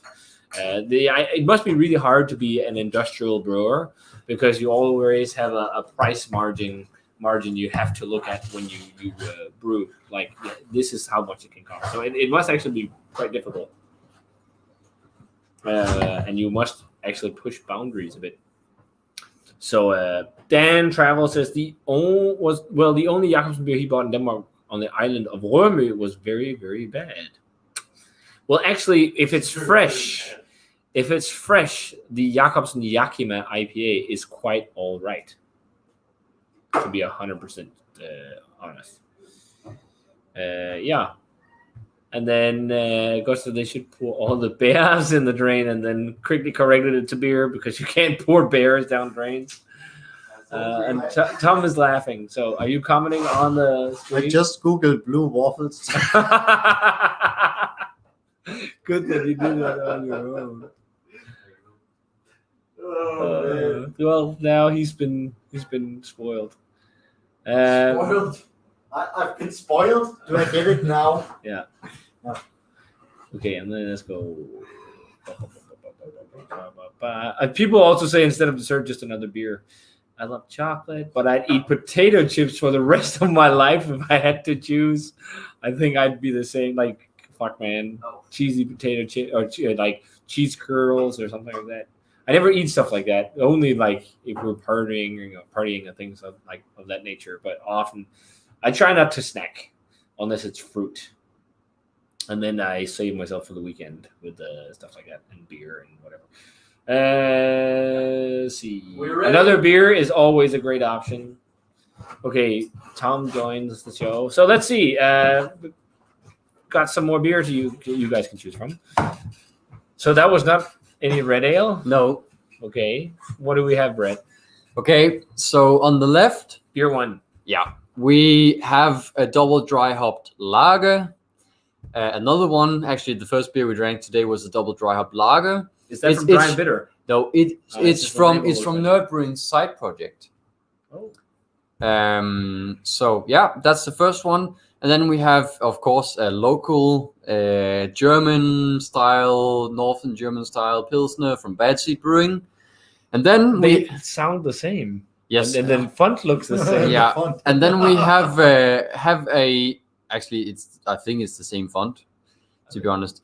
It's from apparently a quite hyped brewery in Scotland called New Barnes, and it's their Pilsner. And apparently a lot of brewers are talking about this brewery. But yeah, it's a Callista hopped Pilsner. So slightly different from the Bad Seed one, which is slightly more traditional from what I understand, at least when it comes to use. I think Bad Seed is like Titnang and yeah, exactly. It's more traditional when it comes to the hops. Really traditional. Yeah. So you guys can vote, and so 2 for 1, 2 for 3. What was number 1? You said It's a double dry hop lager. double dry hop. Okay, so we are. Changing. Whoa! Everyone says 3, so people are very into number 3. I will. You've have already one, had one more 3 actually. Okay, just because you had. I'm another one. really interested to see what you guys. And think I like of how three. Gustav writes bear 1. That's the autocorrect. Do we have a beer with a bear on the label just for Gustav? No, it just happened a couple of minutes ago already, so I think it's. Yeah, it's definitely. Yeah, I think so too. It's definitely number 3. So there we Okay. go. Number 3. I'm very, very interested to see what you brewers think of I this. don't think I had the Callista hops yet. Nope. Only at a brewing fair in Germany. Yeah. I got some samples, Malbeviale? but it was not that I got a product. Okay. Dan, so people are talking about other things. See, a mystery beer. So Matt asked if there's a chance for a mystery beer. Well, I could possibly do. I can do a mystery beer for you to. Yeah. Maybe should do that as the next one. But But then we also have to think about wrapping the stream up because we've always been going for 4 hours, which is Yeah. amazing. but we aren't heavily drunk, so No, it's not so it's much fine. And if you guys are hanging on, that. No. What? Are you I'm heavily totally drunk? fine. I'm No, actually not fine. at all. I said. I'm fucking drunk. Hammered. I'm fucking hammered. Um, Okay, so Also, you share it by 3, not by 2 as usual. Gustav, you work at Basement? He says we should come by Basement Beer Bar someday. Maybe he's there. Do you yeah, work there? If not, yeah, I haven't been It's out to perfectly bars on in a my long way time. home. I don't know if Gustav works at Basement, but Simon or Simon, one of our other customers, works there. Oh yeah, I think he comments on the Tolo. videos. Yeah. I think he's one of Gustav's good friends. At least both guys were down there when I went to buy some why not and pick up a barrel-aged stout the other day. Nice. So, but yeah, I'm very interested to see what you guys think of this one because again, New Barnes is pretty hyped. I talked to Frederik from Bad Seed, and Frederik told me that Gamma and a lot of the other brewers, Wheat. yes, It's a pilsner. Barley exactly. and pills. That's not allowed. yeah. So Okay, in that point, so- on traditional, it's like in America where they try to do these pale lagers in craft versions. Then it's okay because a macro pale lager, there's wheat and corn and crap in it. But a pilsner shouldn't have wheat. but it's okay. It's not crystal clear, but it's, But you had a talk with. Frederik yeah, from I Bad had Seed. a talk with Frederik from Bad Seed Brewing, which was the second beer you could choose, and he said that the brewers he talked to in Copenhagen apparently heard loads of stuff about New Barnes because they mostly brew lagers, all kinds of Okay. different lagers and Lagers traditional, with wheat. slightly modern takes on traditional styles. And yeah, we got this one from Ølhuset, which imports a lot of these slightly more different or different takes on traditional British beers and traditional styles. So yeah. But what did you say Frederik said then? So Frederik said or told me that a lot of the other brewers he talked to said that this brewery is really good. Okay. So that's what he heard. But I won't say what else we talked about. So Oh, we accidentally went to the cam. I don't know how that happened. Well, what's Alright. going on? and now we're what? We're back. Okay. So I want you guys to smell and taste this Yes. before I do anything. What? I did it. And I'm you sorry. just tell me what you think. It has like a really sweet kind of cereal grain almost thing. Yeah, but also a very strong lager note. It's got a hint of sulfur, but I don't think it's too much. Like, I almost say it's not the most common kind of lager yeast, which is this has way more character than the many of the it's honest, it's lagers. is it slightly like corny, Bit. like buttered corn? Yeah. Just slightly. Yeah, Taste it. and also a bit of a fresh citrus note. That's right. Let's try it.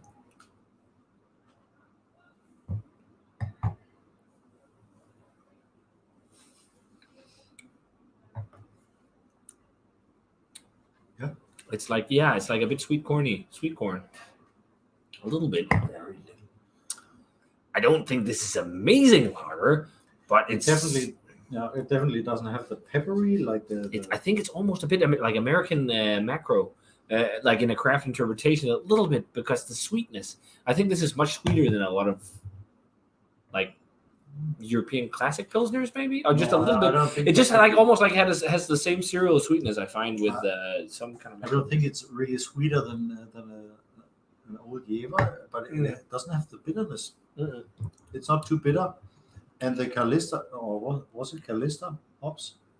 Yeah. I mean, I think Calista. I don't know what it derived from. Is it lightly papery? Maybe The weird thing it tastes a bit. is that the first can I had was super rubbery. It Okay. tastes like I don't think it's no. rubbery. This Not one at doesn't. all. But the first can I had tasted like a rubber band. Okay. Like I poured it out because it tasted completely like rubber band. Maybe Just- it's not even. I just- don't think it's papery. No, just It's just it just sweeter. tastes like a slightly sweet, and it's from January. Yeah, that's okay. But we just got it, and that's Yeah, why okay. I hate some distributors because they sold this beer to us as a brand new beer. The bitterness, to talk in standard terms, the bitterness is not very high, No. but it's lasting for a long time. So it's think- also it's still a pleasant bitterness, but in the standard German tasting notes, a long-lasting bitterness, no matter of how high it is not a very good sign. But this is also just from a traditional German standpoint, Yeah. and it's not a problem in this beer. But it's also just a warning sign for me when I they think it's call nice, it though. a Pilsner beer. Yeah. That just sounds fucking weird to I call it don't a know. Pilsner. I just don't like that they put wheat in it. Like, Yeah. there shouldn't be a need for putting That- wheat in your. That's Pilsner. only in Kölsch, isn't it? I really think Yeah, is even there no? oats- Is there wheat in Kölsch? Yeah, Was it- there is. There is. 10-20% most Okay. of the time. It's not really. I haven't read up on Kölsch. in a Or was while. Was it? But I think it's Well, decent. But it's I'd imagine like Fresher definitely had maybe had a more bright hop character. Yeah, but It's more right like now- a lemony. Yeah, Bright. I mean, right now, what really gets me is it's got a little bit of a just like a bready, like sweet, corny, malty flavor, or maybe not corn, but just like a cereally sweetness. Yeah. I won't say this is top 3, top 5, or top 10 like Euro craft lager at all. It's Like, rated 3.7 something on Untappd. That's Okay. very high for a Pilsner. It's very high, it's especially all right. It's pretty wouldn't- high. I wouldn't mind drinking it, but I'd much rather No, but drink it's- Neupilsner. It's too high. It's like no Pilsner is rated 3.2 or 3.3. It's definitely too high. 3.7. And I like Erlings comment is like brewers making these beers are googling fonts that remind people of Germany. Yeah, exactly. Because I think it's more or less the same font, isn't it? Gustav just drinks beer It is. there. I think it's definitely. It is. More or less. You have missed the opportunity of having a text called Can Cam in the corner. Well, let me show you something, fellas. This is the Can Cam, and we went to Can Cam. This actually sounds really bad when you say it like that. But if we go down to the bottom here, it's like, oh, it's Beer Cam. So I call it Beer Cam, but I just turned off display names because you know who we are. Yeah, no, this is a decent lager. It's definitely not the best. It's I've had, decent. but- It's really fresh in my opinion, even though it's not the youngest. Nothing wrong. No, But I mean it's it's just also like not I was looking exceptional. for something that could be wrong because Brent said that, and the only thing, if you know, it was the sweetness. So I was thinking maybe it could be because with oxidation you often perceive sweetness better, and also if it's like with diacetyl, it's also like a sweetish thing, but it's not really. It's I just, don't think there's the enough. It's mash, just, like the general brewing, like how it's made. They Yeah. decided obviously to make it that more that full way. bodied, maybe so it's full sweeter. bodied. But what I'm a bit disappointed is the Calista hops. I think Yeah. it should have more potential. This is just generic, sweet. Yeah, you could use flowery, whatever or- hop. I mean, I think it's just because they treated it very lightly with You hops, and could it's use Hallertau Mittelfrüh. It's also very sweet and mellow, or Tradition, and it would be almost the same. So it's not really working on the hop character. Yeah. So it's but it's decent. But I will say I like I'm very Neupilsner from excited. Bad Seed more. But that's also much more hoppy. but definitely no rubbery or any No, mistakes and anything. but maybe solid. Brett just had an off can when he had the first can. That shouldn't happen. No, but it does happen. It does. I mean, that's just how it is with craft beer. But no, it's all right. It's all right. Also, just the Kirsch from Bad Seed, I would also rather have that. I had that not so long ago. That's actually pretty good. Very floral and lemony. But no, this is not. I mean, if I went to a brewery or if I went to a bar and wanted a lager, this would be a nice enough one to have. But like the fact that they put wheat in, it's really cheating. But maybe they don't. Sometimes they also put all possible allergens on cans, like brewers, so that just in case, because you might have a little bit of leftover wheat in the mill or whatever. or crustaceans or Crustaceans. celery or Yeah, well, actually, you can get a beer that contains traces of crustaceans because it's in there. In St. Petersburg in Florida, there's a brewery. We had the beer. What are they called? It's not in Yeah, it's in St. Petersburg. I can't remember the name of the brewery, but they do oyster stouts. They do a stone crab stout where they put in live stone crabs into the boil What? in bags. That's the thing with oyster stouts. It's the same Yeah. thing. So they boil it, and then they take out the crabs, and then they serve the crabs at the restaurant, and then they sell the beer. I can't remember that they're in St. Petersburg. I can look it up here because we have the computer in front of us. But I reviewed it. It's called something Fisherman's Ale. wasn't any good. It was okay. It was decent. Like nothing. Coppertail Brewing. Their stone crab stout. Oh yeah, Coppertail. That's stout with boiled stone crab. It's a bit crazy. Is that pictures? Do they have pictures of them adding? Yeah. Okay, it's stone crab claws. Okay. So they add stone crab claws. That's copper. Yeah. I don't Danish. think. Yeah, it's Yeah, no, because okay. the Teskekab. I think stone crabs are bigger. Teskekab are a little bit smaller, and Yeah, but a Teskekab in English is called a brown crab. Okay. So then, And now we got to talk. I'm about just crab. happy it's not. Seafood. It doesn't have any off flavors this time. no I off flavors, promise you guys, just- it tasted just a like bit- rubber band. A the little last bit time, I don't know. boring, actually. It's just Yeah, boring. everything It's okay, clean, just- but it's boring. It's a bit run of the mill. Like that. But maybe it's just because it's not their first. Maybe I don't because it's probably because of age. know. Because it's Most probably likely. when we get it at 6 months old, it's probably been sitting in Also- some also slightly price warm on it? warehouse. How's the price on it? Sorry, How is the Price. price? 33 crowns. Okay. So it's kind of the same. It's a bit lower than Neu. Yeah, around the same as Neu. So, I think It's okay to have. if you like lagers, you'll like this. If you like pilsners, you'll like this. But as Tom said, it's just a bit run of the mill. But maybe they do better ones. You should never judge a brewery by the first beer you have from them. It's And not one to distribute it. it, Gets you one that's a I half year can old. say it's a really good base beer. It's very clean. It's pale. It's not oxidized. It's just some more hops of any kind would do a very good. Yeah, and also just like more hop character. But that could be age. Yeah. So So I think, Brett, you should find the 3 final beers to choose from. Because we've been going for over 4 hours now. So I think it's also, and it's Did you like name it midnight. Bear Camp? I know, now you spoiled the fun. Oh. I was trying to make a little fun joke and then play around because okay, here we go. There we go. Okay, here you go. Gustav, here's your bear cam. bear can. If we taste, oh, There you go.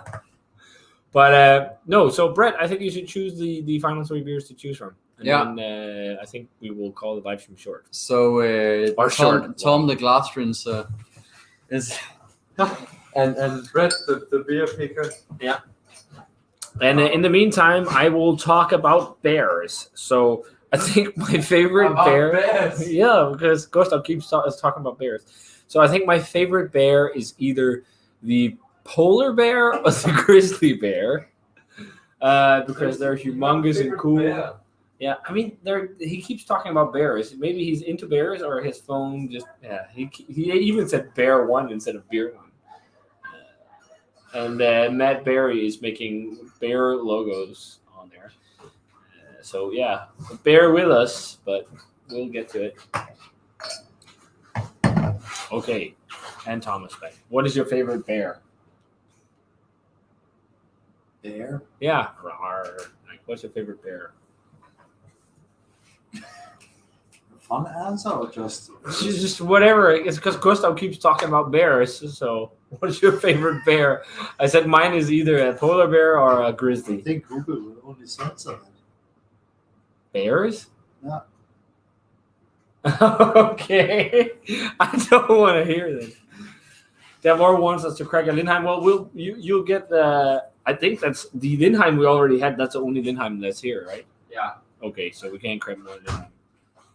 But Brett is deciding what you can choose from, and he's going to place it. And we don't know what it is. Well, I can see the small cam, so I can see some of it.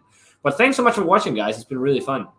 We had a steady around 20 live viewers this time around, which has been great. It's pretty amazing that 20 people will spend their Saturday evening sitting, watching three guys hanging out.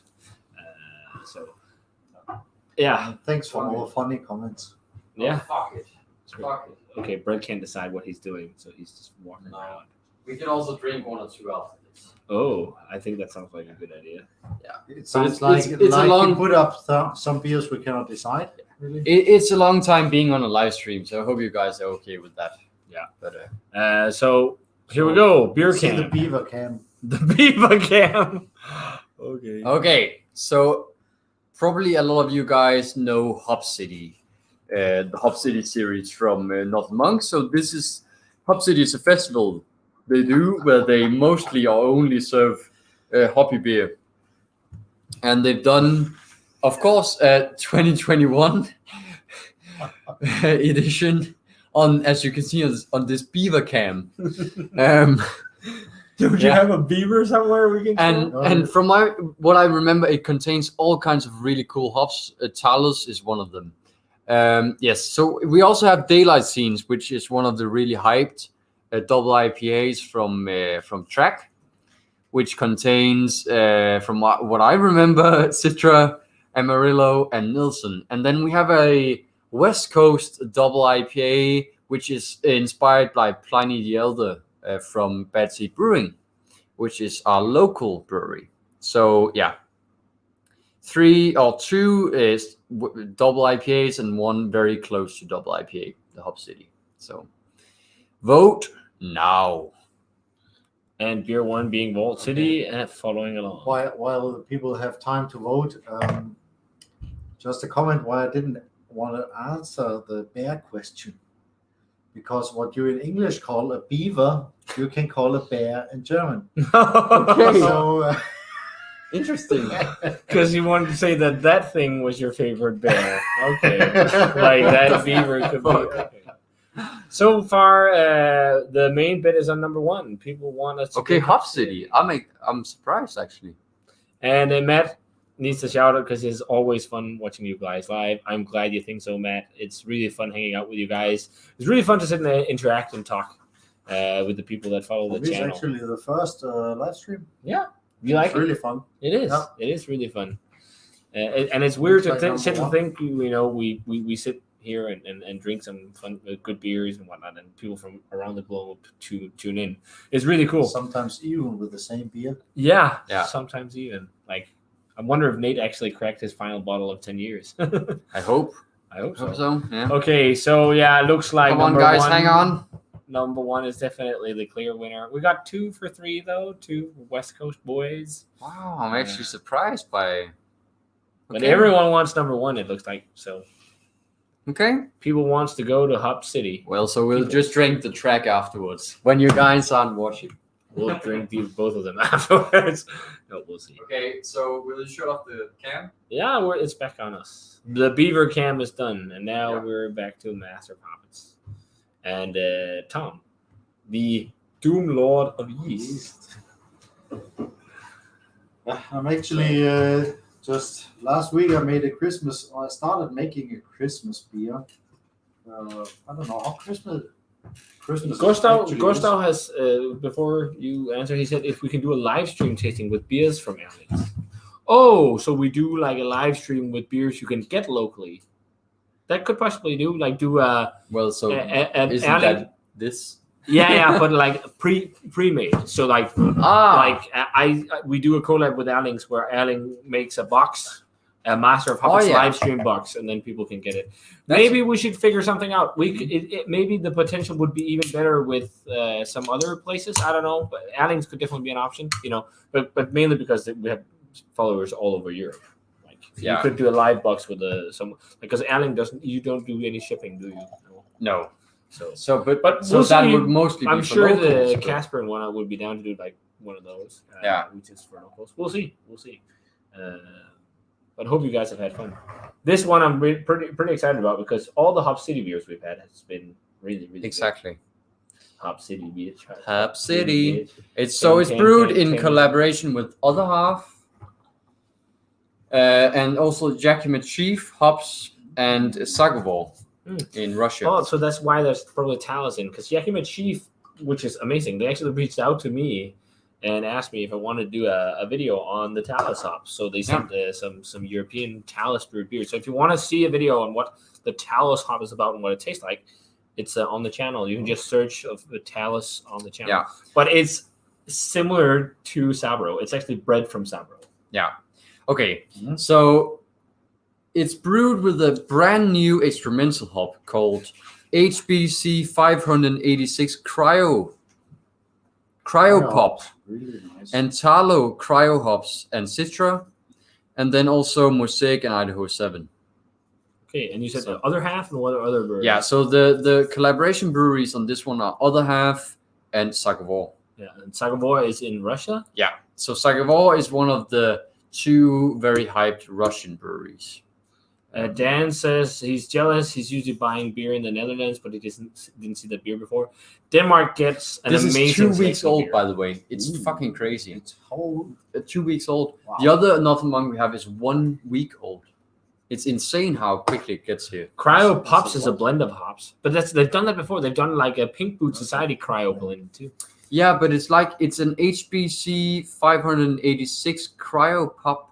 Yeah, but Cryo Pop is a blend, he says. Okay, so that's a new blend. Simon, that are you- you a brewer or what? Simon T1. It sounds like it. HBC 586 is a separate Cryo hop. Pop, and it's trademark. Oh, this is berry. Okay, Dan says he's got to move them. Separate is what he's trying to Separate. write. So. Okay, but yeah, Looks nice. yeah, Okay. it does. It's also They quite also bright. smelled nicer. Already got a little bit. Yeah. Ooh, it's super pineapple-y. Almost Yeah. like vanilla and like a Yeah. totally like Mandarin sorbet for me as well. Yeah, I see that. And dang, Oh, that smells really good. Yeah, but it's not crazy dank. I think No, it's no. definitely to the juicy but it's not side. crazy. It's not crazy, but it has definitely like a mosaic. Yeah, Most- it's almost mosaic. lightly vanilla or coconutty. Like I Yeah, can definitely similar to vanilla. Sabro.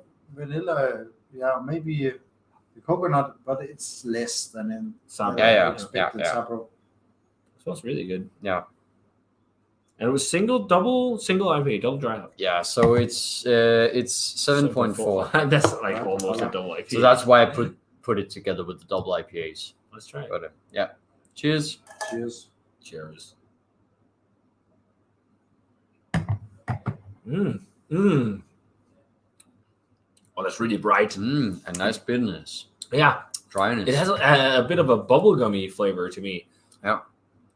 Oh, it's really nice. It's like slightly herbal, but like it is definitely like I think it could use a little bit more hop centric flavor because on the aftertaste it goes into like huge for me like sweet estery flavor.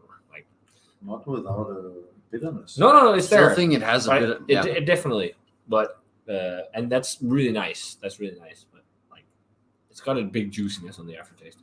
I think it's really I think it good. dries Mm. out quite nicely. This might be the best It IPA dries today. out while preserving its sweetness at Yeah. the same time.